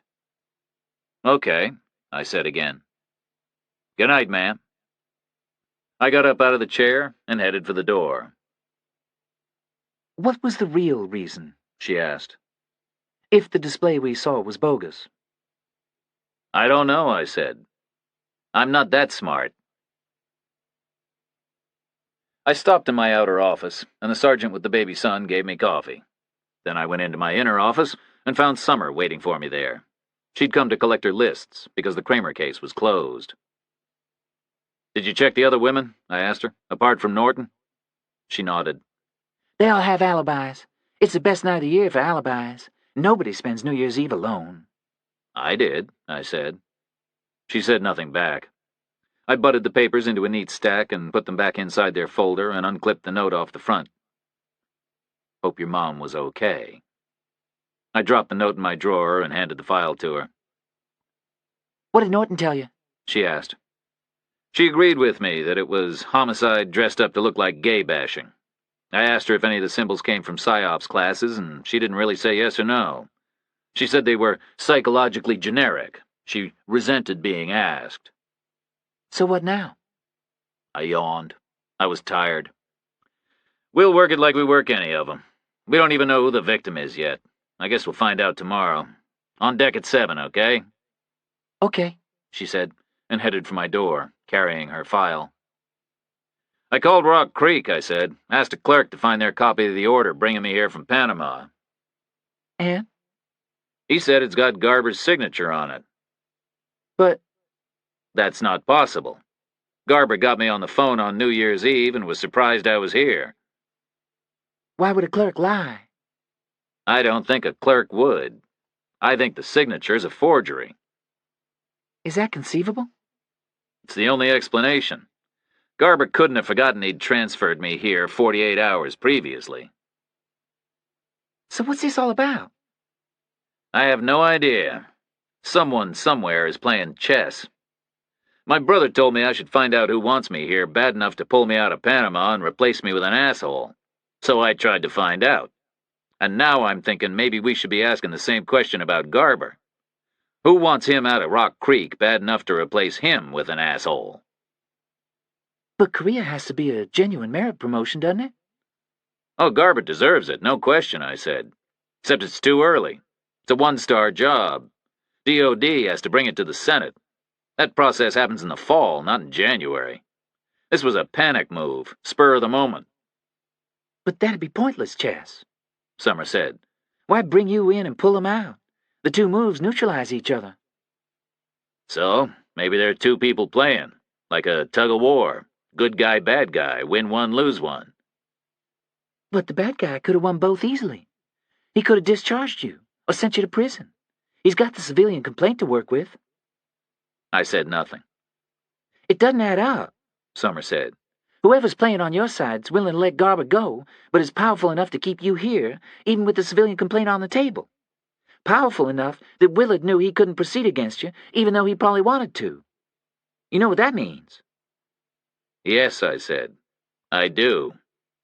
She looked straight at me. It means you're seen as more important than Garber, she said. Garber's gone, and you're still here. Then she looked away and went quiet. Permission to speak freely, Lieutenant, I said. She looked back at me. You're not more important than Garber, she said. You can't be. I yawned again. No argument from me, I said. Not on that particular subject. This is not about a choice between me and Garber. She paused. Then she nodded. No, she said. It isn't. This is about a choice between Fort Bird and Rock Creek. Fort Bird is seen as more important. What's happening here on the post is seen as more sensitive than what's happening at Special Unit Headquarters. Agreed, I said. But what the hell is happening here? I took the first tentative step towards finding out at 7 the next morning in Fort Bird's mortuary. I'd slept for 3 hours and I hadn't eaten breakfast. There aren't many hard and fast rules involved in military crime investigation. Mostly we depend on instinct and improvisation. But one of the few rules that exist is you don't eat before you walk into an Army post-mortem. So I spent the breakfast hour with the crime scene report. It was a fairly thick file, but it had no useful information in it. It listed all the recovered uniform items and described them in minute detail. It described the corpse. It listed times and temperatures. All the thousands of words were backed by dozens of Polaroid photographs. But neither the words nor the pictures told me what I needed to know. I put the file in my desk drawer and called the Provost Marshal's office for any AWOL or UA reports. The dead guy might have been missed already, and we might have been able to pick up on his identity that way. But there were no reports. Nothing out of the ordinary. The post was humming along with all its ducks in a row. I walked out into the morning cold. The mortuary had been purpose-built during the Eisenhower administration, and it was still fit for its purpose. We weren't looking for a high degree of sophistication. This wasn't the civilian world. We knew that last night's victim hadn't slipped on a banana skin. I didn't much care which particular injury had been the fatal one. All I wanted to know was an approximate time of death and who he was. There was a tiled lobby inside the main doors with exits to the left, the center, and the right.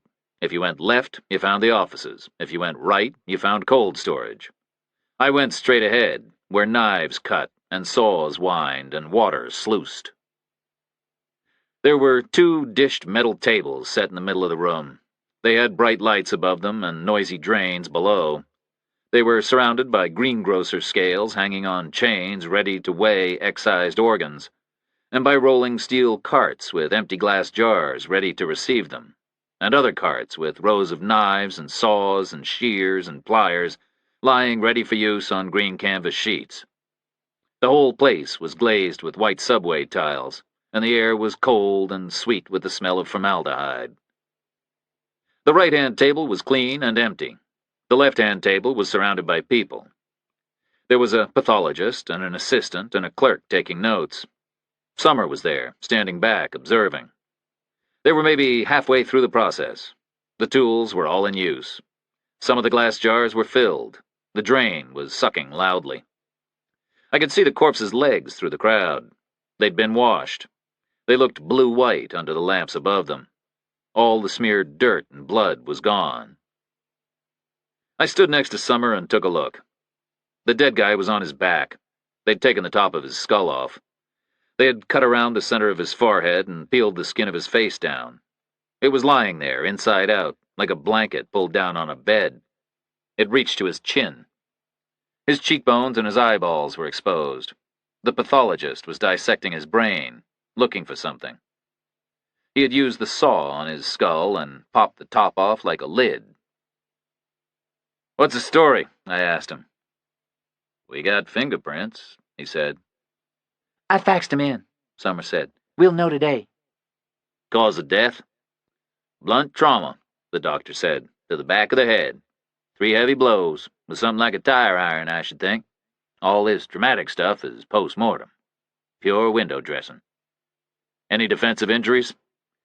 "Not a thing," the doctor said. "This was a surprise attack. Out of the blue.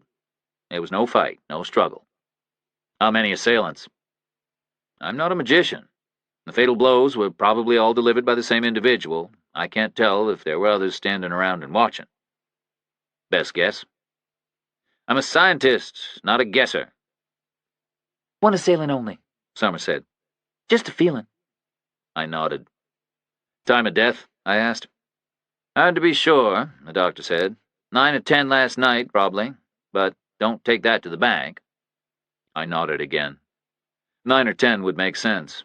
Well after dark, several hours before any reasonable expectation of discovery.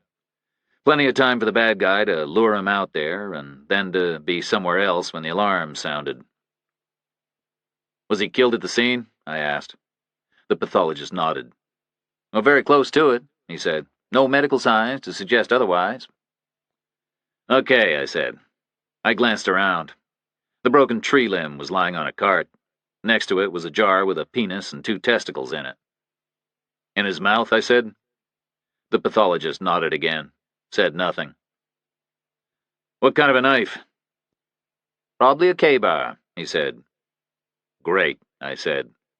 K-bars had been manufactured by the tens of millions for the last 50 years. They were as common as metals. The knife was used by a right-handed person, the doctor said. And the tire iron? Same. Okay, I said. The fluid was yogurt, the doctor said. Strawberry or raspberry? I didn't do a taste test. Next to the jars of organs was a short stack of 4 Polaroid photographs. They were all of the fatal wound site. The first one was as discovered. The guy's hair was relatively long and dirty and matted with blood, and I couldn't make out much detail. The second was with the blood and dirt rinsed away.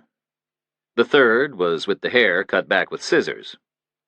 The fourth was with the hair completely shaved away, with a razor. How about a crowbar, I asked. Possible, the doctor said. Maybe better than a tire iron. I took a plaster cast anyway.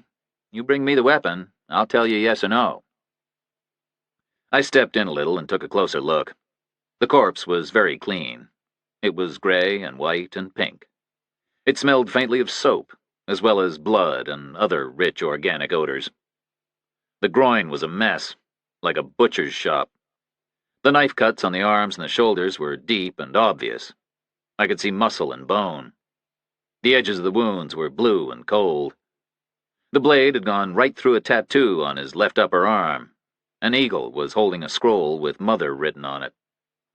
Overall, the guy was not a pleasant sight, but he was in better shape than I'd feared he would be. I thought there'd be more swelling and bruising, I said. The pathologist glanced at me. I told you, he said. All the drama was after he was dead. No heartbeat, no blood pressure, no circulation. Therefore no swelling and no contusions. Not much bleeding either. It was just leaking out by gravity. If he'd been alive when they cut him, it would have been running like a river. He turned back to the table and finished up inside the guy's brain pan and put the lid of bone back where it belonged. He tapped it twice to get a good seal and wiped the leaky join with a sponge. Then he pulled the guy's face back into place, poked and prodded and smoothed with his fingers. And when he took his hands away, I saw the Special Forces sergeant I'd spoken to in the strip club, staring blindly upward into the bright lights above him. I took a Humvee and drove past Andrea Norton's PSYOP school to the Delta Force station. It was pretty much self-contained in what had been a prison back before the Army collected all its miscreants together at Fort Leavenworth in Kansas. The old wire on the walls suited its current purpose. There was a giant World War II-era airplane hangar next to it. It looked like it had been dragged in from some closed base and bolted back together to house their racks of stores and their trucks and their up-armored Humvees and maybe even a couple of fast-response helicopters. The sentry on the inner gate let me in, and I went straight to the adjutant's office. 7:30 in the morning, and it was already lit up and busy, which told me something. The adjutant was at his desk. He was a captain. In the upside-down world of Delta Force, the sergeants are the stars, and the officers stay home and do the housework. You got anyone missing? I asked him. He looked away, which told me something more. I assume you know I do, he said. Otherwise, why would you be here? You got a name for me? A name? I assumed you'd arrested him for something. This is not about an arrest, I said. So, what's it about? Does this guy get arrested a lot? No, he's a fine soldier. What's his name? The captain didn't answer, just leaned down and opened a drawer and pulled a file. Handed it to me. Like all the Delta files I'd ever seen, it was heavily sanitized for public consumption. There were just 2 pages. The first was a name, rank, and number ID sheet and a bare-bones career summary for a guy called Christopher Carbone. He was an unmarried 16-year veteran. He had served 4 years in an infantry division, 4 in an airborne division, 4 in a ranger company, and 4 in Special Forces Detachment D. He was 5 years older than me. He was a sergeant first class. There were no theater details, and no mention of awards or decorations. The second sheet contained 10 inky fingerprints and a color photograph of the man I'd spoken to in the bar and just left on the mortuary slab. "Where is he?" the captain asked. "What happened?" "Someone killed him," I said. "What?" "Homicide," I said. "When?" "Last night, 9 or 10 o'clock. "Where?" Edge of the woods." "What woods?" "Our woods, on post." "Jesus Christ, why?" I put the file back together and slipped it under my arm. "I don't know why," I said. "Yet." "Jesus Christ," he said again. "Who did it?" "I don't know," I said. "Yet." "Jesus Christ," the guy said for the third time. "Next of kin?" I asked. The captain paused, breathed out. "I think he has a mother somewhere," he said. "I'll let you know." "Don't let me know," I said. "You'll be the one making the call." He said nothing. "Did Carbone have enemies here?" I asked. "None that I knew about." "Any points of friction?" "Like what?" "Any lifestyle issues?" He stared at me. "What are you saying?" "Was he gay?" "What? Of course not." I said nothing. "You're saying Carbone was a fag?" the captain whispered. I pictured Carbone in my mind, lounging 6 feet from the strip club runway, 6 feet from whoever was crawling around at the time on her elbows and knees with her ass up in the air and her nipples brushing the stage, a long-necked bottle in his hand and a big smile on his face. It seemed like a weird way for a gay man to spend his leisure time. But then I pictured the detachment in his eyes and his embarrassed gesture as he waved the brunette hooker away. "I don't know what Carbone was," I said. "Then keep your damn mouth shut," his captain said. "Sir." I took Carbone's file with me back to the mortuary and collected Summer and took her to the O Club for breakfast. We sat down on our own in a corner, far from everyone else. I ate eggs and bacon and toast. Summer ate oatmeal and fruit and glanced through the file. I drank coffee. Summer drank tea. The pathologist is calling it gay bashing, she said. He thinks it's obvious. He's wrong. Carbone's not married. Neither am I said. Neither are you. Are you gay? No. There you go. But misdirection has to be based on something real, right? I mean, if they knew he was a gambler, for instance, they might have crammed IOU slips in his mouth or thrown playing cards all around the place. Then we might have thought it was about gambling debts, you see what I mean? It just doesn't work if it's not based on anything. Something that can be disproved in 5 minutes looks stupid, not clever. Your best guess? He was gay, and someone knew it, but it wasn't the reason. I nodded. It wasn't the reason, I said. Let's say he was gay. He was in 16 years. He survived most of the 70s and all of the 80s. So why would it happen now? Times are changing, getting better. He's getting better at hiding it, going out to strip joints with his buddies. No reason for it to happen now, all of a sudden. It would have happened before, 4 years ago, or 8, or 12, or 16. Whenever he joined a new unit and new people got to know him. So what was the reason? No idea. Whatever. It could be embarrassing, just like Kramer in his motel. I nodded again. A bird seems to be a very embarrassing place. You think this is why you're here? Carbone? It's possible. Depends on what he represents. I asked Summer to file and forward all the appropriate notifications and reports, and I headed back to my office. Rumor was spreading fast. I found 3 Delta sergeants waiting for me, looking for information. They were typical Special Forces guys. Small, lean, whippy, slightly unkempt, hard as nails. 2 of them were older than the 3rd. The young one was wearing a beard. He was tan, like he was just back from somewhere hot. They were all pacing in my outer office. My sergeant with the baby son was there with them. I guess she was pulling a swing shift. She was looking at him like they might have been alternating spells of pacing with spells of hitting on her. She looked very civilized in comparison to them. almost genteel. I ushered them all into my inner office and closed the door and sat down at my desk and left them standing in front of it. "Is it true about Carbone?" one of the older two said. "He was killed," I said. "Don't know who, don't know why." "When?" "Last night, 9 or 10 o'clock. "Where?" Here." "This is a closed post." I nodded. The perp wasn't a member of the general public. "We heard he was messed up good." Pretty good. "When are you going to know who it was?" Soon, I hope. "You got leads?" Nothing specific. "When you know, are we going to know too?" You want to? "You bet your ass." Why?" "You know why," the guy said. I nodded. Gay or straight, Carbone was a member of the world's most fearsome gang. His buddies were going to stand up for him. I felt a little envious for a second. If I got offed in the woods late one night, I doubted if 3 tough guys would go straight to someone's office 8 in the morning, champing at the bit, ready for revenge. Then I looked at the 3 of them again and thought, this particular perp could be in a shitload of trouble. All I'd have to do is drop a name. "I need to ask you some cop questions," I said.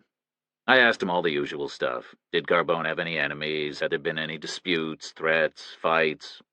The 3 guys all shook their heads and answered every question in the negative. "Anything else?" I asked. "Anything that put him at risk?" "Like what?" one of the older 2 asked back quietly. "Like anything," I said. It was as far as I wanted to go. "No," they all said. "Got any theories?" I asked. "Look at the Rangers," the young one said. "Find someone who failed Delta training. Thinks he still has a point to prove." Then they left, and I sat there chewing on their final comment. A ranger with a point to prove? I doubted it. Not plausible. Delta sergeants don't go out in the woods with people they don't know and get hit on the back of the head. They train long and hard to make such eventualities very unlikely, even impossible. If a ranger had picked a fight with Carbone, it would have been the ranger we found at the base of the tree. If 2 rangers had gone out there with them, we'd have found 2 rangers dead. Or at the very least, we would have found defensive injuries on Carbone himself. He wouldn't have gone down easily. So he went out there with someone he knew and trusted. I pictured him at ease, maybe chatting, maybe smiling like he'd done in the bar in town, maybe leading the way somewhere, his back to his attacker, suspecting nothing. Then I pictured a tire iron or a crowbar being fumbled out from under a coat, swinging, hitting with a crunching impact. Then again, and again. It had taken 3 hard blows to put him down. 3 surprise blows. And a guy like Carbone doesn't get surprised very often. My phone rang. I picked it up. It was Colonel Willard, the asshole in Garber's office up in Rock Creek. "Where are you?" he asked. "In my office," I said. "How else would I be answering my phone?" "Stay there," he said. "Don't go anywhere, don't do anything, don't call anyone. Those are my direct orders. Just sit there quietly and wait." "For what?" "I'm on my way down." He clicked off. I put the phone back in its cradle. I stayed there. I didn't go anywhere. I didn't do anything. I didn't call anyone. My sergeant brought me a cup of coffee. I accepted it. Willard hadn't told me to die of thirst. After an hour, I heard a voice in the outer office, and then the young Delta sergeant came back in, alone, the one with the beard and the tan. I told him to take a seat and pondered my orders. Don't go anywhere, don't do anything, don't call anyone. I guess talking with the guy would amount to doing something, which would contravene the don't do anything part of the command. But then breathing was doing something, technically.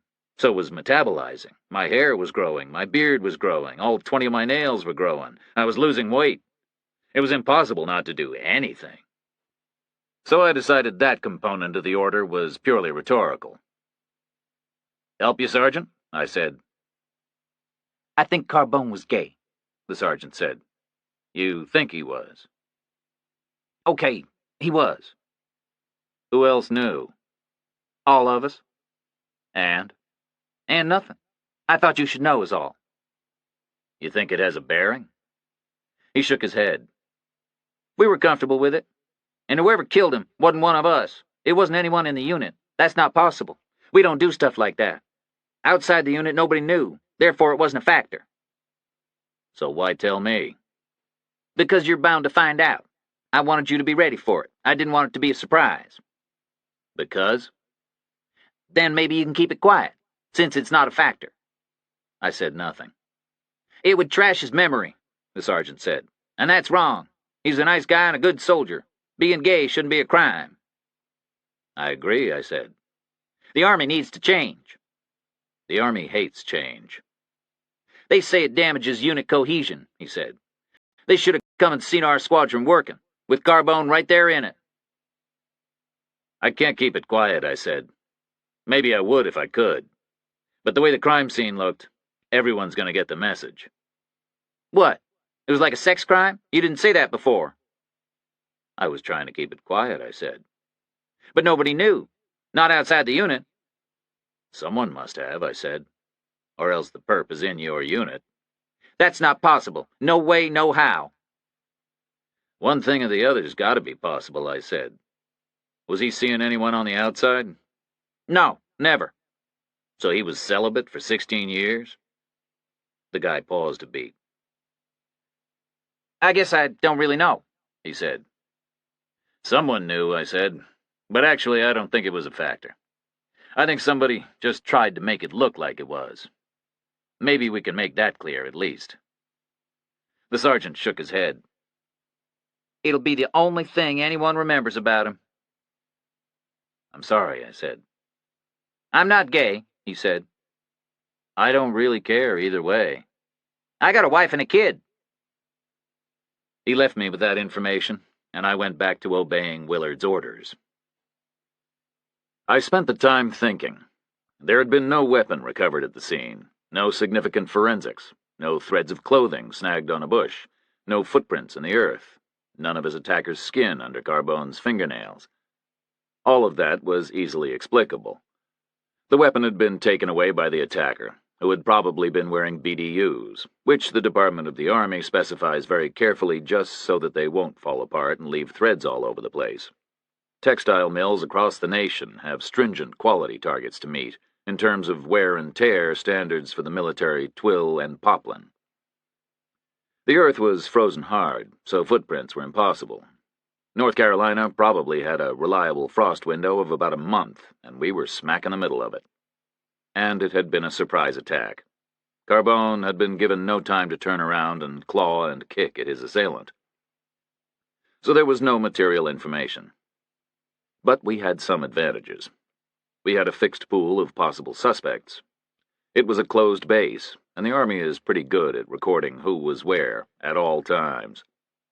We could start with yards of printout paper and go through each name on a simple binary basis, possible or not possible. Then we could collate all the possibles and go to work with the holy trinity of detectives everywhere. Means, motive, opportunity. Means and opportunity wouldn't signify much. By definition, nobody would be on the possibles list unless they had been proved to have opportunity. And everybody in the Army was capable of swinging a tire iron or a crowbar against the back of an unsuspecting victim's head. It was probably a rough equivalent of the most basic entry requirement. So, it would end up with motive, which is where it had started for me. What was the reason?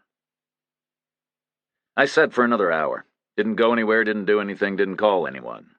My sergeant brought me more coffee. I mentioned that she might call Lieutenant Summer for me and suggest she stop by. Summer showed up within 5 minutes. I had a whole raft of things to tell her, but she'd anticipated every one of them. She'd ordered a list of all base personnel plus a copy of the gate log so we could add and subtract names as appropriate. She had arranged for Carbone's quarters to be sealed pending a search. She had arranged an interview with his CO to develop a better picture of his personal and professional life. Excellent, I said. What's this thing with Willard? She asked. A pissing contest, probably, I said.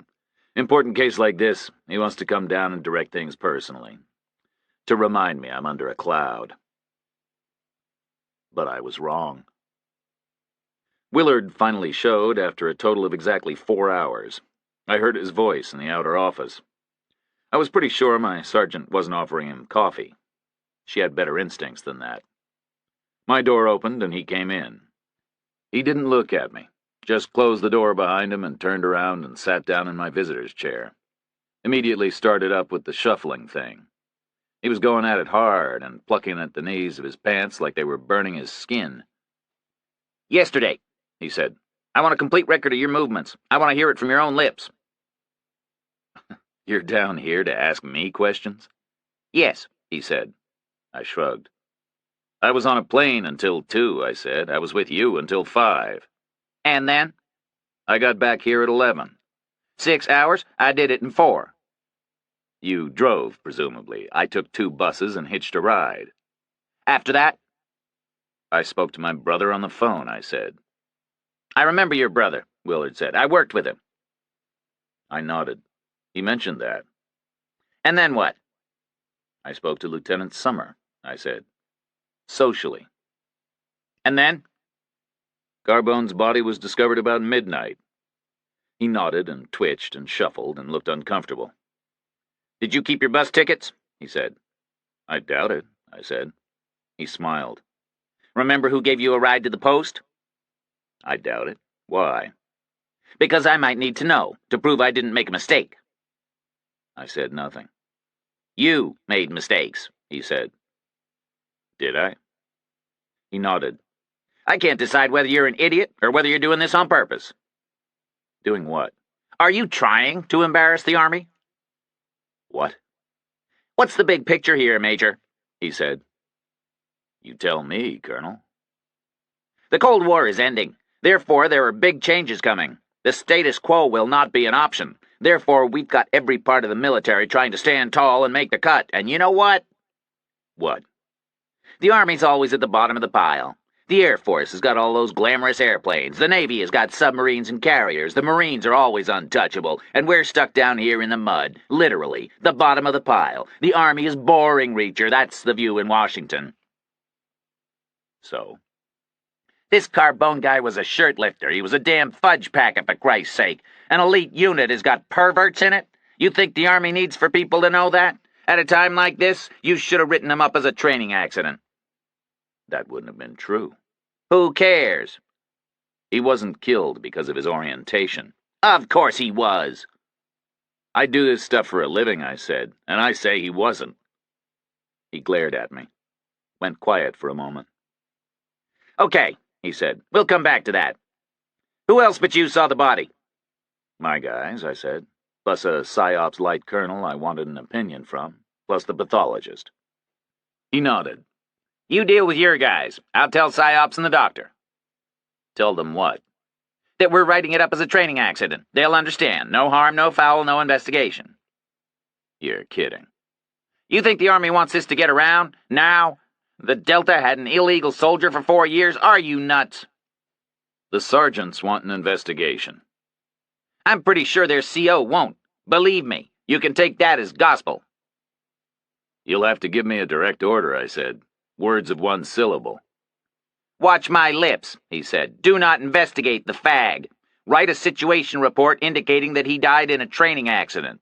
A night maneuver, a run, an exercise, anything. He tripped and fell and hit his head. Case closed. That is a direct order. I'll need it in writing, I said. Grow up, he said. We sat quiet for a moment or two, just glaring at each other across the desk. I sat still, and Willard rocked and plucked. I clenched my fist, out of his sight. I imagined smashing a straight right to the center of his chest. I figured I could stop his lousy heart with a single blow. I could write it up as a training accident. I could say he'd been practicing getting in and out of his chair, and he'd slipped and caught his sternum on the corner of the desk. What was the time of death? He asked. 9 or 10 last night, I said. And you were off post until 11? Asked and answered, I said. Can you prove that? I thought of the gate guards in their booth. They'd logged me in. Do I have to? I said. He went quiet again, leaned to his left in the chair. Next item, he said. You claim the butt bandit wasn't killed because he was a butt bandit. What's your evidence? The crime scene was overdone, I said. To obscure the real motive? I nodded. That's my judgment. What was the real motive? I don't know. That would have required an investigation. Let's speculate, Willard said. Let's assume the hypothetical perpetrator would have benefited from the homicide. Tell me how. The usual way, I said. By preventing some future action on Sergeant Carbone's part, or to cover up a crime that Sergeant Carbone was a party to or had knowledge of. To silence him, in other words. To dead-end something, I said.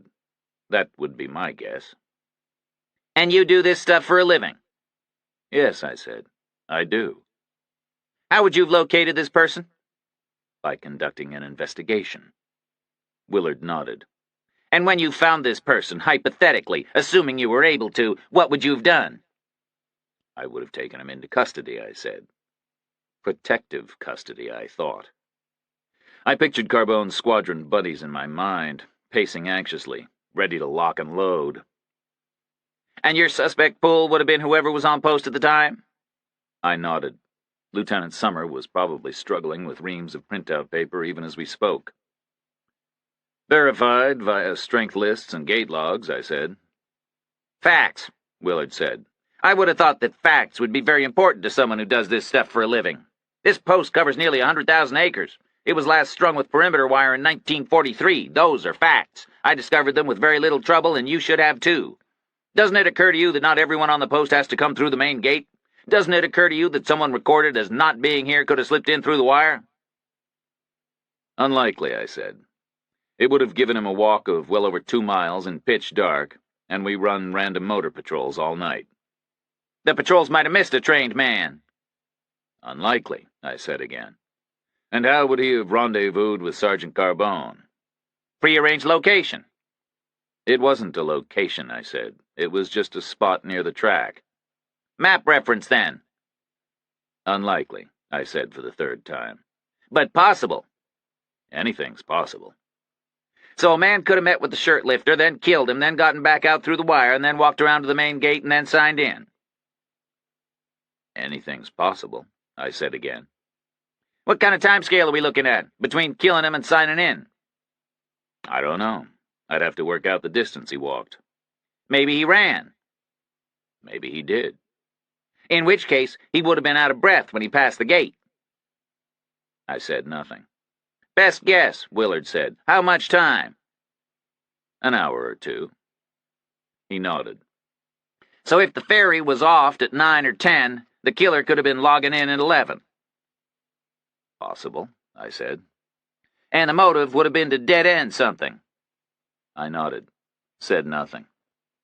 And you took 6 hours to complete a 4-hour journey, thereby leaving a potential 2-hour gap, which you explained with a vague claim that you took a slow route. I said nothing. And you just agreed that a 2-hour window is generous in terms of getting the deed done, in particular the 2 hours between 9 and 11, which by chance are the same 2 hours that you can't account for. I said nothing. He smiled. And you arrived at the gate out of breath, he said. I checked. I didn't reply. But what would have been your motive, he said. I assume you didn't know Carbone well. I assume you don't move in the same social circles that he did. At least I sincerely hope you don't. You're wasting your time, I said. And you're making a big mistake. Because you really don't want to make an enemy out of me. Don't I? No, I said. You really don't. What do you need dead-ended? He asked me. I said nothing. Here's an interesting fact, Willard said. Sergeant First Class Christopher Carbone was the soldier who lodged the complaint against you. He proved it to me by unfolding a copy of the complaint from his pocket. He smoothed it out and passed it across my desk. There was a reference number at the top, and then a date and a place and a time. The date was January 2nd. The place was Fort Byrd's Provost Marshal's office, and the time was 08:45. Then came 2 paragraphs of sworn affidavit. I glanced through some of the stiff, formal sentences. I personally observed a serving military police major named Reacher strike the first civilian with a kicking action against the right knee. Immediately subsequent to that, Major Reacher struck the second civilian in the face with his forehead. To the best of my knowledge, both attacks were unprovoked. I saw no element of self-defense. Then came a signature with Carbone's name and number typed below it. I recognized the number from Carbone's file.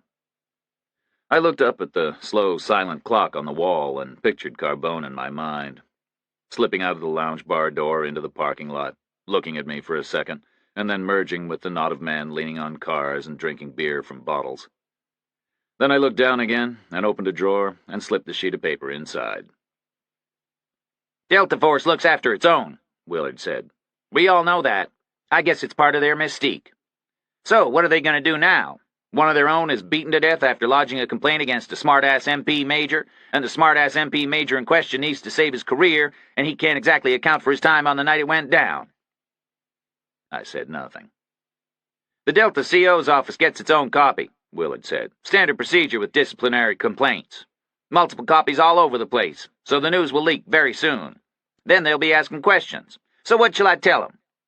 I could tell them you're definitely not a suspect. Or I could suggest you definitely are a suspect, but there's some type of technicality in the way that means I can't touch you.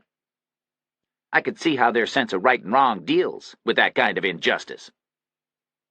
I said nothing. It's the only complaint Carbone ever made, he said. In a 16-year career, I checked that too, and it stands to reason. Guy like that has to keep his head down. But Delta as a whole will see some significance in it. Carbone comes up over the parapet for the first time in his life, they're going to think you boys had some previous history. They'll think it was a grudge match. Won't make them like you any better. I said nothing. So what should I do? Willard said. Should I go over there and drop some hints about awkward legal technicalities? Or should we trade? I keep Delta off your back and you start towing the line. I said nothing. I don't really think you killed him, he said. Not even you would go that far. But I wouldn't have minded if you had. Fags in the Army deserve to be killed. They're here under false pretenses.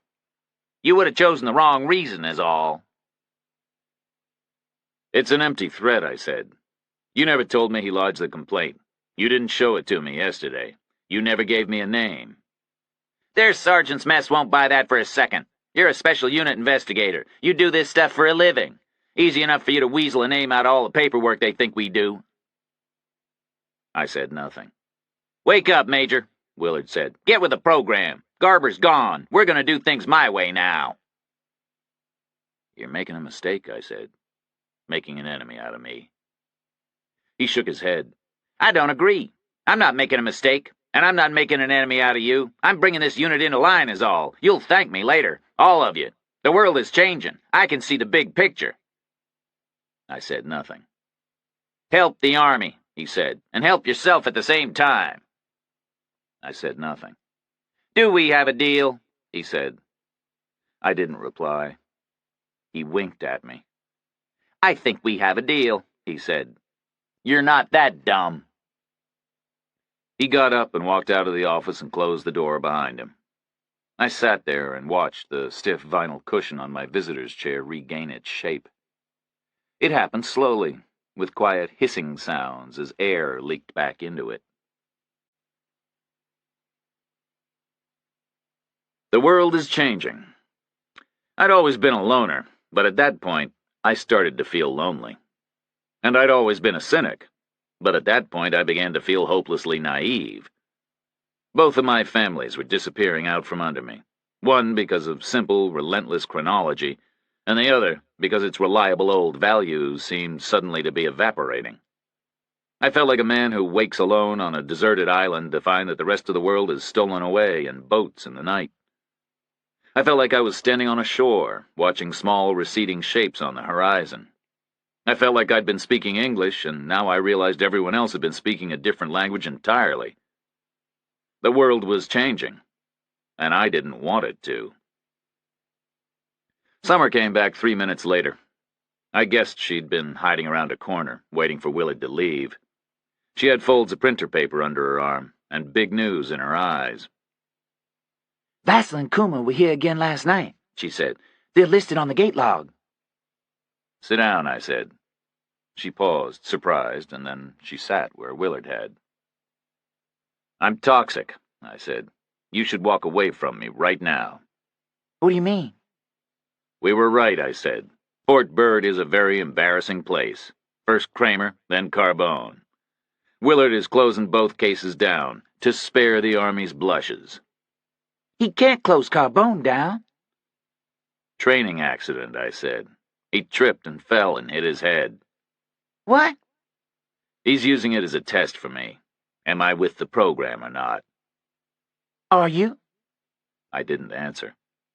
They're illegal orders, Summer said. They have to be. Are you prepared to challenge them? She didn't reply. The only practical way to challenge illegal orders was to disobey them, and then take your chances with the resulting general court-martial, which would inevitably become a mano-a-mano struggle with a guy way higher on the food chain in front of a presiding judge who was well aware of the Army's preference that orders should never be questioned. So nothing ever happened, I said. Bring all your paperwork here and forget you ever heard of me or Kramer or Carbone. She said nothing. And speak to the guys who were there last night. Tell them to forget what they saw. She looked down at the floor. Then go back to the O Club and wait for your next assignment. She looked up at me. Are you serious? She said. Totally, I said. I'm giving you a direct order. She stared at me. You're not the man I thought you were. I nodded. I agree, I said. I'm not. She walked out, and I gave her a minute to get clear, and then I picked up the folded paper she'd left behind. There was a lot of it. I found the page I wanted, and I stared at it. Because I don't like coincidences. Vassell and Coomer had entered Bird by the main gate at 6:45 in the evening of the night Carbone had died. They had left again at 10 o'clock. 3¼ hours, right across Carbone's time of death. Or right across dinner time. I picked up the phone and called the O Club dining room. A mess sergeant told me the NCO in charge would call me back. Then I called my own sergeant and asked her to find out who was my opposite number at Fort Irwin and to get him on the line. She came in 4 minutes later with a mug of coffee for me. He's all tied up, she said. Could be a half an hour. His name is Franz. Can't be, I said. Franz is in Panama. I talked to him there face to face. Major Calvin Franz, she said. That's what they told me. Call him back, I said. Double check. She left my coffee on my desk and went back out to her phone. Came in again after another 4 minutes and confirmed that her information had been correct. Major Calvin Franz, she said again. He's been there since December 29th. I looked down at my calendar. January 5th. And you've been here since December 29th, she said. I looked straight at her. Call some more posts, I said. The big ones only. Start with Fort Benning and work through the alphabet. Get me the names of their MPXOs and find out how long they've been there. She nodded and went back out. The NCO from the dining room called me back. I asked him about Vassell and Coomer. He confirmed that they had eaten dinner in the O Club. Vassell had gone with the halibut, and Coomer had opted for the steak. Did they eat on their own, I asked. No, sir, they were with an assortment of senior officers, the guy said. Was it a date? No, sir, we had the impression it was impromptu. It was an odd collection of people. I think they all hooked up in the bar over aperitifs. Certainly we had no reservation for the group. How long were they there? Well, they were seated before 7:30, and they got up just before 10 o'clock. Nobody left and came back. No, sir, they were under our eye throughout. All the time. We paid close attention to them, sir. It was a question of the general's rank, really. I hung up. Then I called the main gate, asked who had actually eyeballed Vassell and Coomer in and out. They gave me a sergeant's name. I told them to find the guy and have him call me back. I waited. The guy from the gate was the first to get back to me. He confirmed he'd been on duty all through the previous evening, and he confirmed he had personally witnessed Vassell and Coomer arrive at 6:45 and leave again at 10. Car? I asked. Big black sedan, sir, he said. A Pentagon staff car. Grand Marquis? I asked. I'm pretty sure, sir. Was there a driver? The colonel was driving, the guy said. Colonel Coomer, that is. General Vassell was sitting in the front passenger seat. Just the two of them in the car? Affirmative, sir. Are you sure? That's definite, sir. No question about it. At night we use flashlights. Black sedan, DOD plates, 2 officers in the front, proper IDs displayed, rear seat vacant. Okay. Thanks, I said, and hung up. The phone rang again immediately. It was Calvin Franz in California. "Reacher," he said, "what the hell are you doing there?" "I could ask you the same question." The phone went quiet for a beat. "No idea what the hell I'm doing here," he said. "Irwin's all quiet. Usually is, they tell me. Weather's nice, though." "Did you check your orders?" "Sure," he said. "Didn't you? Most fun I've had since Grenada, and now I'm staring at the sands of the Mojave. Seems to have been Garber's personal brainwave. I thought I must have upset him. Now I'm not so sure what's going on. Unlikely that we both upset him." "What exactly were your orders?" I said. "Temporary XO for the Provost Marshal." "Is he there right now?" "No, actually. He got a temporary detachment same day I got in." "So you're acting CO?" "Well, looks that way," he said. "Me too." "What's going on?" "No idea," I said. "If I ever find out, I'll tell you. But first I need to ask you a question. I came across a bird colonel and a one-star over here, supposed to be heading out to you for an armored conference on New Year's Day. Vassal and Coomer. Did they ever show?" "That conference was canceled," Franz said. "We heard their two-star bought the farm somewhere. Guy called Kramer. They seemed to think there was no point going ahead without him. Either that, or they can't think at all without him, or they're all too busy fighting over who's going to get his command." "So Vassal and Coomer never came to California?" "They never came to Irwin," Franz said, "that's for sure. Can't speak for California, it's a big state." "Who else was supposed to attend?"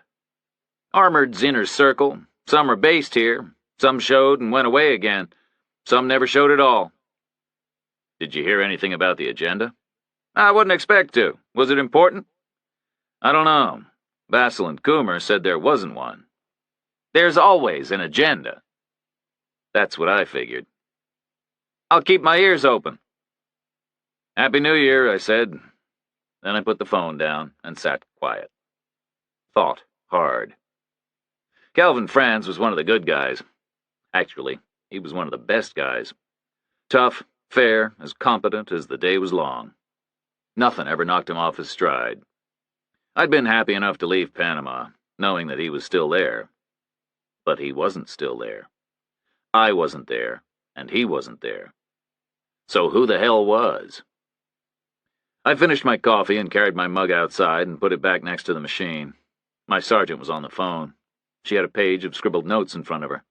She held up a finger like she had big news. Then she went back to writing. I went back to my desk.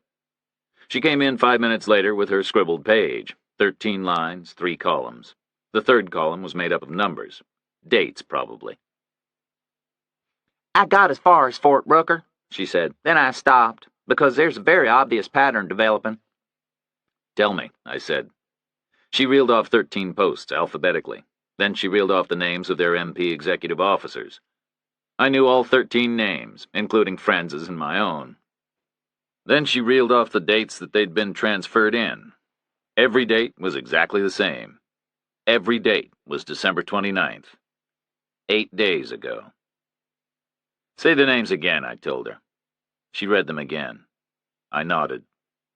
Inside the arcane little world of military law enforcement, if you wanted to pick an all-star squad, and if you thought long and hard about it all through the night, those 13 names were what you would have come up with. No doubt about it. They made up a major league heavy-duty baker's dozen. There would have been about 10 other obvious guys in the mix, but I had no doubt at all that a couple of them would be right there on posts farther along in the alphabet, and the other 8 or so in significant places around the globe. And I had no doubt at all that all of them had been there just 8 days. Our heavy hitters. I wouldn't have wanted to say how high or how low I ranked among them individually, but collectively, down there at the field level, we were the Army's top cops. No question about it. "Weird," I said. And it was weird. To shuffle that many specific individuals around on the same day took some kind of will and planning, and to do it during just cause took some kind of an urgent motive. The room seemed to go quiet, like I was straining to hear the other shoe fall. "I'm going over to the Delta station," I said. I drove myself in a Humvee because I didn't want to walk. I didn't know if the asshole Willard was off the post yet, and I didn't want to cross his path again. The sentry let me into the old prison, and I went straight to the adjutant's office. He was still at his desk, looking a little more tired than when I'd seen him in the early morning. "It was a training accident," I said. He nodded. "So I heard." "What kind of training was he doing?" I asked. "Night maneuvers," the guy said. "Alone?" "Escape and evasion, then." "On post?" "Okay, he was jogging, burning off the holiday calories, whatever." "I need this to sound kosher," I said. "My name's going to be on the report." The captain nodded. "Then forget the jogging. I don't think Carbone was a runner. He's more of a gym rat. A lot of 'em are." "A lot of who are?" He looked straight at me. "Delta guys," he said. "Did he have a specialization?" "They're all generalists. They're all good at everything." "Not radio? Not medic?" "They all do radio, and they're all medics. It's a safeguard. If they're captured individually, they can claim to be the company medic. Might save them from a bullet, and they can demonstrate the expertise if they're tested." "Any medical training take place at night?" The captain shook his head. "Not specifically." "Could he have been out testing comms gear?" "He could have been out road testing a vehicle," the captain said. "He was good with mechanical things. I guess as much as anyone he looked after the unit's trucks. That was probably as close as he got to a specialization." "Okay," I said. "Maybe he blew a tire and his truck fell off the jack and crushed his head." "Works for me," the captain said. "Uneven terrain, maybe a soft spot under the jack, the whole thing would be unstable." "Works for me," the captain said again. "I'll say my guys towed the truck back." "Okay." "What kind of truck was it?" "Any kind you like." "You see O around?" I said. "He's away for the holidays." "Who is he?" "You won't know him." "Try me." "Colonel Brubaker," the captain said. "David Brubaker?" I said. "I know him." Which was partially true. I knew him by reputation. He was a real hairy-ass Special Forces evangelist. According to him, the rest of us could fold our tents and go home, and the whole world could hide behind his hand-picked units. Oh, maybe some helicopter battalions could stay in harness to ferry his people around. Maybe a single Pentagon office could stay open to procure the weapons he wanted. "When will he be back?" I said. "Sometime tomorrow." "Did you call him?" The captain shook his head. "He won't want to be involved, and he won't want to talk to you. But I'll get him to reissue some operational safety procedures as soon as we find out what kind of an accident it was." "Crushed by a truck," I said. "That's what it was. That should make him happy. Vehicular safety is a shorter section than weapons safety." "In what?" "In the field manual." The captain smiled. "Brubaker doesn't use the field manual," he said. "I want to see Carbone's quarters," I said. "Why?" "Because I need to sanitize them. If I'm going to sign off on a truck accident, I don't want any loose ends around." Carbone had bunked the same way as his unit as a whole, on his own in one of the old cells. It was a 6x8 space made of painted concrete, and it had its own sink and toilet. It had a standard Army cot and a footlocker and a shelf on the wall as long as the bed. All in all, it was pretty good accommodations for a sergeant. There were plenty around the world who would have traded in the blink of an eye. Summer had had police tape stuck across the doorway. I pulled it down and balled it up and put it in my pocket. Stepped inside the room. Special Forces Detachment D is very different from the rest of the Army in its approach to discipline and uniformity. Relationships between the ranks are very casual. Nobody even remembers how to salute. Tidiness is not prized. Uniform is not compulsory. If a guy feels comfortable in a previous issue fatigue jacket that he's had for years, he wears it. If he likes New Balance running shoes better than GI combat boots, he wears them. If the Army buys 400,000 Beretta sidearms, but the Delta guy likes SIGs better, he uses a SIG. So Carbone had no closet full of clean and pressed uniforms. There were no serried ranks of undershirts, crisp and laundered, folded ready for use. There were no gleaming boots under his bed. His clothing was all piled on the first 3/4 of the long shelf above his cot. There wasn't much of it. It was all basically olive green, but apart from that, it wasn't stuff that a current quartermaster would recognize. There were some old pieces of the Army's original extended cold weather clothing system. There were some faded pieces of standard BDUs. Nothing was marked with unit or regimental insignia. There was a green bandana. There were some old green T-shirts, washed so many times they were nearly transparent. There was a neatly rolled Alice harness next to the T-shirts. Alice stands for All-Purpose Lightweight Carrying Equipment, which is what the Army calls a nylon belt that you hang things from. The final quarter of the shelf's length held a collection of books and a small color photograph in a brass frame. The photograph was of an older woman that looked a little like Carbone himself, his mother, without a doubt. I remembered his tattoo, sliced across by the K-bar, an eagle holding a scroll with Mother on it.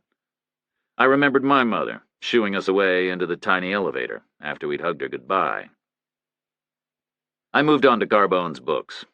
There were 5 paperbacks and 1 tall, thin hardcover. I ran my finger along the paperbacks. I didn't recognize any of the titles or any of the authors. They all had cracked concave spines and yellow-edged pages. They all seemed to be adventure stories involving prototype airplanes or lost submarines. The lone hardcover was a souvenir publication from a Rolling Stones concert tour. Judging by the style of the print on the spine, it was about 10 years old. I lifted his mattress up off the cot springs and checked under it. Nothing there. I checked the toilet tank and under the sink. Nothing doing. I moved on to the footlocker. First thing I saw after opening it was a brown leather jacket folded across the top. Underneath the jacket were 2 white button-down shirts and 2 pairs of blue jeans. The cotton items were worn and soft, and the jacket was neither cheap nor expensive. Together, they made up a soldier's typical Saturday night outfit. Shit, shave, and shower, throw on the civilian duds, pile into someone's car, hit a couple of bars, have some fun. Underneath the jeans was a wallet. It was small and made out of brown leather that almost matched the jacket. Like the clothes above it, it was set up for a typical Saturday night's requirements. There were $43 in cash in it, sufficient for enough rounds of beers to get the fun started. There was a military ID card and a North Carolina driver's license in it, in case the fun concluded inside an MP Jeep or a civilian black and white. There was an unopened condom, in case the fun got serious. There was a photograph of a girl behind a plastic window. Maybe a sister, maybe a cousin, maybe a friend. Maybe nobody. Camouflage, for sure. Underneath the wallet was a shoebox half full of 6x4 prints. They were all amateur snapshots of groups of soldiers. Carbone himself was in some of them. Small groups of men were standing and posing like chorus lines, arms around each other's shoulders. Some shots were under a blazing sun, and the men were shirtless, wearing beanie hats, squinting and smiling. Some were in jungles. Some were in wrecked and snowy streets. All showed the same tight camaraderie. Comrades in arms, off duty, still alive, and happy about it. There was nothing else in Carbone's 6x8 cell. Nothing significant, nothing out of the ordinary, nothing explanatory. Nothing that revealed his history, his nature, his passions, or his interests. He'd lived his life in secret, buttoned down, like his Saturday night shirts. I walked back to my Humvee, turned a corner, and came face to face with the young sergeant with the beard and the tan. He was in my way, and he wasn't about to move. "You made a fool out of me," he said. Did I? "About Carbone, letting me talk the way I did. Company clerk just showed us some interesting paperwork." So? "So we're thinking now." Don't tire yourselves out, I said. "You think this is funny? You won't think it's funny if we find out it was you." It wasn't. "Says you." I nodded. Says me. Now get out of my way. Or I'll kick your ass. He stepped up close. "Think you could kick my ass?" I didn't move. You're wondering whether I kicked Carbone's ass, and he was probably twice as soldier you are. "You won't even see it coming," he said. I said nothing. "Believe me," he said. I looked away. I believed him. If Delta put a hit on me, I wouldn't see it coming. That was for sure. Weeks from now, or months from now, or years from now, I would walk into a dark alley somewhere, and a shadow would step out, and a K-bar would slip between my ribs, and my neck would snap with a loud crack that would echo off the bricks around me, and that'd be the end of it. "You've got a week," the guy said. To do what? "To show us it wasn't you." I said nothing. "Your choice," the guy said. "Show us, or make those 7 days count. Make sure you cover all your lifetime ambitions. Don't start a long book." I drove the Humvee back to my office, left it parked right outside my door.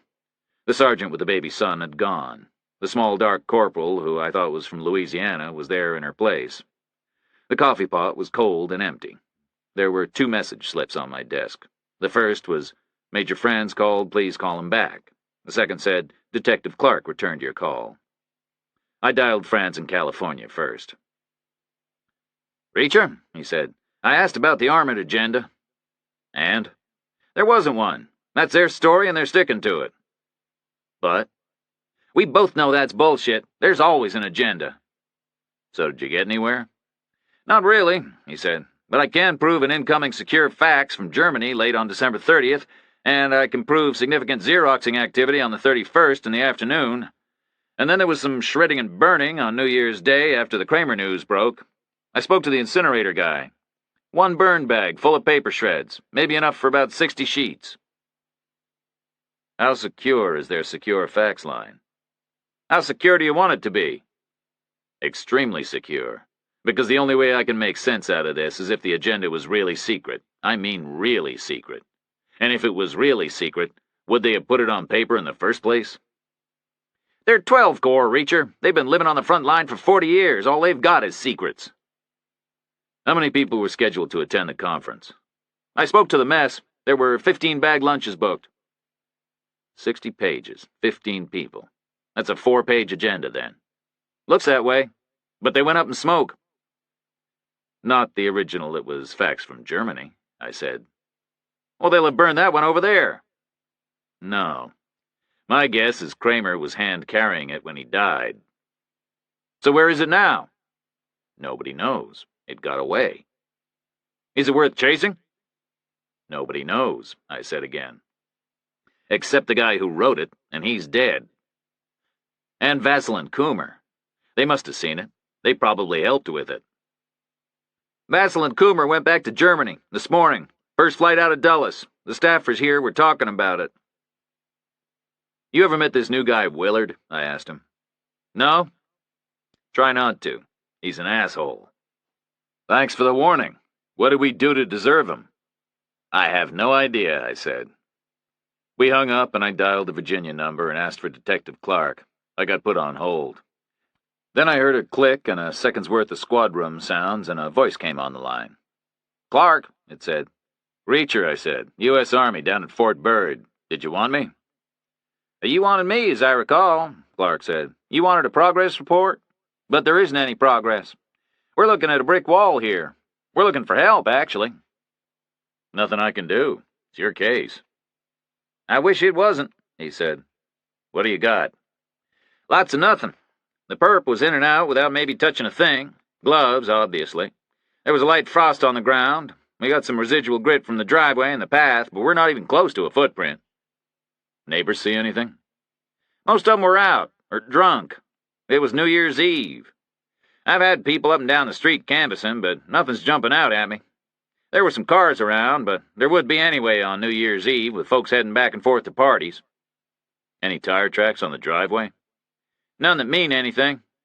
I said nothing. "The victim was killed with a crowbar," Clark said. "Probably the same tool as was used on the door." "I figured that," I said. "After the attack, the perp wiped it on the rug and then washed it clean in the kitchen sink. We found stuff in the pipe. No prints on the faucet.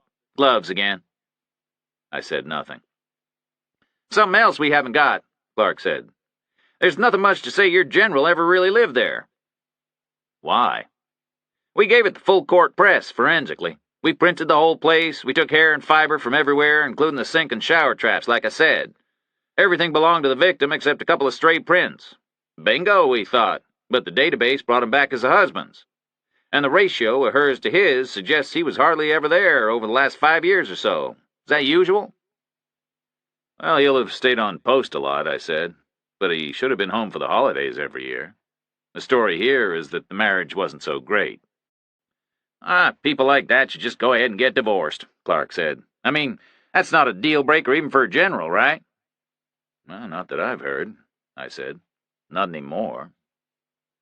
Then he went quiet for a minute. He was thinking. How bad was the marriage? He asked. Bad enough that we should be looking at the husband for the doer? The timing doesn't work, I said. He was dead when it happened. Was there money involved? Nice house, I said. Probably hers. So what about a paid hit? Maybe set up way ahead of time. Now he was really clutching at straws. He'd have arranged it for when he was away in Germany. Clark said nothing to that. Who called you for this progress report? I asked him. You did, he said, an hour ago. I don't recall doing that. Oh, not you personally, he said. Your people. It was a little black chick I met at the scene. Your lieutenant? I was too busy to talk. She gave me a number, but I left it somewhere. So I called back on the number you gave me originally. Did I do wrong? No, I said. You did fine. Sorry we can't help you. We hung up. I sat quiet for a moment, and then I buzzed my corporal. Ask Lieutenant Summer to come and see me, I said.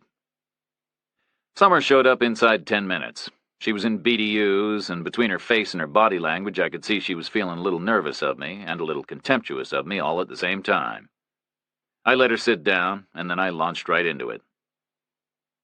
Detective Clark called back, I said. She said nothing. You disobeyed my direct order, I said. She said nothing. Why? I asked. Why'd you give me the order? Why do you think? Because you're towing Willard's line. He's the CO, I said. It's a good line to tow. I don't agree. You're in the Army now, Summer. You don't obey orders just because you agree with them. We don't cover things up just because we're told to either. We do, I said. We do that all the time. We always have. Well, we shouldn't. Who made you Chief of Staff? It's unfair to Carbone and Mrs. Kramer, she said. They're innocent victims. I paused. Why did you start with Mrs. Kramer? You see her as more important than Carbone? Summer shook her head. I didn't start with Mrs. Kramer. I got to her second. I'd already started on Carbone. I went through the personnel list and the gate log and marked who was here at the time and who wasn't. You gave me that paperwork. I copied it first. You're an idiot, I said. Why? Because I'm not chicken? How old are you? 25. Okay, I said. So next year you'll be 26. You'll be a 26-year-old black woman with a dishonorable discharge from the only career you've ever had. Meanwhile, the civilian job market will be flooded because of force reduction, and you'll be competing with people with chests full of medals and pockets full of testimonials. So what are you going to do? Starve? Go work up at the strip club with Sin? She said nothing. You should have left it to me, I said. You weren't doing anything. I'm glad you thought so, I said. That was the plan. What? I'm going to take Willard on, I said. It's going to be him or me. She said nothing. I work for the Army, I said, not for Willard. I believe in the Army. I don't believe in Willard. I'm not going to let him trash everything. She said nothing. I told him not to make an enemy out of me. But he didn't listen. Big step, she said. One that you already took, I said. Why'd you cut me out? Because if I blow it, I don't want to take anyone down with me. You were protecting me? I nodded. Well, don't, she said. I can think for myself. I said nothing. How old are you? She asked. 29, I said. So next year you'll be 30. You'll be a 30-year-old white man with a dishonorable discharge from the only job you've ever had. And whereas I'm young enough to start over, you're not. You're institutionalized. You got no social skills. You've never been in the civilian world, and you're good for nothing. So maybe it should be you lying in the weeds, not me. I said nothing. You should have talked it over, she said. It's a personal choice, I said. I already made my personal choice, she said. Seems like you know that now. Seems like Detective Clark accidentally ratted me out. That's exactly what I mean, I said. One stray phone call and you could be out on the street. This is a high-stakes game. And I'm right here in it with you, Reacher. So bring me up to speed. 5 minutes later, she knew what I knew. All questions, no answers. Garber's signature was a forgery, she said. I nodded. So what about Carbone's on a complaint? Is that forged too? Maybe, I said. I took the copy that Willard had given me out of my desk drawer, smoothed it out on the blotter, and passed it across to her. She folded it neatly and put it in her inside pocket. I get the writing checked, she said. Easier for me than you now. Nothing's easy for either of us now, I said. You need to be very clear about that. So you need to be very clear about what you're doing. I'm clear, she said. Bring it on. I sat quiet for a minute, just looked at her. She had a small smile on her face. She was plenty tough. But then she had grown up poor in an Alabama shack with churches burning and exploding all around her. I guessed watching her back against Willard and a bunch of Delta vigilantes might represent progress of a sort in her life. Thank you, I said, for being on my side. I'm not on your side, she said. You're on mine. My phone rang. I picked it up. It was the Louisiana corporal, calling from his desk outside my door. North Carolina State Police on the line, he said. They want a duty officer. You want to take it? Not really, I said, but I guess I better. There was a click and some dead air and another click. Then a dispatcher came on the line and told me a trooper in an I-95 patrol car had found an abandoned green canvas briefcase on the highway shoulder. He told me it had a wallet inside that identified the owner as a General Kenneth R. Kramer, U.S. Army. He told me he was calling Fort Byrd because he figured it was the closest military installation to where the briefcase had been found, and he was calling to tell me where the briefcase was currently being held, in case I was interested in having someone sent out to pick it up. Summer drove. We took the Humvee I'd left on the curb. We didn't want to take time to sign out a sedan. It cramped her style a little. Humvees are big, slow trucks that are good for a lot of things, but covering paved roads fast isn't one of them. She looked tiny behind the wheel. The vehicle was full of noise. The engine was thrashing and the tires were whining loud. It was 4 o'clock on a dull day, and it was starting to go dark. We drove north to Kramer's motel and turned east through the Cloverleaf and then north on I-95 itself. We covered 15 miles and passed a rest area and started looking for the right state police building. We found it 12 miles farther on. It was a long, low, one-story brick structure with a forest of tall radio masts bolted to its roof. It was maybe 40 years old. The brick was dull tan. It was impossible to say whether it had started out yellow and then faded in the sun, or whether it had started out white and gotten dirty from the traffic fumes. There were stainless steel letters in an Art Deco style spelling out North Carolina State Police all along its length. We pulled in and parked in front of a pair of glass doors. Summer shut the Humvee down and we sat for a second and then slid out, crossed a narrow sidewalk and pulled the doors and stepped inside the facility. It was a typical police place, built for function and floored with linoleum which was shined every night whether it needed it or not. The walls had many layers of slick paint directly over concrete blocks. The air was hot and smelled faintly of sweat and stewed coffee. There was a desk guy behind a reception counter. We were in battle dress uniform and our Humvee was visible behind us through the doors, so he made the connection fast enough. He didn't ask for ID or inquire why we were there. He didn't speculate as to why General Kramer hadn't shown up himself. He just glanced at me and spent a little longer looking at Summer, and then leaned down under his counter and came back up with the briefcase. It was in a clear plastic bag, not an evidence bag, just some kind of a shopping bag. It had a store's name printed across it in red. The briefcase itself matched Kramer's suit carrier in every way. Same color, same design, same age, same level of wear and tear, no monogram. I opened it and looked inside. There was a wallet. There were plane tickets. There was a passport.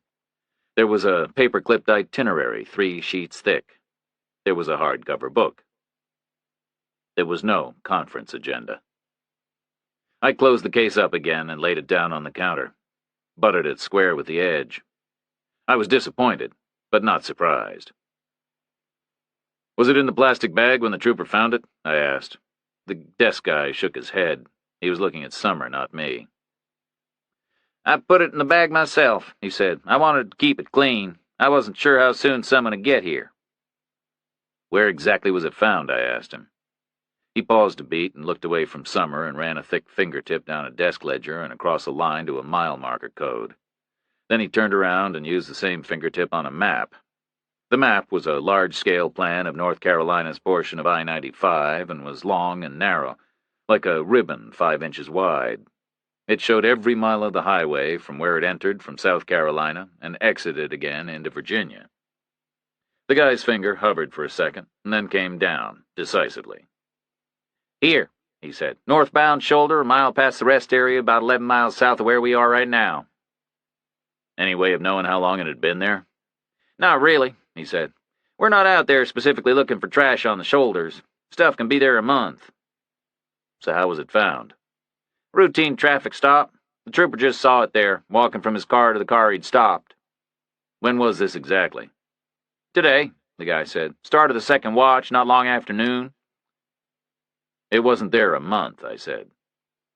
"When did he lose it?" "New Year's Eve," I said. "Where?" "It was stolen from where he was staying."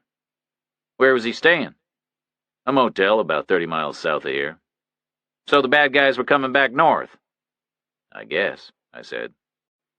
The guy looked at me like he was asking permission, and then picked the case up with both hands and looked at it like he was a connoisseur and it was a rare piece.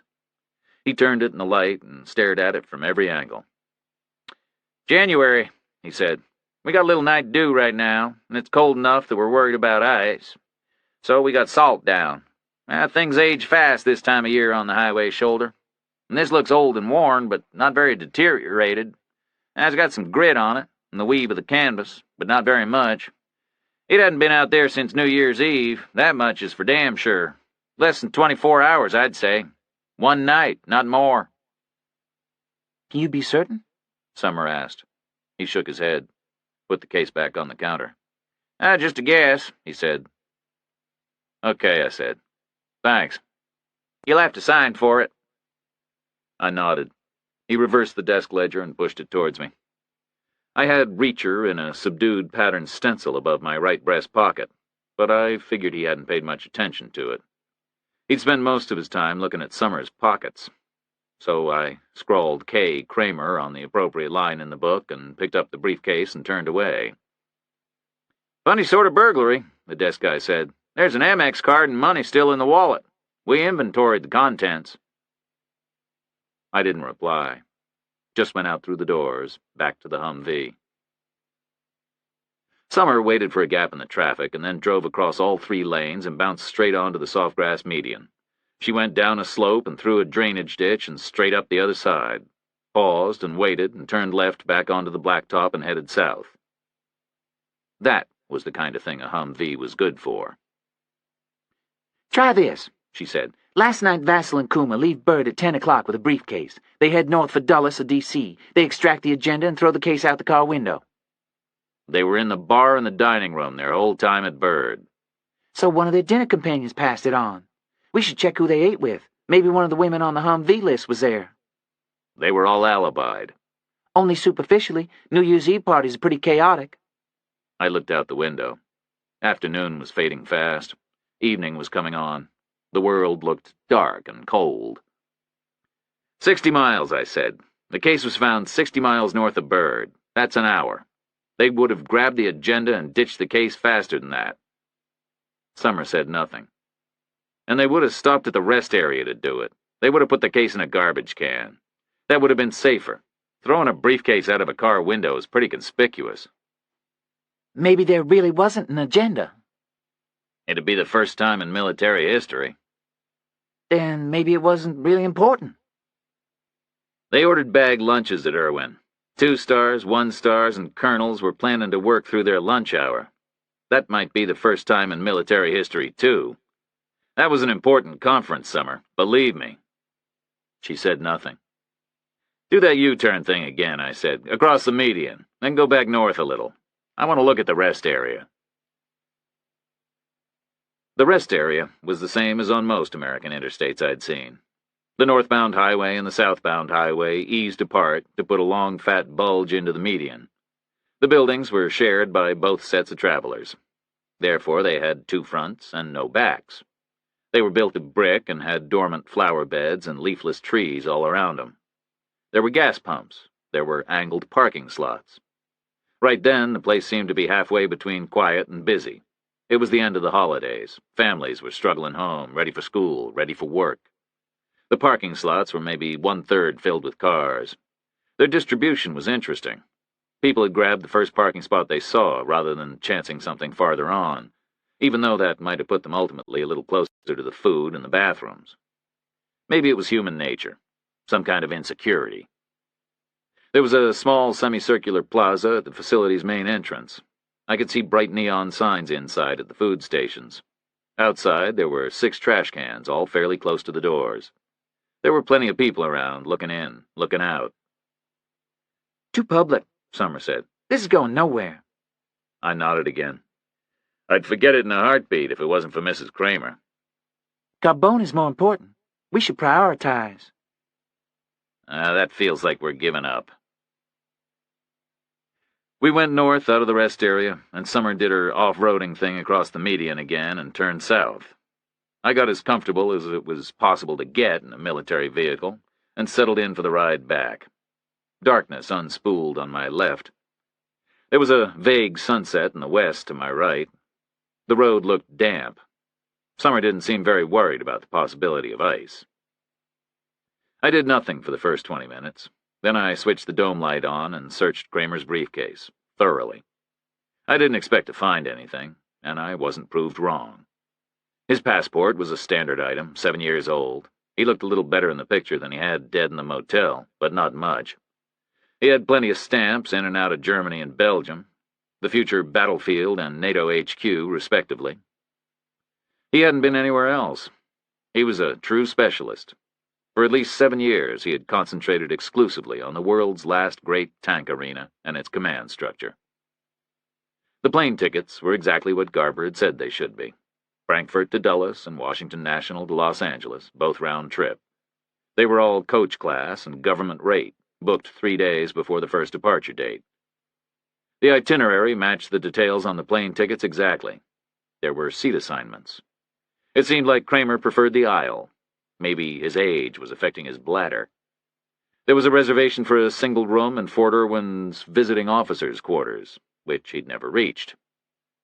His wallet contained 37 American dollars and 67 German marks, all in mixed small bills. The Amex card was the basic green item, due to expire in a year and a half. He'd carried one since 1964, according to the member since rubric. I figured that was pretty early for an Army officer. Back then, most got by with cash and military scrip. Kramer must have been a sophisticated guy financially. There was a Virginia driver's license. He'd been using Green Valley as his permanent address, even though he avoided spending time there. There was a standard military ID card. There was a photograph of Mrs. Kramer behind a plastic window. It showed a much younger version of the woman I'd seen dead on her hallway floor. It was at least 20 years old. She'd been pretty back then. She had long auburn hair that showed up a little orange from the way the photograph had faded with age. There was nothing else in the wallet. No receipts, no restaurant checks, no Amex carbons, no phone numbers, no scraps of paper. I wasn't surprised. Generals are often neat, organized people. They need fighting talent, but they need bureaucratic talent, too. I guessed Kramer's office and desk and quarters would be the same as his wallet. They would contain everything he needed, and nothing he didn't. The hardcover book was an academic monograph from a Midwestern university about the Battle of Kursk. Kursk happened in July of 1943. It was Nazi Germany's last grand offensive of World War II, and its first major defeat on an open battlefield. It turned into the greatest tank battle the world had ever seen, and ever will see, unless people like Kramer himself are eventually turned loose. I wasn't surprised by his choice of reading material. Some small part of him must have feared the closest he'd ever get to truly cataclysmic action was reading about the hundreds of tigers and panthers and T-34s whirling and roaring through the choking summer dust all those years ago. There was nothing else in the briefcase, just a few furred paper shreds trapped in the seams. It looked like Kramer was the sort of guy who emptied his case and turned it upside down and shook it every time he packed for a trip. I put everything back inside and buckled the little straps and laid the case on the floor by my feet. "Speak to the dining room guy," I said. "When we get back, find out who was at the table with Vassal and Coomer." Okay, Summer said. She drove on. We got back to Bird in time for dinner. We ate in the O-Club bar with a bunch of fellow MPs. If Willard had spies among them, they would have seen nothing except a couple of tired people doing not very much of anything. But Summer slipped away between courses and came back with news in her eyes. I ate my dessert and drank my coffee slowly enough that nobody could think I had urgent business anywhere. Then I stood up and wandered out, waited in the cold on the sidewalk. Summer came out 5 minutes later. I smiled. It felt like we were conducting a clandestine affair. only one woman ate with Vassal and Coomer, She said. "Who?" I asked. Lieutenant Colonel Andrea Norton. "The PSYOPs person?" The very same.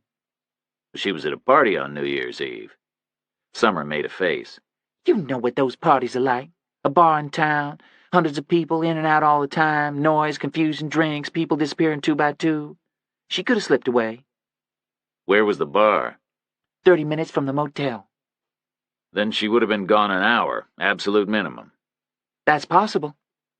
Was she in the bar at midnight, holding hands and singing Old Lang Syne? Whoever was standing next to her should be able to say for sure.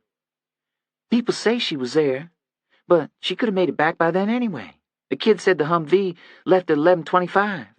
She'd have been back with 5 minutes to spare. It could look natural. You know, everybody comes out of the woodwork, ready for the ball to drop. Party kind of starts over. I said nothing. She would have taken the case to sanitize it. Maybe a phone number was in there, and a name or a picture, or a diary. She didn't want the scandal. But once she was through with it, she didn't need the rest of the stuff anymore. She'd have been happy to hand it back when asked. How would Vassal and Coomer know who to ask? Hard to hide a long-standing affair in this fishbowl. Not logical, I said. If people knew about Kramer and Norton, why would someone go to their house in Virginia? Okay, maybe they didn't know. Maybe it was just there on the list of possibilities. Maybe way down the list. Maybe it was something that people thought was over. I nodded. What can we get from her? We can get confirmation that Vassal and Coomer arranged to take possession of the briefcase last night. That would prove they were looking for her, which puts them in the frame for Mrs. Kramer. They made no calls from the hotel, and they didn't have time to get down there themselves, so I don't see how we can put them in the frame. What else can we get? We can be certain about what happened to the agenda. We can know that Vassal and Coomer got it back.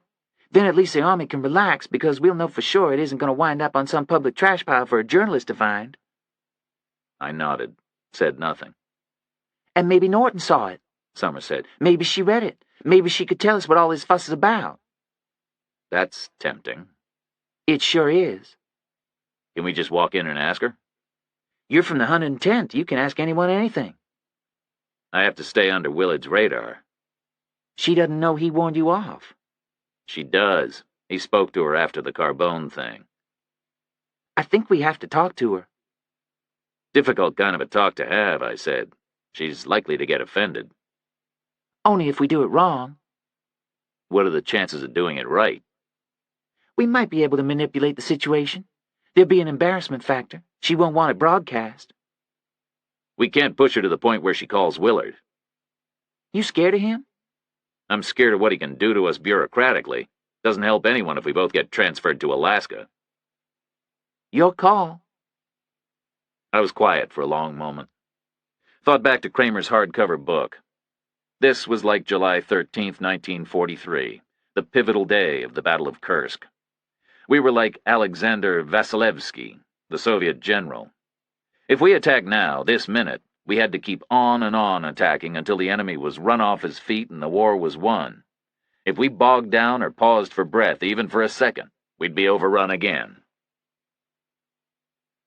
Okay, I said. Let's do it. We found Andrea Norton in the Oak Club lounge, and I asked her if she would spare us a minute in her office. I could see she was puzzled as to why. I told her it was a confidential matter. She stayed puzzled. Willard had told her that Carbone was a closed case, and she couldn't see what else we would have to talk to her about. But she agreed. She told us she would meet us there in 30 minutes. Summer and I spent the 30 minutes in my office with her list of who was on post and who wasn't at Carbone's time of death. She had yards of computer paper neatly folded into a large concertina about an inch thick. There was a name, rank, and number printed on each line with pale dot matrix ink. Almost every name had a check mark next to it. "What are the marks?" I asked her. "Here or not here?" "Here," she said. I nodded. I was afraid of that. I riffed through the concertina with my thumb. "How many?" I asked. "Nearly 1,200. I nodded again. There was nothing intrinsically difficult about boiling down 1,200 names and finding one sole perpetrator. Police files everywhere are full of larger suspect pools. There had been cases in Korea where the entire U.S. military strength had been in the suspect pool. But cases like that require unlimited manpower, big staffs, and endless resources. And they require everybody's total cooperation. They can't be handled behind the CO's back, in secret, by two people acting alone. "Impossible," I said. "Nothing's impossible," Summer said. "We have to go at it a different way." "How?" "What did he take to the scene?" "Nothing." "Wrong," I said. "He took himself." Summer shrugged, dragged her fingers up the folded edges of her paper. The stack thickened and then thinned back down as the air sighed out from between the pages. "Pick a name," she said. "He took a K-bar," I said. 1,200 names, 1,200 K-bars. "He took a tire iron or a crowbar." She nodded. "And he took yogurt," I said. She said nothing. "4 things," I said. "Himself, a K-bar, a blunt instrument, and yogurt. Where'd the yogurt come from?" "His refrigerator in his quarters," Summer said. "Or one of the mess kitchens, or one of the mess buffets, or the commissariat, or a supermarket, or a deli, or a grocery store somewhere off post." I pictured a man, breathing hard, walking fast, maybe sweating, a blood-stained knife and a crowbar clutched together in his right hand, an empty yogurt pot in his left, stumbling in the dark, nearing a destination, looking down, seeing the pot, hurling it into the undergrowth, putting the knife in his pocket, slipping the crowbar under his coat. "We should look for the container," I said.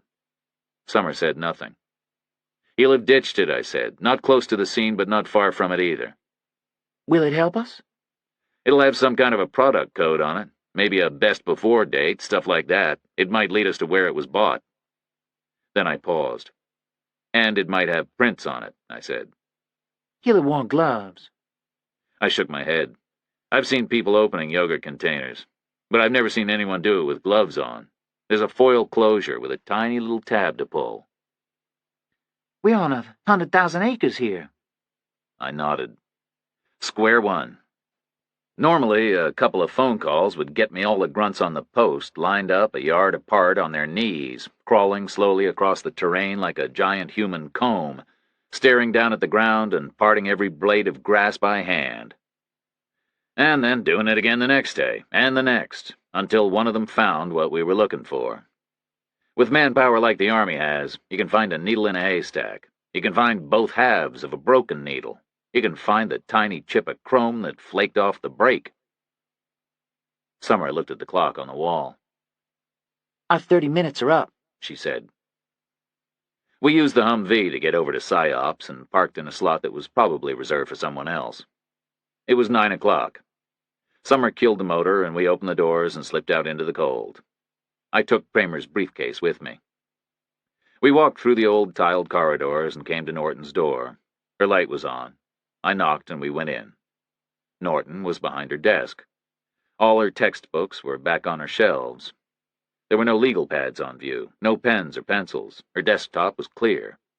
The pool of light from her lamp was a perfect circle on the empty wood. She had 3 visitor chairs. She waved us towards them. Summer sat on the right, I sat on the left. I propped Kramer's briefcase on the center chair, facing Norton, like a ghost at the feast. She didn't look at it.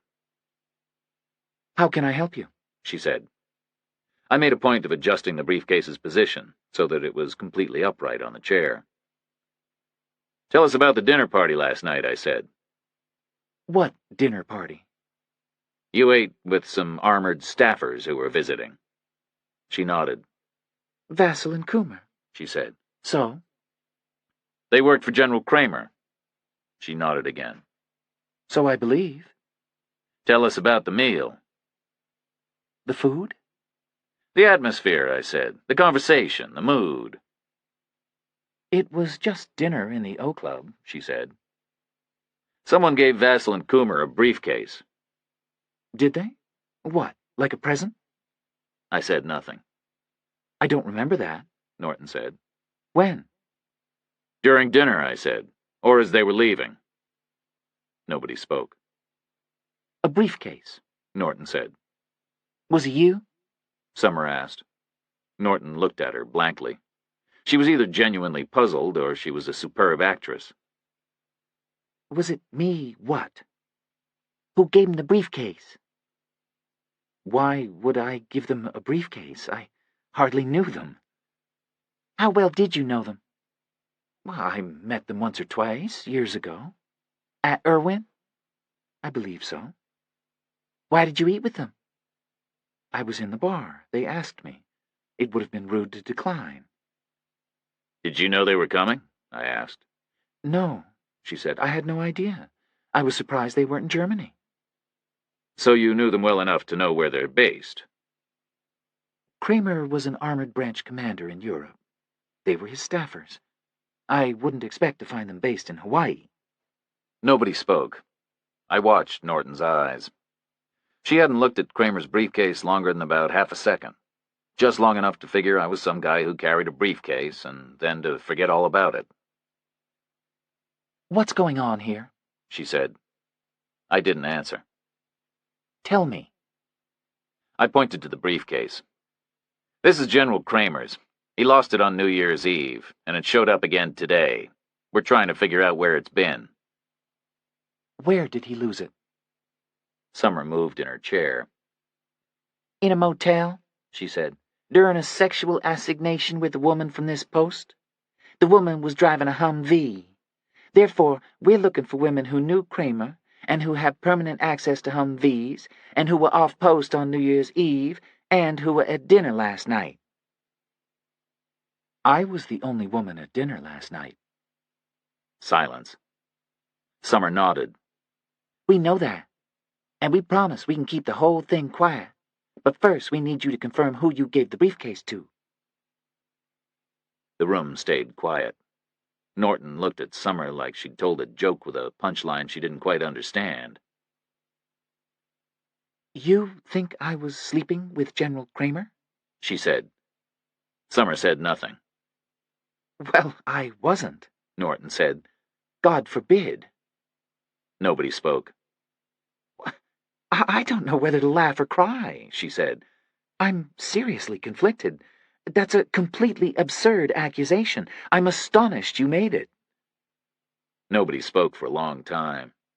Norton smiled, like the main component of her reaction was amusement, not anger. She closed her eyes and opened them a moment later like she was erasing the conversation from her memory. Is there something missing from the briefcase? She asked me. I didn't answer. Help me out here, she said. Please. I'm trying to see the point of this extraordinary visit. Is there something missing from the briefcase? Vassal and Coomer say not. But? I don't believe them. You probably should. They're senior officers. I said nothing. What does your new CO say? He doesn't want it pursued. He's worried about embarrassment. You should be guided by him.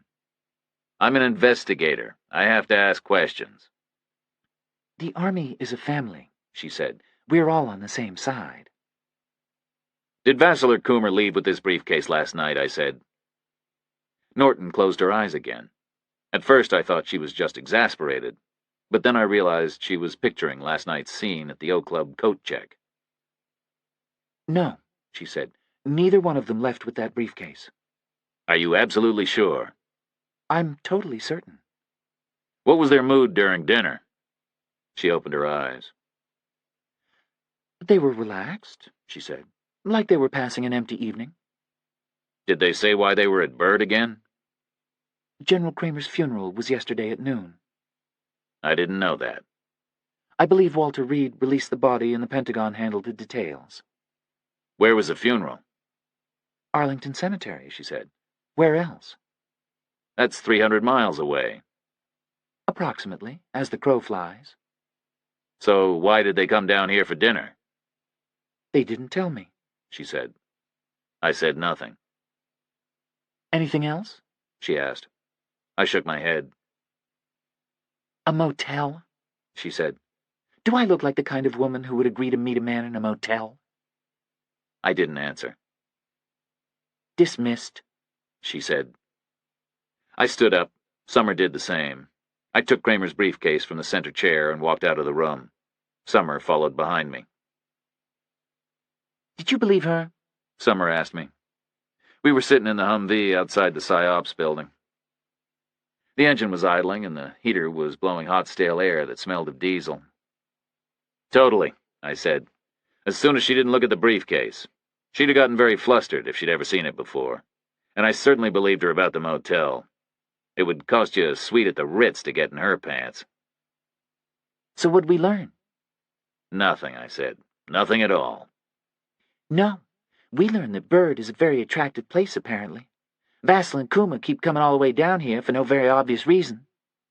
Tell me about it, I said. And that Norton thinks we're a family. Officers, I said. What do you expect? You're an officer. I'm an officer. I nodded. I was at West Point for 4 years, I said. I should know better. I should have changed my name and come back in as a private. 3 promotions, I'd be an E4 specialist by now, maybe even an E5 sergeant. I wish I was. What now? I checked my watch. It was close to 10 o'clock. Sleep, I said. First light, we go out looking for a yogurt container. I'd never eaten yogurt myself, but I'd seen some, and my impression was that individual portions came in small pots about 2 inches wide, which meant you could fit about 300 of them in a square yard, which meant you could fit nearly 1.5 million of them in an acre, which meant you could hide 150 billion of them inside Fort Bird's perimeter wire, which meant that looking for one would be like looking for a single anthrax spore in Yankee Stadium. I did the calculation while I showered and dressed in the pre-dawn darkness. Then I sat on my bed and waited for some light in the sky. No point in going out there and missing the 1 in 150 billion chance because it was too dark to see properly. But as I sat, I started to figure we could narrow the odds by being intelligent about where exactly we looked. The guy with the yogurt obviously made it back from A to B. We knew where A was. A was where Carbone had been killed. And there was a limited choice of places for B. B was either a random hole in the perimeter wire or somewhere among the main post buildings. So, if we were smart, we could cut the billions to millions and find the thing in 100 years instead of 1,000. Unless it was already licked clean inside some starving raccoon's den. I met Summer in the MP motor pool. She was bright and full of energy, but we didn't talk. There was nothing to say, except that the task we had set for ourselves was impossible. And I guessed neither of us wanted to confirm that out loud. So we didn't speak. We just picked a Humvee at random and headed out. I drove for a change, the same 3-minute journey I'd driven 30-some hours before. According to the Humvee's trip meter, we traveled exactly 1.5 miles, and according to its compass, we traveled south and west. And then we arrived at the crime scene. There were still tatters of MP tape on some of the trees. We parked 10 yards off the track and got out. I climbed up on the hood and sat on the roof above the windshield, gazed west and north, and then turned around and gazed east and south. The air was cold. There was a breeze. The landscape was brown and dead and immense. The dawn sun was weak and pale. "Which way'd he go?" I called. North and east, Summer called back. She sounded pretty sure about it. "Why?" I called. She climbed up on the hood and sat next to me. "He had a vehicle," she said. "Why?" "Because we didn't find one left out here, and I doubt if they walked." "Why?" "Because if they'd walked, it would have happened closer to where they started. This is at least a 30-minute walk from anywhere. I don't see the bad guy concealing a tire iron or a crowbar for 30 solid minutes, not walking side by side. Under a coat, it'd make him move like a robot. Carbone would have twigged. So they drove, in the bad guy's vehicle. He had the weapon under a jacket or something on the back seat. Maybe the knife and the yogurt, too." "Where'd they start?" "Doesn't matter. Only thing that matters to us now is where the bad guy went afterwards. And if he was in a vehicle, he didn't drive outward towards a wire. We can assume there are no vehicle-size holes in it. Man-size, maybe, or deer-size, but nothing big enough to drive a truck or a car through." "Okay," I said. "So, he headed back to the post. He can't have gone anywhere else. Can't just drive a vehicle into the middle of nowhere. He drove back along the track and parked his vehicle and went about his business." I nodded, looked at the western horizon ahead of me, turned and looked north and east back along the track, back towards the post. 1.5 miles of track.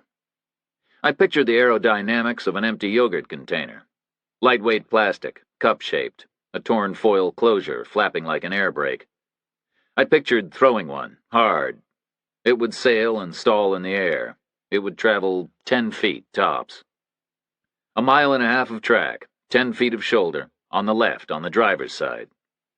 I felt millions shrink to thousands. Then I felt them expand all the way back up to billions. "Good news and bad news," I said.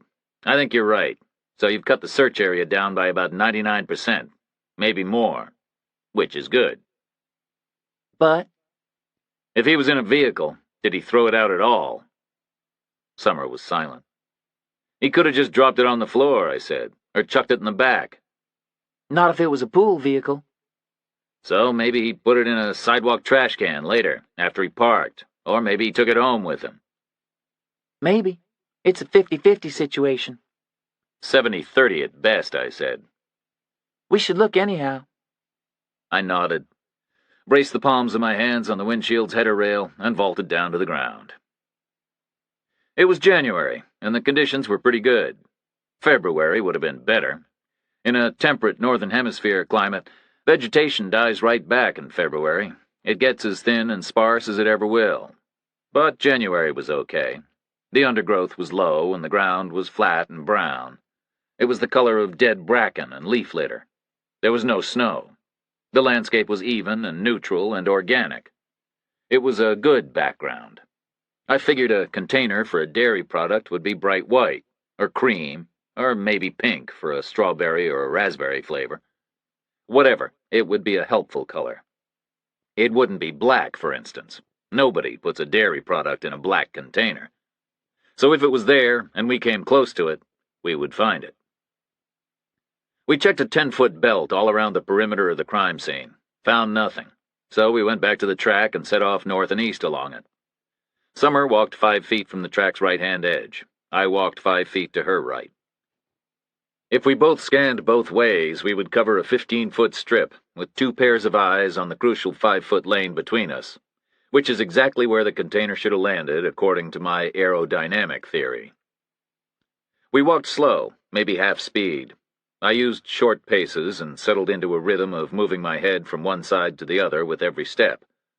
I felt pretty stupid doing it. I must have looked like a penguin. But it was an efficient method. I lapsed into a kind of autopilot mode, and the ground blurred beneath me. I wasn't seeing individual leaves and twigs and blades of grass. I was tuning out what should be there. I felt like something that shouldn't be there would leap right out at me. We walked for 10 minutes and found nothing. "Swap?" Summer said. We changed places and moved on. We saw 1 million tons of forest debris, and nothing else. Army posts are kept scrupulously clean. The weekly litter patrol is a religion. Outside the wire, we would have been tripping over all kinds of stuff. Inside, there was nothing. Nothing at all. We did another 10 minutes, another 300 yards, and then we paused and swapped positions again. Moving slow in the cold air was chilling me. I stared at the earth like a maniac. I felt we were close to our best chance. A mile and a half is 2,640 yards. I figured the first few hundred and the last few hundred were poor hunting grounds. At first, the guy would have been feeling the pure urge to escape. Then, close to the post buildings, he knew he had to be ready and done and composed. So the middle stretch was where he would have sanitized. Anyone with any sense would have coasted to a stop, breathed in, breathed out, and thought things through. He would have buzzed his window down and felt the night air on his face. I slowed down and looked harder, left and right, left and right. Saw nothing. "Did he have blood on him?" I said. A little, maybe, Summer said on my right. I didn't look at her. I kept my eyes on the ground. On his gloves, she said. Maybe on his shoes. Less than he might have expected, I said. Unless he was a doctor, he would have expected some pretty bad bleeding. So he didn't use a pool car. He expected blood and didn't want to risk leaving it all over a vehicle that someone else was going to drive the next day. So like you said, with his own car, he'll have thrown it in the back. So we aren't going to find anything out here. I nodded, said nothing, walked on. We covered the whole of the middle section and found nothing. 2,000 yards of dormant organic material, and not one single man-made item. Not a cigarette butt, not a scrap of paper, no rusted cans, no empty bottles. It was a real tribute to the post commander's enthusiasm, but it was disappointing.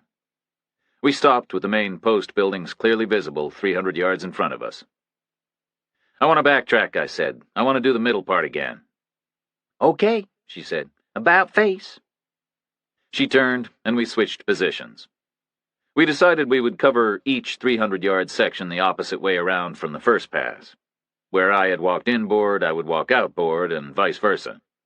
No real reason, except our perspectives were different, and we felt we should alternate.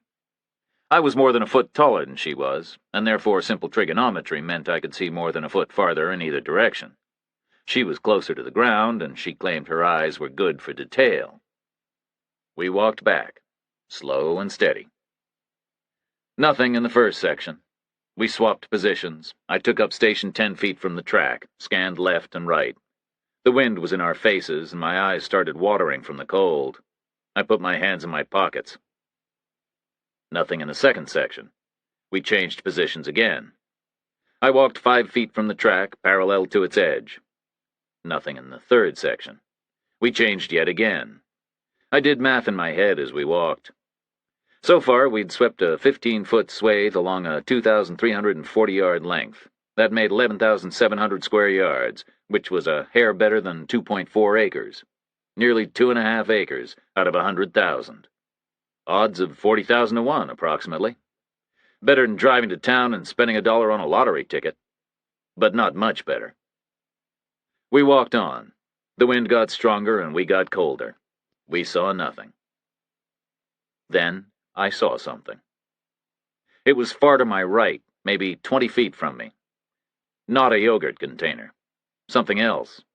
I almost ignored it, because it was well outside the zone of possibility.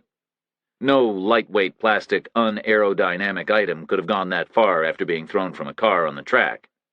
So my eyes spotted it, and my brain processed it and rejected it instantly, on a purely pre-programmed basis.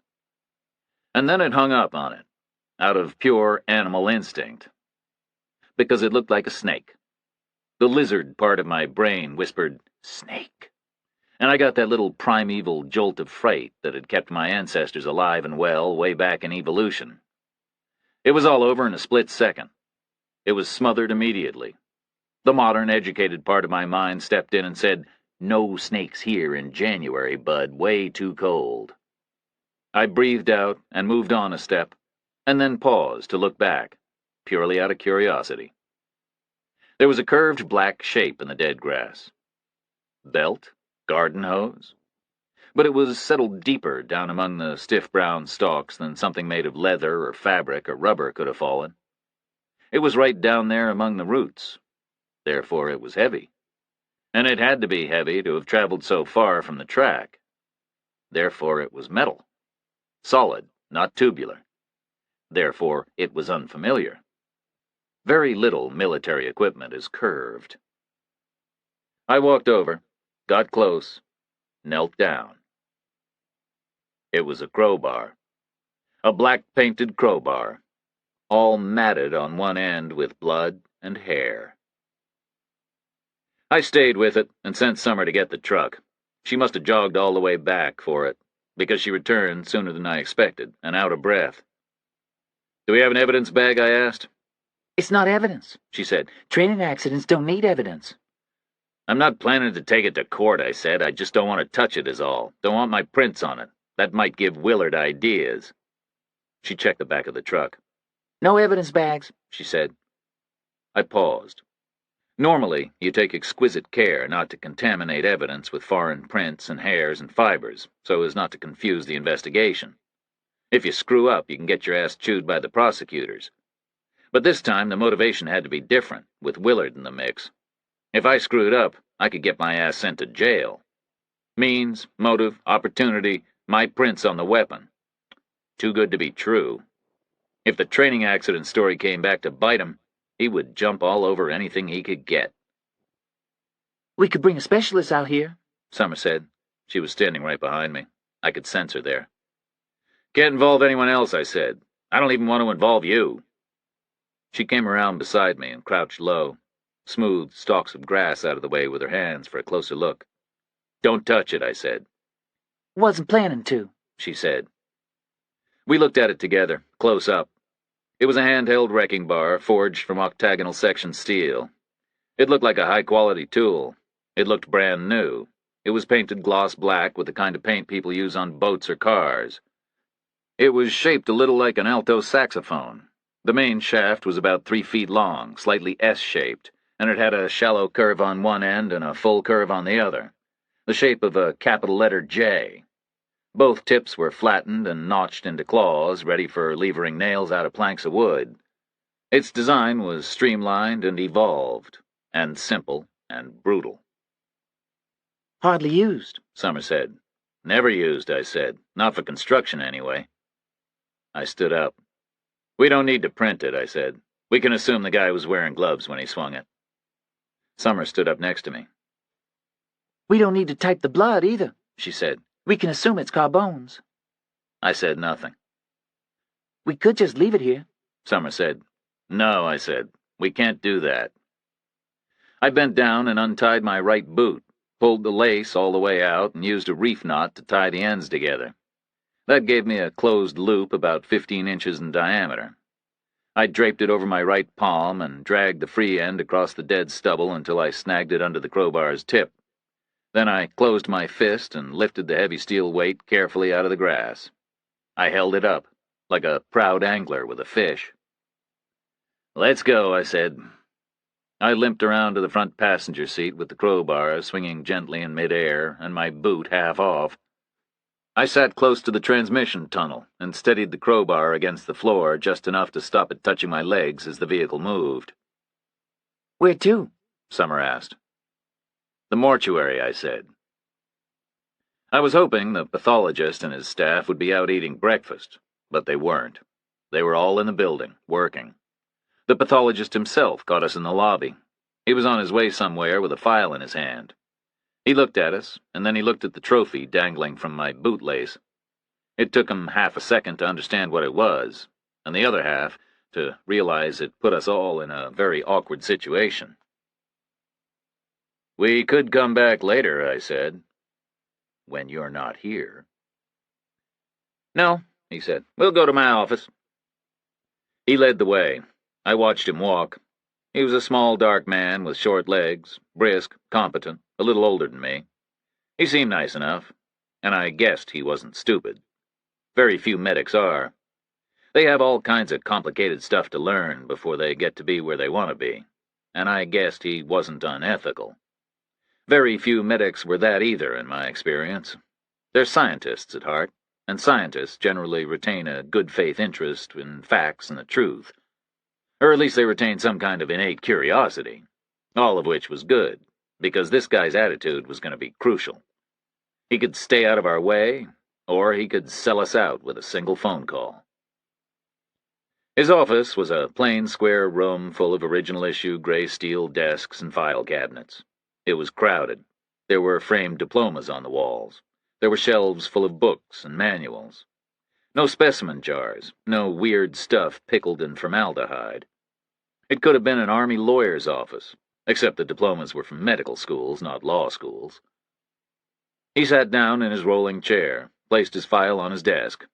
Summer closed his door and leaned on it. I stood in the middle of the floor, with the crowbar hanging in space. We all looked at each other, waited to see who would make the opening bid. Carbone was a training accident, the doctor said, like he was moving his first pawn 2 squares forward. I nodded. No question, I said, like I was moving my own pawn. I'm glad we've got that straight, he said. But he said it in a voice that meant, can you believe this shit? I heard Summer breathe out, because we had an ally. But we had an ally who wanted distance. We had an ally who wanted to hide behind an elaborate charade. And I didn't altogether blame him. He owed years of service in exchange for his medical school tuition. Therefore, he was cautious. Therefore, he was an ally whose wishes we had to respect. Carbone fell and hit his head, I said. It's a closed case. Pure accident. Very unfortunate for all concerned. But I held the crowbar a little higher. I think this is what he hit his head on, I said. 3 times? Well, maybe he bounced. Maybe there were dead twigs under the leaves, made the ground a little springy like a trampoline. The doctor nodded. Terrain can be like that this time of year. Lethal, I said. I lowered the crowbar again. Waited. Why'd you bring it here? The doctor asked. There might be an issue of contributory negligence, I said. Whoever left it lying around for Carbone to fall on might need a reprimand. The doctor nodded again. Littering is a grave offense. In this man's army, I said. What do you want me to do? Nothing, I said. We're here to help you out is all. With it being a closed case, we figured you wouldn't want to clutter your place up with those plaster casts you made of the wound site. We figured we could haul them to the trash for you. The doctor nodded for a 3rd time. You could do that, he said. It would save me a trip. He paused for a long moment. Then he cleared the file away from in front of him and opened some drawers and laid sheets of clean white paper on the desktop and arranged 6 glass microscope slides on the paper. That thing looks heavy, he said to me. It is, I said. Maybe you should put it down. Take the weight off your shoulder. Is that medical advice? Oh, you don't want ligament damage. Where should I put it down? Any flat surface you can find. I stepped forward and laid the crowbar gently on his desk, on top of the paper and the glass slides. Unhooked my bootlace and picked the knot out of it. Squatted down and threaded it back through the eyelets. Tightened it up and tied it off. I looked up in time to see the doctor move a microscope slide. He picked it up and scraped it against the end of the crowbar where it was matted with blood and hair. Damn, he said. I got this slide all dirty. Very careless of me. He made the exact same error with 5 more slides. Are we interested in fingerprints? He said. I shook my head. We're assuming gloves. Well, we should check, I think. Contributory negligence is a serious matter. He opened another drawer and peeled a latex glove out of a box and snapped it on his hand. It made a tiny cloud of talcum dust. Then he picked the crowbar up and carried it out of the room. He came back less than 10 minutes later. He still had his glove on. The crowbar was washed clean. The black paint gleamed. It looked indistinguishable from new. No prints, he said. He put the crowbar down on his chair and pulled a file drawer and came out with a pale brown cardboard box, opened it up and took out 2 chalk-white plaster casts. Both were about 6 inches long and both had Carbone handwritten in black ink on the underside. One was a positive, formed by pressing wet plaster into the wound. The other was a negative, formed by molding more plaster over the positive. The negative showed the shape of the wound the weapon had made, and therefore the positive showed the shape of the weapon itself. The doctor put the positive on the chair next to the crowbar, lined them up, parallel. The cast was about 6 inches long. It was white and a little pitted from the molding process, but was otherwise identical to the smooth black iron. Absolutely identical. Same section, same thickness, same contours. Then the doctor put the negative on the desk. It was a little bigger than the positive, and a little messier. It was an exact replica of the back of Carbone's shattered head. The doctor picked up the crowbar, hefted it in his hand, lined it up speculatively, brought it down very slowly. 1 for the first blow, then 2 for the second, then 3 for the last. He touched it to the plaster. The third and final wound was the best defined.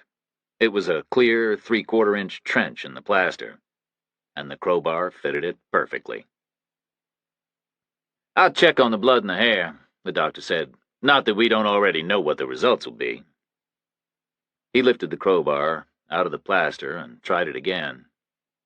It went in again, precisely and deep. He lifted it out and balanced it across his open palms like he was weighing it. Then he grasped it by the straighter end and swung it like a batter going after a high fastball. He swung it again, harder, a compact, violent stroke. It looked big in his hands. Big and a little heavy for him, a little out of control. "Very strong man," he said. "Vicious swing. Big, tall guy, right-handed, physically very fit. But that describes a lot of people on this post, I guess." "There was no guy," I said. "Carbone fell and hit his head." The doctor smiled briefly and balanced the bar across his palms again. "It's handsome in its way," he said. "Does that sound strange?" I knew what he meant. It was a nice piece of steel, and it was everything it needed to be, and nothing it didn't. Like a Colt Detective Special, or a K-bar, or a cockroach. He slid it inside a long steel drawer. The metals scraped one on the other, and then boomed faintly when he let it go and dropped it the final inch. "I'll keep it here," he said, "if you like. Safer that way." "Okay," I said. He closed the drawer. "You right-handed?" he asked me. "Yes," I said, "I am." "Colonel Willard told me you did it," he said, "but I didn't believe him." "Why not?" "You were very surprised when you saw who it was. When I put his face back on, you had a definite physical reaction. People can't fake that sort of thing." "Did you tell Willard that?" The doctor nodded. "Yeah, he found it inconvenient, but it didn't really deflect him, and I'm sure he's already developed a theory to explain it away." "I'll watch my back," I said. "Some Delta sergeants came to see me, too. There are rumors starting. I think you should watch your back very carefully." "I plan to," I said. "Very carefully," the doctor said. Summer and I got back in the Humvee. She fired it up and put it in gear and sat with her foot on the brake. "Quartermaster," I said. It wasn't military issue, She said. "It looked expensive," I said. "Expensive enough for the Pentagon, maybe." It would have been green. I nodded. "Probably. But we should still check. Sooner or later, we're going to need all our ducks in a row." She took her foot off the brake and headed for the quartermaster building. She'd been at Bird much longer than me, and she knew where everything was. She parked again in front of the usual type of warehouse. I knew there'd be a long counter inside, with massive off-limits storage areas behind it. There would be huge bales of clothing, tires, blankets, mess kits, and trenching tools, equipment of every kind. We went in and found a young guy in new BDUs behind the counter. He was a cheerful, corn-fed country boy. He looked like he was working in his dad's hardware store, and he looked like it was his life's ambition. He was enthusiastic. I told him we were interested in construction equipment. He opened a manual the size of 8 phone books, found the correct section. I asked him to find listings for crowbars. He licked his forefinger and turned pages and found 2 entries. Pry-bar general issue, long, claw on one end, and then crowbar general issue, short, claw on both ends. I asked him to show us an example of the latter. He went away and disappeared among the tall stacks. We waited, breathed in the unique quartermaster smell of old dust and new rubber and damp cotton twill. He came back after 5 long minutes with a GI crowbar, laid it down on the counter in front of us. It landed with a heavy thump. Summer had been right. It was painted olive green, and it was a completely different item from the one we'd just left in the pathologist's office. Different section, 6 inches shorter, slightly thinner, slightly different curves. It looked carefully designed. It was probably a perfect example of the way the Army does things. Years ago, it had probably been the 99th item on someone's re-equipment agenda. A subcommittee would have been formed with expert input from survivors of the old construction battalions. A specification would have been drawn up concerning length and weight and durability. Metal fatigue would have been investigated. Arenas of likely use would have been considered. Brittleness in the frozen winters of northern Europe would have been evaluated. Malleability in the severe heat of the equator would have been taken into account. Detailed drawings would have been made. Then tenders would have gone out. Mills all over Pennsylvania and Alabama would have priced the job. Prototypes would have been forged. They would have been tested, exhaustively. One and only one winner would have been approved. Paint would have been supplied, and the thickness and uniformity of its application would have been specified and carefully monitored. Then the whole business would have been completely forgotten. But the product of all those long months of deliberation was still coming through, thousands of units a year, needed or not. "Thanks, soldier," I said. You need to take it? The kid asked. "I just needed to see it," I said. We went back to my office. It was mid-morning, a dull day, and I felt aimless. So far, the new decade wasn't doing much for me. I wasn't a huge fan of the 1990s yet, at that point, 6 days in. Are you going to write the accident report? Summer asked. "For Willard? Not yet." He'll expect it today. I nodded. "I know, but I'm going to make him ask. One more time." Why? I guess because it's a fascinating experience, like watching maggots writhing around in something that died. What died? My enthusiasm for getting out of bed in the morning. One bad apple, She said. doesn't mean much. "Maybe," I said, "if it is just one." She said nothing. "Crowbars," I said. "We got 2 separate cases with crowbars, and I don't like coincidences. But I can't see how they can be connected. There's no way to join them up. Carbone was a million miles from Mrs. Kramer in every way imaginable. They were in completely different worlds." Vassal and Kuma joined him up, She said. They had an interest in something that could have been in Mrs. Kramer's house, and they were here at Bird the night Carbone was killed. I nodded. "That's what's driving me crazy. It's a perfect connection, except it isn't. They took one call in D.C. They were too far from Green Valley to do anything to Mrs. Kramer themselves, and they didn't call anyone from the hotel. Then they were here the night Carbone died, but they were in the Oak Club with a dozen witnesses the whole time eating steak and fish." First time they were here they had a driver, Major Marshall, remember? But the second time they were on their own. That feels a little clandestine to me, like they were here for a secret reason. Nothing very secret about hanging around in the Oak Club bar and then eating in the Oak Club dining room. They weren't out of sight for a minute all night long. But why didn't they have their driver? Why come on their own? I assumed Marshall was at the funeral with them, but they chose to drive more than 300 miles by themselves? And more than 300 back? "Maybe Marshall was unavailable," I said. He's their blue-eyed boy, she said. He's available when they say so. "Why'd they come here at all? It's a very long way for a very average dinner." They came for the briefcase, Reacher. Norton's wrong. She must be. Someone gave it to him. They left with it. "I don't think Norton's wrong. She convinced me." Then maybe they picked it up in the parking lot. Norton wouldn't have seen that. I assume she didn't go out there in the cold and wave him off. But they left with it for sure. Why else would they be happy to fly back to Germany? "Maybe they just gave up on it. They were due back in Germany anyway. They couldn't stay here forever. They got Kramer's command to fight over." Summer said nothing. "Whatever," I said. "There's no possible connection." It's a random universe. I nodded. "So they stay on the back burner. Carbone stays on the front." Are we going back out to look for the yogurt pot? I shook my head. "It's in the guy's car, or in his trash. Could have been useful. We'll work with a crowbar instead. It's brand new. It was probably bought just as recently as the yogurt was. We have no resources. Detective Clark up in Green Valley will do it for us. He's already looking for his crowbar, presumably. He'll be canvassing hardware stores. We'll ask him to widen his radius and stretch his time frame. That's a lot of extra work for him. I nodded. We'll have to offer him something. We'll have to string him along. We'll tell him we're working on something that might help him. Like what? I smiled. Oh, we could fake it. We could give him Andrea Norton's name.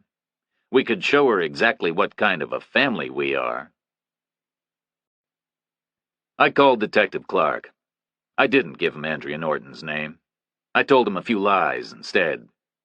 I told him I recalled the damage to Mrs. Kramer's door and the damage to her head, and that I figured a crowbar was involved, and I told him that, as it happened, we had a rash of break-ins at military installations all up and down the eastern seaboard that also seemed to involve crowbars.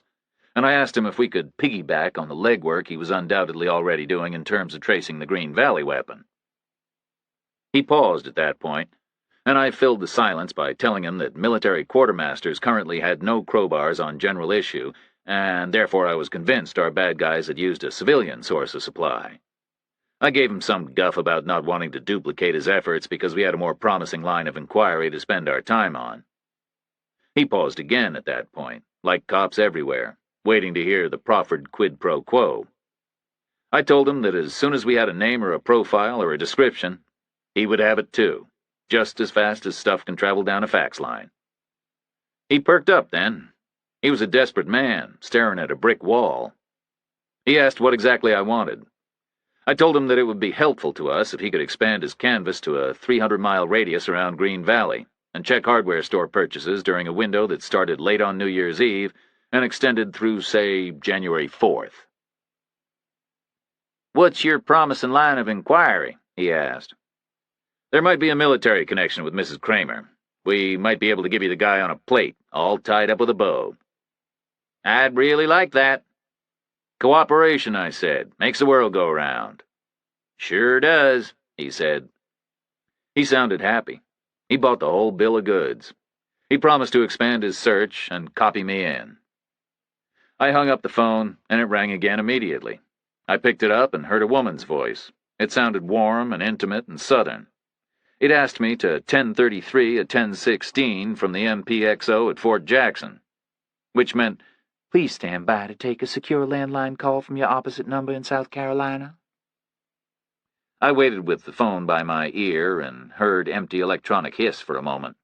Then there was a loud click, and my oppo in South Carolina came on and told me I should know that Colonel David C. Brubaker, Fort Byrd's Special Forces CO, had been found that morning with 2 bullets in his head in an alley in a crummy district of Columbia, which was South Carolina's capital city, and which was all of 200 miles from the North Carolina Golf Course Hotel where he'd been spending his holiday furlough with his wife. And according to the local paramedics, he'd been dead for a day or two. My oppo at Jackson was a guy called Sanchez. I knew him fairly well, and I liked him better. He was smart, and he was good. I put the call on the speaker to include Summer, and we talked briefly about jurisdiction, but without much enthusiasm. Jurisdiction was always a gray area, and we all knew we were beaten from the get-go. Brubaker had been on vacation. He'd been in civilian clothes, he'd been in a city alley, and therefore the Columbia PD was claiming him. There was nothing we could do about it. And the Columbia PD had notified the FBI, because Brubaker's last known whereabouts were the North Carolina Golf Hotel, which added a possible interstate dimension to the situation, and interstate homicide was the Bureau's bag.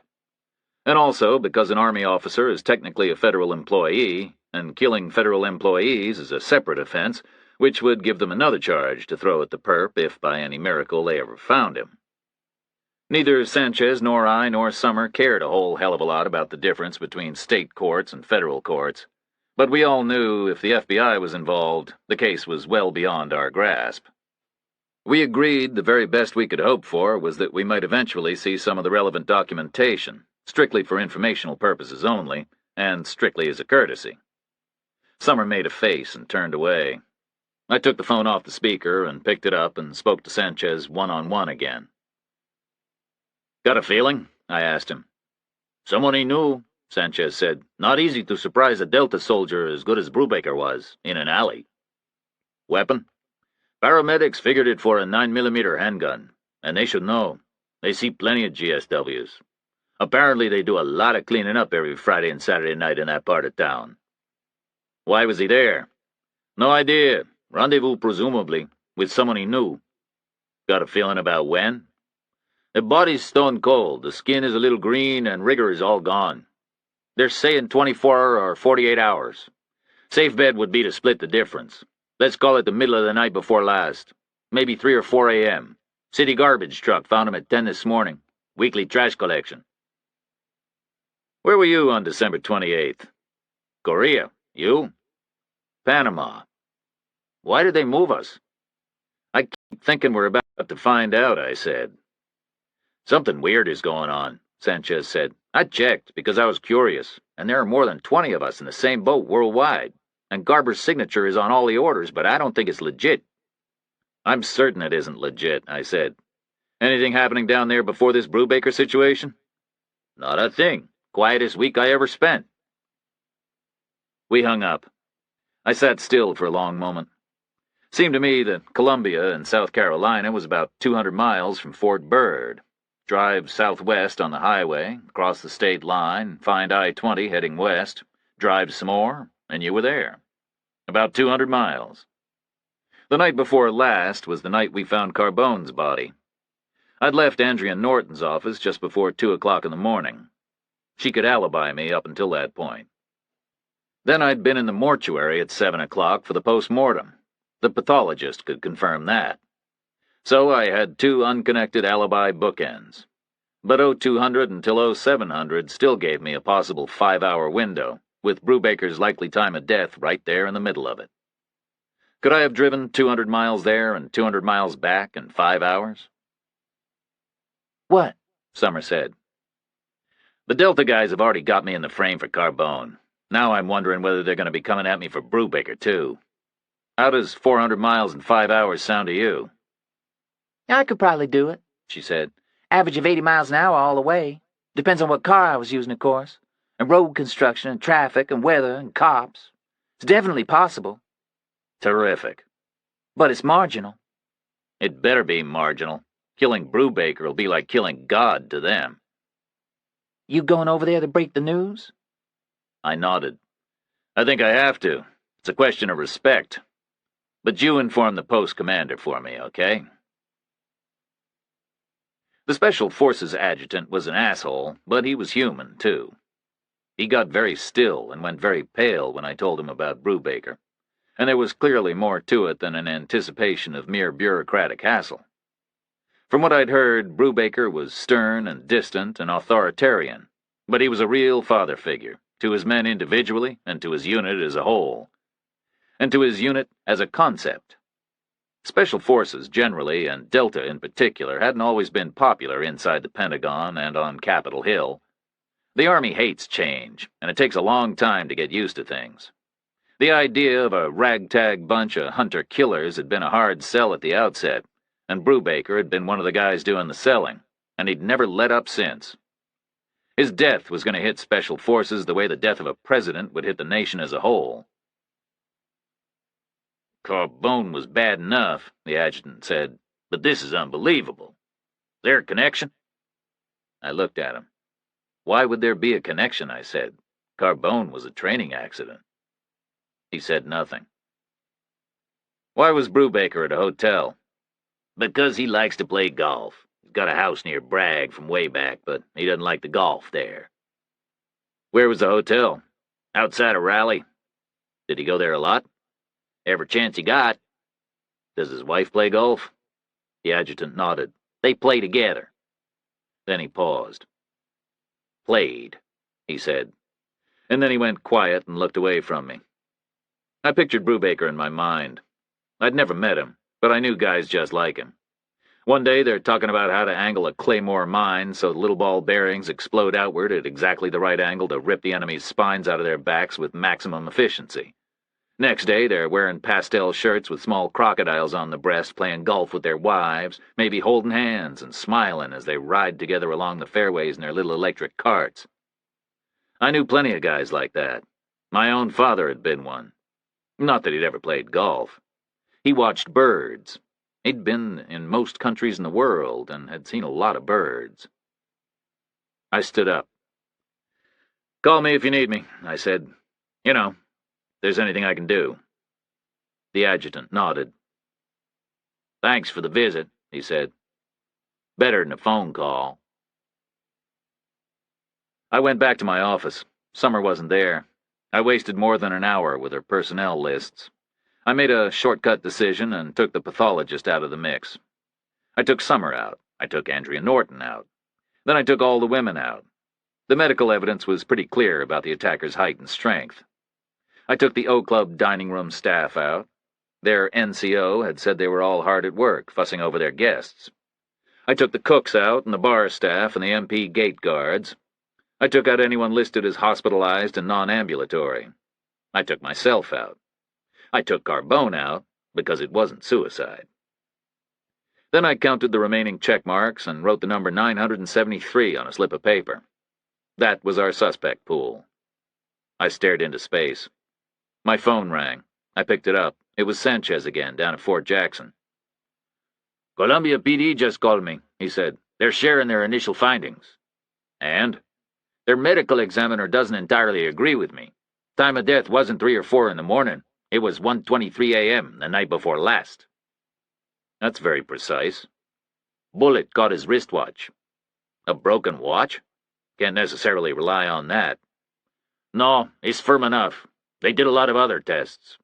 Wrong season for measurable insect activity, which would have helped, but the stomach contents were exactly right for 5 or 6 hours after he ate a heavy dinner." "What does his wife say?" "He disappeared at 8 that night, after a heavy dinner. Got up from the table and never came back." "What did she do about it?" "Nothing," Sanchez said. "He was Special Forces. Their whole marriage he'll have been disappearing with no warning. The middle of dinner, the middle of the night, days or weeks at a time, never able to say why or where afterwards. She was used to it." "Did he get a phone call or something?" "She assumes he did at some point. She's not really sure. She was in the spa before dinner. They just played 27 holes. "Can you call her yourself? She'll talk to you faster than civilian cops." "I could try, I suppose." "Anything else?" I said. "The GSWs were 9mm, he said. 2 rounds fired, both of them through and through, neat entry wounds, bad exit wounds." "Full metal jackets," I said. "Contact shots," he said. "There were powder burns and soot." I paused. I couldn't picture it. 2 rounds fired? Contact shots? So one of the bullets goes in, comes out, loops all the way around, comes back, and drops down and smashes his wristwatch? Well, did he have his hands on his head?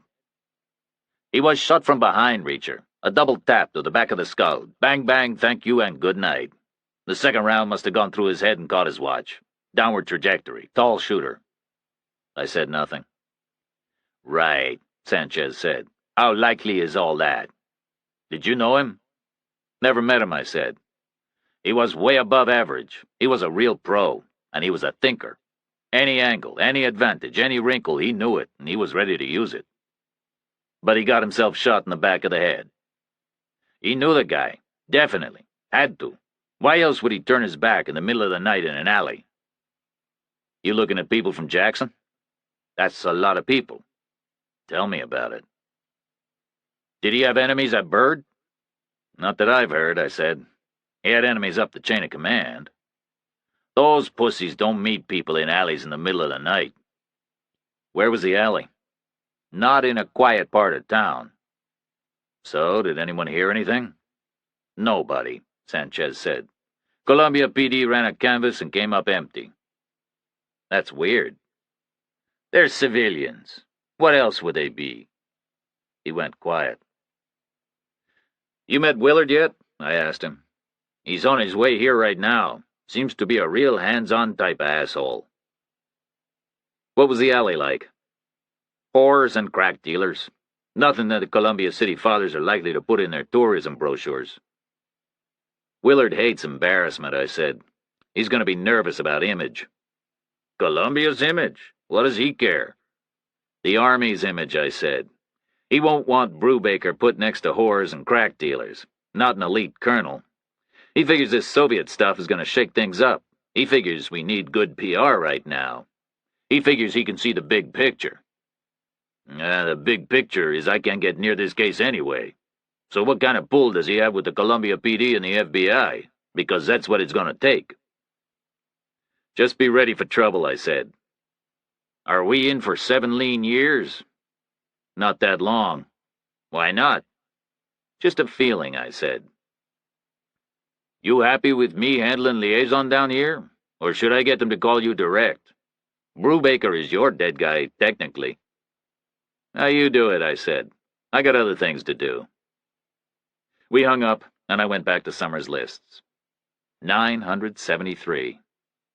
972 innocent, 1 guilty. But which one? Summer came back inside another hour. She walked in and gave me a sheet of paper. It was a photocopy of a weapons requisition that Sergeant First Class Christopher Carbone had made 4 months ago. It was for a Heckler & Koch P7 handgun. Maybe he'd liked the H&K submachine guns Delta was using, and therefore he wanted the P7 for his personal sidearm. He had asked for it to be chambered for the standard 9mm parabellum cartridge. He had asked for the 13-round magazine and 3 spares. It was a perfectly standard requisition form and a perfectly reasonable request. I was sure it had been granted. There would have been no political sensitivities. H&K was a German outfit, and Germany was a NATO country last time I checked. There would have been no compatibility issues either. 9mm parabellums were standard NATO loads. The U.S. Army had no shortage of them. We had warehouses crammed full of them. We could have filled 13-round magazines with them 1,000,000 times over every day for the rest of history. So, I said. Look at the signature on it, Summer said. She took my copy of Carbone's complaint out of her inside pocket and handed it over. I spread it out on my desk, side by side with the requisition form. Looked from one to the other. The 2 signatures were identical. We're not handwriting experts, I said. We don't need to be. They're the same, Reacher. Believe it. I nodded. Both signatures read C. Carbone, and the 4 capital letter C's were very distinctive. They were fast, elongated, curling flourishes. The lowercase e on the end of each sample was distinctive too. It made a small round shape, and then the tail of the letter whipped way out to the right of the page, well beyond the name itself, horizontally and exuberantly. The ARBON in the middle was fast and fluid and linear. As a whole, it was a bold, proud, legible, self-confident signature, developed no doubt by long years of signing checks and bar bills and leases and car papers. No signature was impossible to forge, of course, but I figured this one would have been a real challenge. A challenge that I guessed would have been impossible to meet between midnight and 0845 on a North Carolina Army post. Okay, I said. The complaint is genuine. I left it on the desk. Summer reversed it and read it through, although she must have read it plenty of times already. It's cold, she said. It's like a knife in the back. It's weird, I said. That's what it is. I never met this guy before. I'm absolutely sure of that. And he was Delta. Not too many gentle pacifist souls over there. Why would he be offended? Wasn't his leg I broke. Maybe it was personal. Maybe the fat guy was his friend. I shook my head. He'd have stepped in. He'd have stopped the fight. It's the only complaint he ever made in a 16-year career. You been talking to people? All kinds of people. Right here and by phone, far and wide. Were you careful? Very. And it's the only complaint you ever had made against you. Oh, you checked that too? She nodded. All the way back to when God's dog was a puppy. You wanted to know what kind of a guy you're dealing with here? No, I wanted to be able to show the Delta guys you don't have a history, with Carbone or anyone else. You're protecting me now? Someone's gonna have to. I was just over there, and they're plenty mad. I nodded. Brubaker. I'm sure they are, I said. I pictured their lonely prison barracks, first designed to keep people in, then used to keep strangers out, now serving to keep their unity boiling like a pressure cooker. I pictured Brubaker's office, wherever it was, quiet and deserted. I pictured Carbone's cell, standing empty. So where was Carbone's new P7, I said. I didn't find it in his quarters. In their armory, Summer said. cleaned, oiled, and loaded.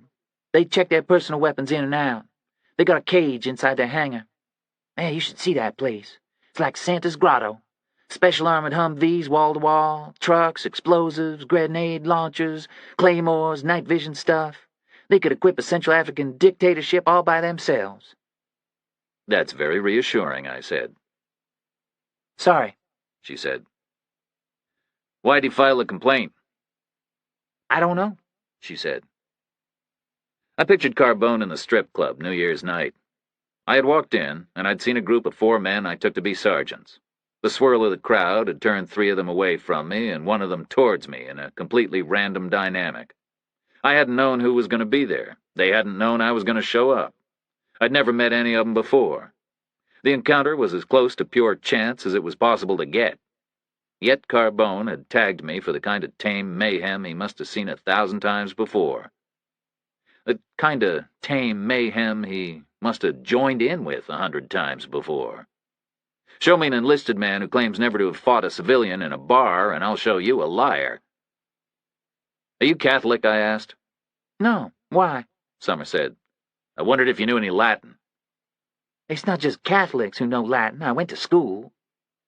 Okay. Cui bono, I said. Who benefits? What, from the complaint? It's always a good guide to motive, I said. You can explain most things with it. History, politics, everything. Like, follow the money? Approximately, I said. Except I don't think there's money involved here. But there must have been some benefit for Carbone. Otherwise, why would he do it? Could have been a moral thing. Maybe he was driven to do it. Not if it was his first complaint in 16 years. He must have seen far worse. I only broke 1 leg and 1 nose. It was no kind of a big deal. This is the Army, Summer. I assume he hadn't been confusing it with a gardening club all these years. I don't know, She said again. I slid her the slip of paper with 973 written on it. That's our suspect pool, I said. He was in a bar until 8 o'clock, She said. I checked that too. He left alone. Nobody saw him again after that. Anyone say anything about his mood? Delta guys don't have moods. Too much danger of appearing human. Had he been drinking? 1 beer. So he just walked out of the mess at 8. No nerves, no worries. Apparently so. He knew the guy he was meeting, I said. Summer said nothing. Sanchez called again while you were out, I said. Colonel Brubaker was shot in the back of the head, a double tap, close in from behind. So he knew the guy he was meeting too. Very likely, I said. 1:23 in the morning. Bullet caught his watch. Between 3.5 and 4.5 hours after Carbone. That puts you in a clear with Delta. You were still here at 1:23. Yes, I said. I was. With Norton. I'll spread the word. They won't believe you. Do you think there's a connection between Carbone and Brubaker? Common sense says there has to be, but I don't see how. And I don't see why. I mean, sure, they were both Delta soldiers, but Carbone was here, and Brubaker was there, and Brubaker was a high-profile mover and shaker, and Carbone was a nobody who kept himself to himself. Maybe because he thought he had to. You think we'll ever have gays in the military? We've already got gays in the military. We always have had.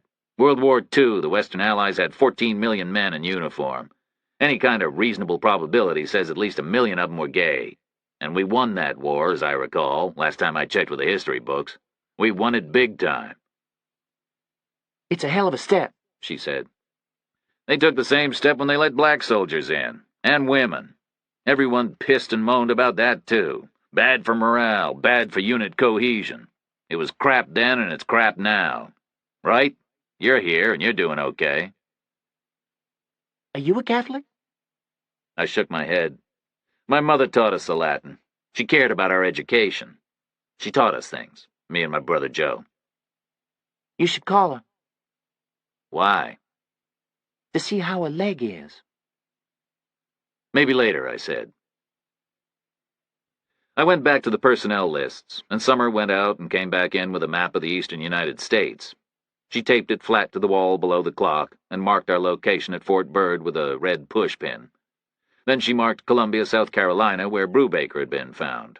Then she marked Raleigh, North Carolina, where he'd been playing golf with his wife.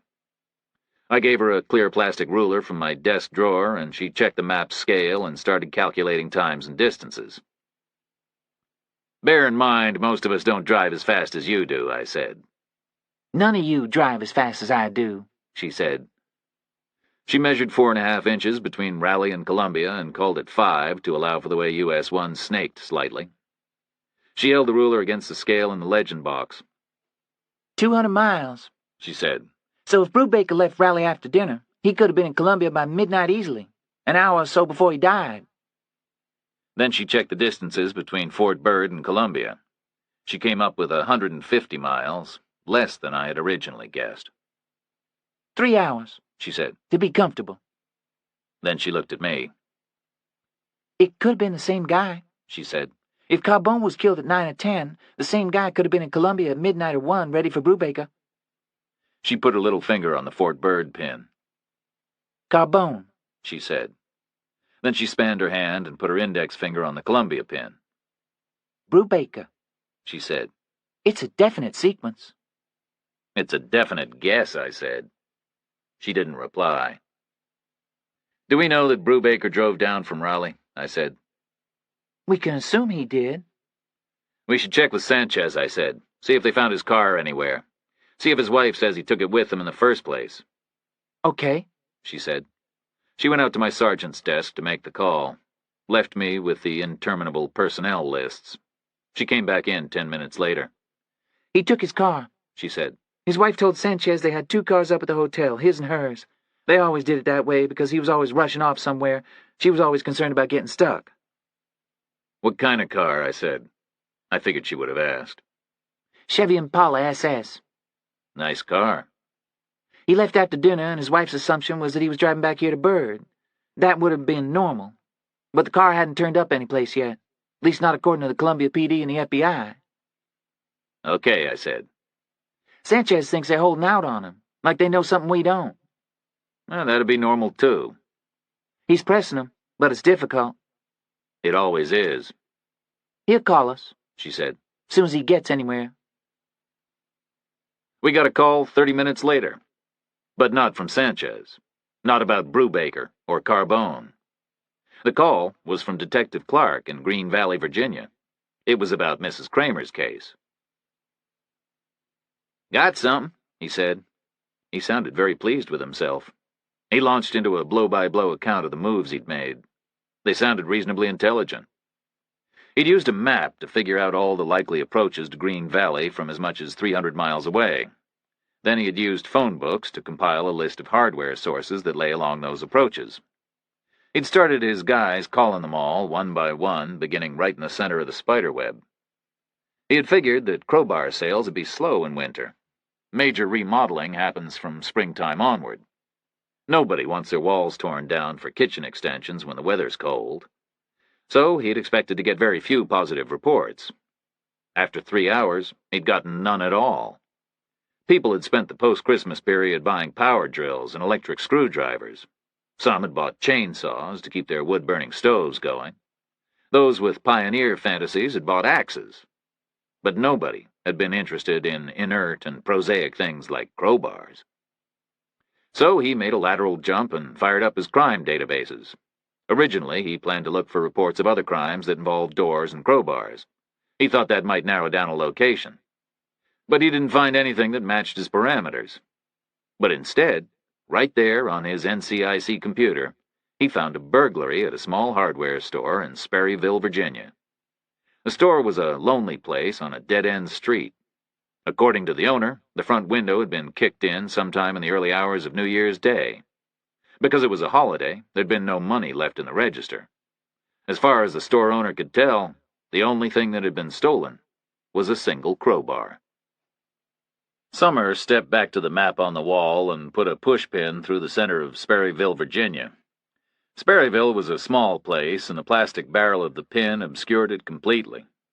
Then she put another pin through Green Valley. The two pins finished up about a quarter-inch apart. They were almost touching. They represented about 10 miles of separation. Look at this, Summer said. I got up and stepped over, looked at the map. Sperryville was on the elbow of a crooked road that ran southwest to Green Valley and beyond. In the other direction, it didn't really go anywhere at all except Washington, D.C. So Summer put a pin in Washington, D.C. She put the tip of her little finger on it, put her middle finger on Sperryville, and her index finger on Green Valley. Vassal and Kuma, she said. They left D.C., they stole the crowbar in Sperryville, they broke into Mrs. Kramer's house in Green Valley. Except they didn't, I said. They were just in from the airport. They didn't have a car, and they didn't call for one. You check the phone records yourself. She said nothing. Plus, they're lard-ass staff officers, I said. They wouldn't know how to burgle a hardware store if their lives depended on it. She took her hand off the map. I stepped back to my desk and sat down again and butted the personnel lists into a neat pile. We need to concentrate on Carbone, I said. Then we need a new plan, she said. Detective Clark's gonna stop looking for crowbars now. He's found the one he's interested in. I nodded. Back to traditional time-honored methods of investigation. Which are? I don't really know. I went to West Point. I didn't go to MP school. My phone rang. I picked it up. The same warm southern voice I'd heard before went through the same 10:33, 10:16 from Jackson routine I'd heard before. I acknowledged and hit the speaker button and leaned all the way back in my chair and waited. The room filled with electronic hum. Then there was a click. "Reacher," Sanchez said. "And Lieutenant Summer," I said. "We're on the speaker." "Anyone else in the room?" "No," I said. "Door closed?" "Yes. What's up?" "Columbia PD came through again, is what. They're feeding me stuff bit by bit, and they're having themselves a real good time doing it. They're gloating like crazy." "Why?" "Because Brubaker had heroin in his pocket, that's why. 3 dime bags of brown, and a big wad of cash money. They're saying it was a drug deal that went bad." I was born in 1960, which made me 7 during the Summer of Love and 13 at the end of our effective involvement in Vietnam, and 15 at the end of our official involvement there, which meant I missed most of the American military's collision with narcotics. The heavy-duty Purple Haze years passed me by. I'd caught the later, stable phase. Like many soldiers, I'd smoked a little weed from time to time, maybe just enough to develop a preference among different strains and sources, but nowhere near enough to put me high on the list of U.S. users in terms of lifetime volume consumed. I was a part-timer. I was one of those guys who bought, not sold. But as an MP, I'd seen plenty sold. I'd seen drug deals. I'd seen them succeed, and I'd seen them fail. I knew the drill, and one thing I knew for sure was that if a bad deal ends up with a dead guy on the floor, there's nothing in the dead guy's pocket. No cash, no product. No way. Why would there be? If the dead guy was the buyer, the seller runs away with his dope intact and the buyer's cash. If the dead guy was the seller, then the buyer gets the whole stash for free. The deal money walks right back home with him. Either way, someone takes a nice big profit in exchange for a couple of bullets and a little rummaging around. "It's bullshit, Sanchez," I said. "It's faked." "Of course it is, I know that." "Did you make that point?" "Did I need to? They're civilians, but they ain't stupid." "So, why are they gloating?" "Because it gives them a free pass. If they can't close the case, they can just write it off. Brubaker ends up looking bad, not them." "They found any witnesses yet?" "Not a one." "Shots were fired," I said. "Someone must have heard something." "Not according to the cops." "Willard's gonna freak," I said. "That's the least of our problems." "Are you alibied?" "Me? Do I need to be?" "Willard's gonna be looking for leverage. He's going to use anything he can invent to get you to toe the line. Sanchez didn't answer right away. Some kind of electronic circuitry in the phone line brought the background hiss up loud to cover the silence. Then he spoke over it. "I think I'm fireproof here," he said. "It's the Columbia PD making the accusations, not me." "Just take care," I said. "Bet on it," he said. I clicked the phone off. Summer was thinking. Her face was tense and her lower lids were moving. "What?" I said. You sure it was faked? She said. "Had to be," I said. Okay, She said. good. She was still standing next to the map. She put her hand back on it. Little finger on the Fort Byrd pin, index finger on the Columbia pin. We agree that it was faked. We're sure of it. So there's a pattern now. The drugs and the money in Brubaker's pocket are exact same thing as the branch up Carbone's ass and the yogurt on his back. Elaborate misdirection. Concealment of the true motive. It's a definite M.O. It's not just a guess anymore. The same guy did both. He killed Carbone here, and then he jumped in his car and drove down to Columbia and killed Brubaker there. It's a clear sequence. Everything fits. Times, distances, the way the guy thinks. I looked at her standing there. Her small brown hand was stretched like a starfish. She had clear polish on her nails. Her eyes were bright. "Why would he ditch the crowbar?" I said. "After Carbone, but before Brubaker." Because he preferred a handgun, She said. like anyone normal would. But he knew he couldn't use one here. Too noisy. A mile from the main post, late in the evening, we'd have all come running. But in a bad part of a big city, nobody was going to think twice. Which is how it turned out, apparently. "Could he have been sure of that?" No, She said. not entirely sure. He set up the rendezvous, so he knew where he was going. But he couldn't be exactly certain about what he'd find when he got there. So I guess he would have liked to keep a backup weapon. But the crowbar was all covered with Carbone's blood and hair by then. There was no opportunity to clean it. He was in a hurry. The ground was frozen, no patch of soft grass to wipe it on. So he couldn't see having it in the car with him. Maybe he was worried about a traffic stop on the way south, so he ditched it. I nodded. Ultimately, the crowbar was disposable. A handgun was a more reliable weapon against a fit and wary opponent, especially in the tight confines of a city alley, as opposed to the kind of dark and wide-open spaces where he'd taken Carbone down. I yawned, closed my eyes.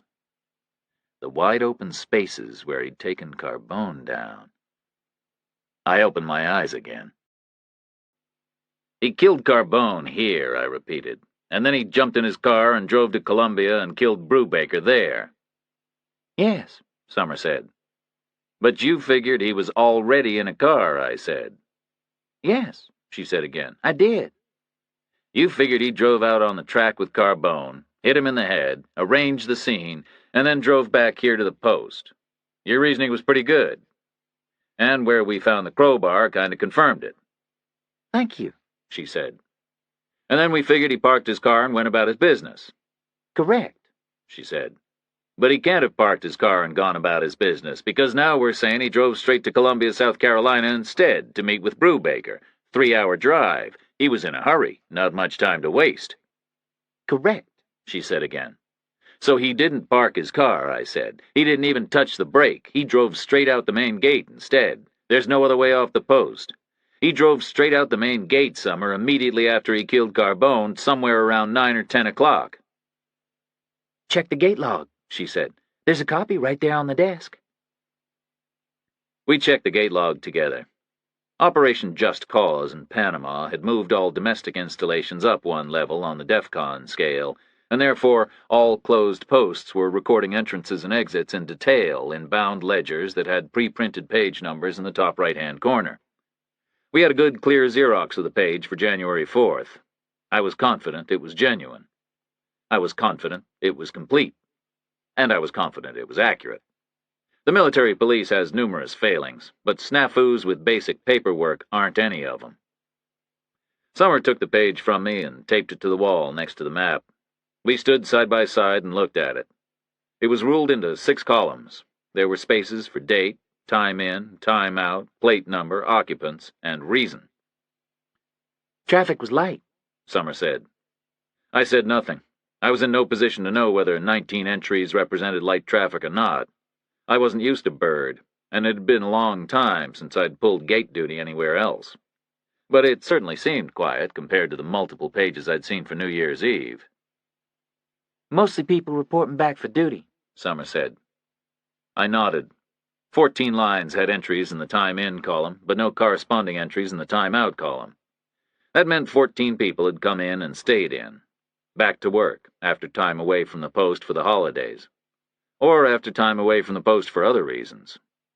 I was right there among them. 1490, 2302, Reacher, J, Major, RTB. January 4th, 1990, 2 minutes past 11 in the evening, Major J. Reacher returning to base. From Paris, via Garber's old office in Rock Creek. My vehicle plate number was listed as pedestrian. My sergeant was there, coming in from her off-post address to work the night shift. She'd arrived at 9:30, driving something with North Carolina plates. 14 in. To stay in. Only 5 exits. 3 of them were routine food deliveries, big trucks probably. An army post gets through a lot of food, lots of hungry mouths to feed. 3 trucks in a day seemed about right to me. Each of them was timed inward at some point during the early afternoon and then timed outward again a plausible hour or so later. The last time out was just before 3 o'clock. Then there was a 7-hour gap. The last but one recorded exit was Vassell and Coomer themselves, on their way out after their O Club dinner. They'd passed through the gate at 22:01. They had previously been timed in at 18:45. At that point, their Department of Defense plate number had been written down and their names and ranks had been entered. Their reason had been stated as courtesy visit. 5 exits, 4 down. 1 to go. The only other person to have left Fort Bird on the 4th of January was logged as 1490-2211 Trifonov S. Sergeant. There was a North Carolina passenger vehicle plate number written in the relevant space. There was no time in recorded. There was nothing in the reason column. Therefore, a sergeant called Trifonov had been on post all day or all week, and then he had left at 11 minutes past 10 in the evening. No reason had been recorded because there was no directive to inquire as to why a soldier was leaving. The assumption was that he was going out for a drink or a meal or for some other form of entertainment. Reason was a question the gate guards asked of people trying to get in, not trying to get out. We checked again, just to be absolutely sure. We came up with the same result. Apart from General Vassell and Colonel Coomer in their self-driven Mercury Grand Marquis, and then a sergeant called Trifonov and some other kind of car, nobody had passed through the gate in an outward direction, in a vehicle or on foot, at any time on the 4th of January, apart from 3 food trucks in the early part of the afternoon. Okay, Summer said. Sergeant Trifonov, whoever he is, he's the one. Has to be, I said. I called the main gate, got the same guy I'd spoken to before when I was checking on Vassell and Coomer earlier. I recognized his voice. I asked him to search forward through his log, starting from the page number immediately following the one we were looking at. Asked him to check exactly when a sergeant named Trifonov had returned to Bird. Told him it could be any time after about 4:30 in the morning on January 5th. There was a moment's delay. I could hear the guy turning the stiff parchment pages in the ledger. He was doing it slowly, paying close attention. Sir, 5 o'clock in the morning precisely, the guy said. January 5th, 0500, Sergeant Trifonov returning to base. I heard another page turn. He left at 22:11 the previous evening. Remember anything about him? He left about 10 minutes after those armored staffers you were asking me about before. He was in a hurry, as I recall. Didn't wait for the barrier to go all the way up. Squeezed right underneath it. What kind of a car? A Corvette, I think. Not a new one, but it looked pretty good. Were you still on duty when he got back? Yes, sir, I was. Remember anything about that? Nothing that stands out. I spoke to him, obviously. He has a foreign accent. What was he wearing?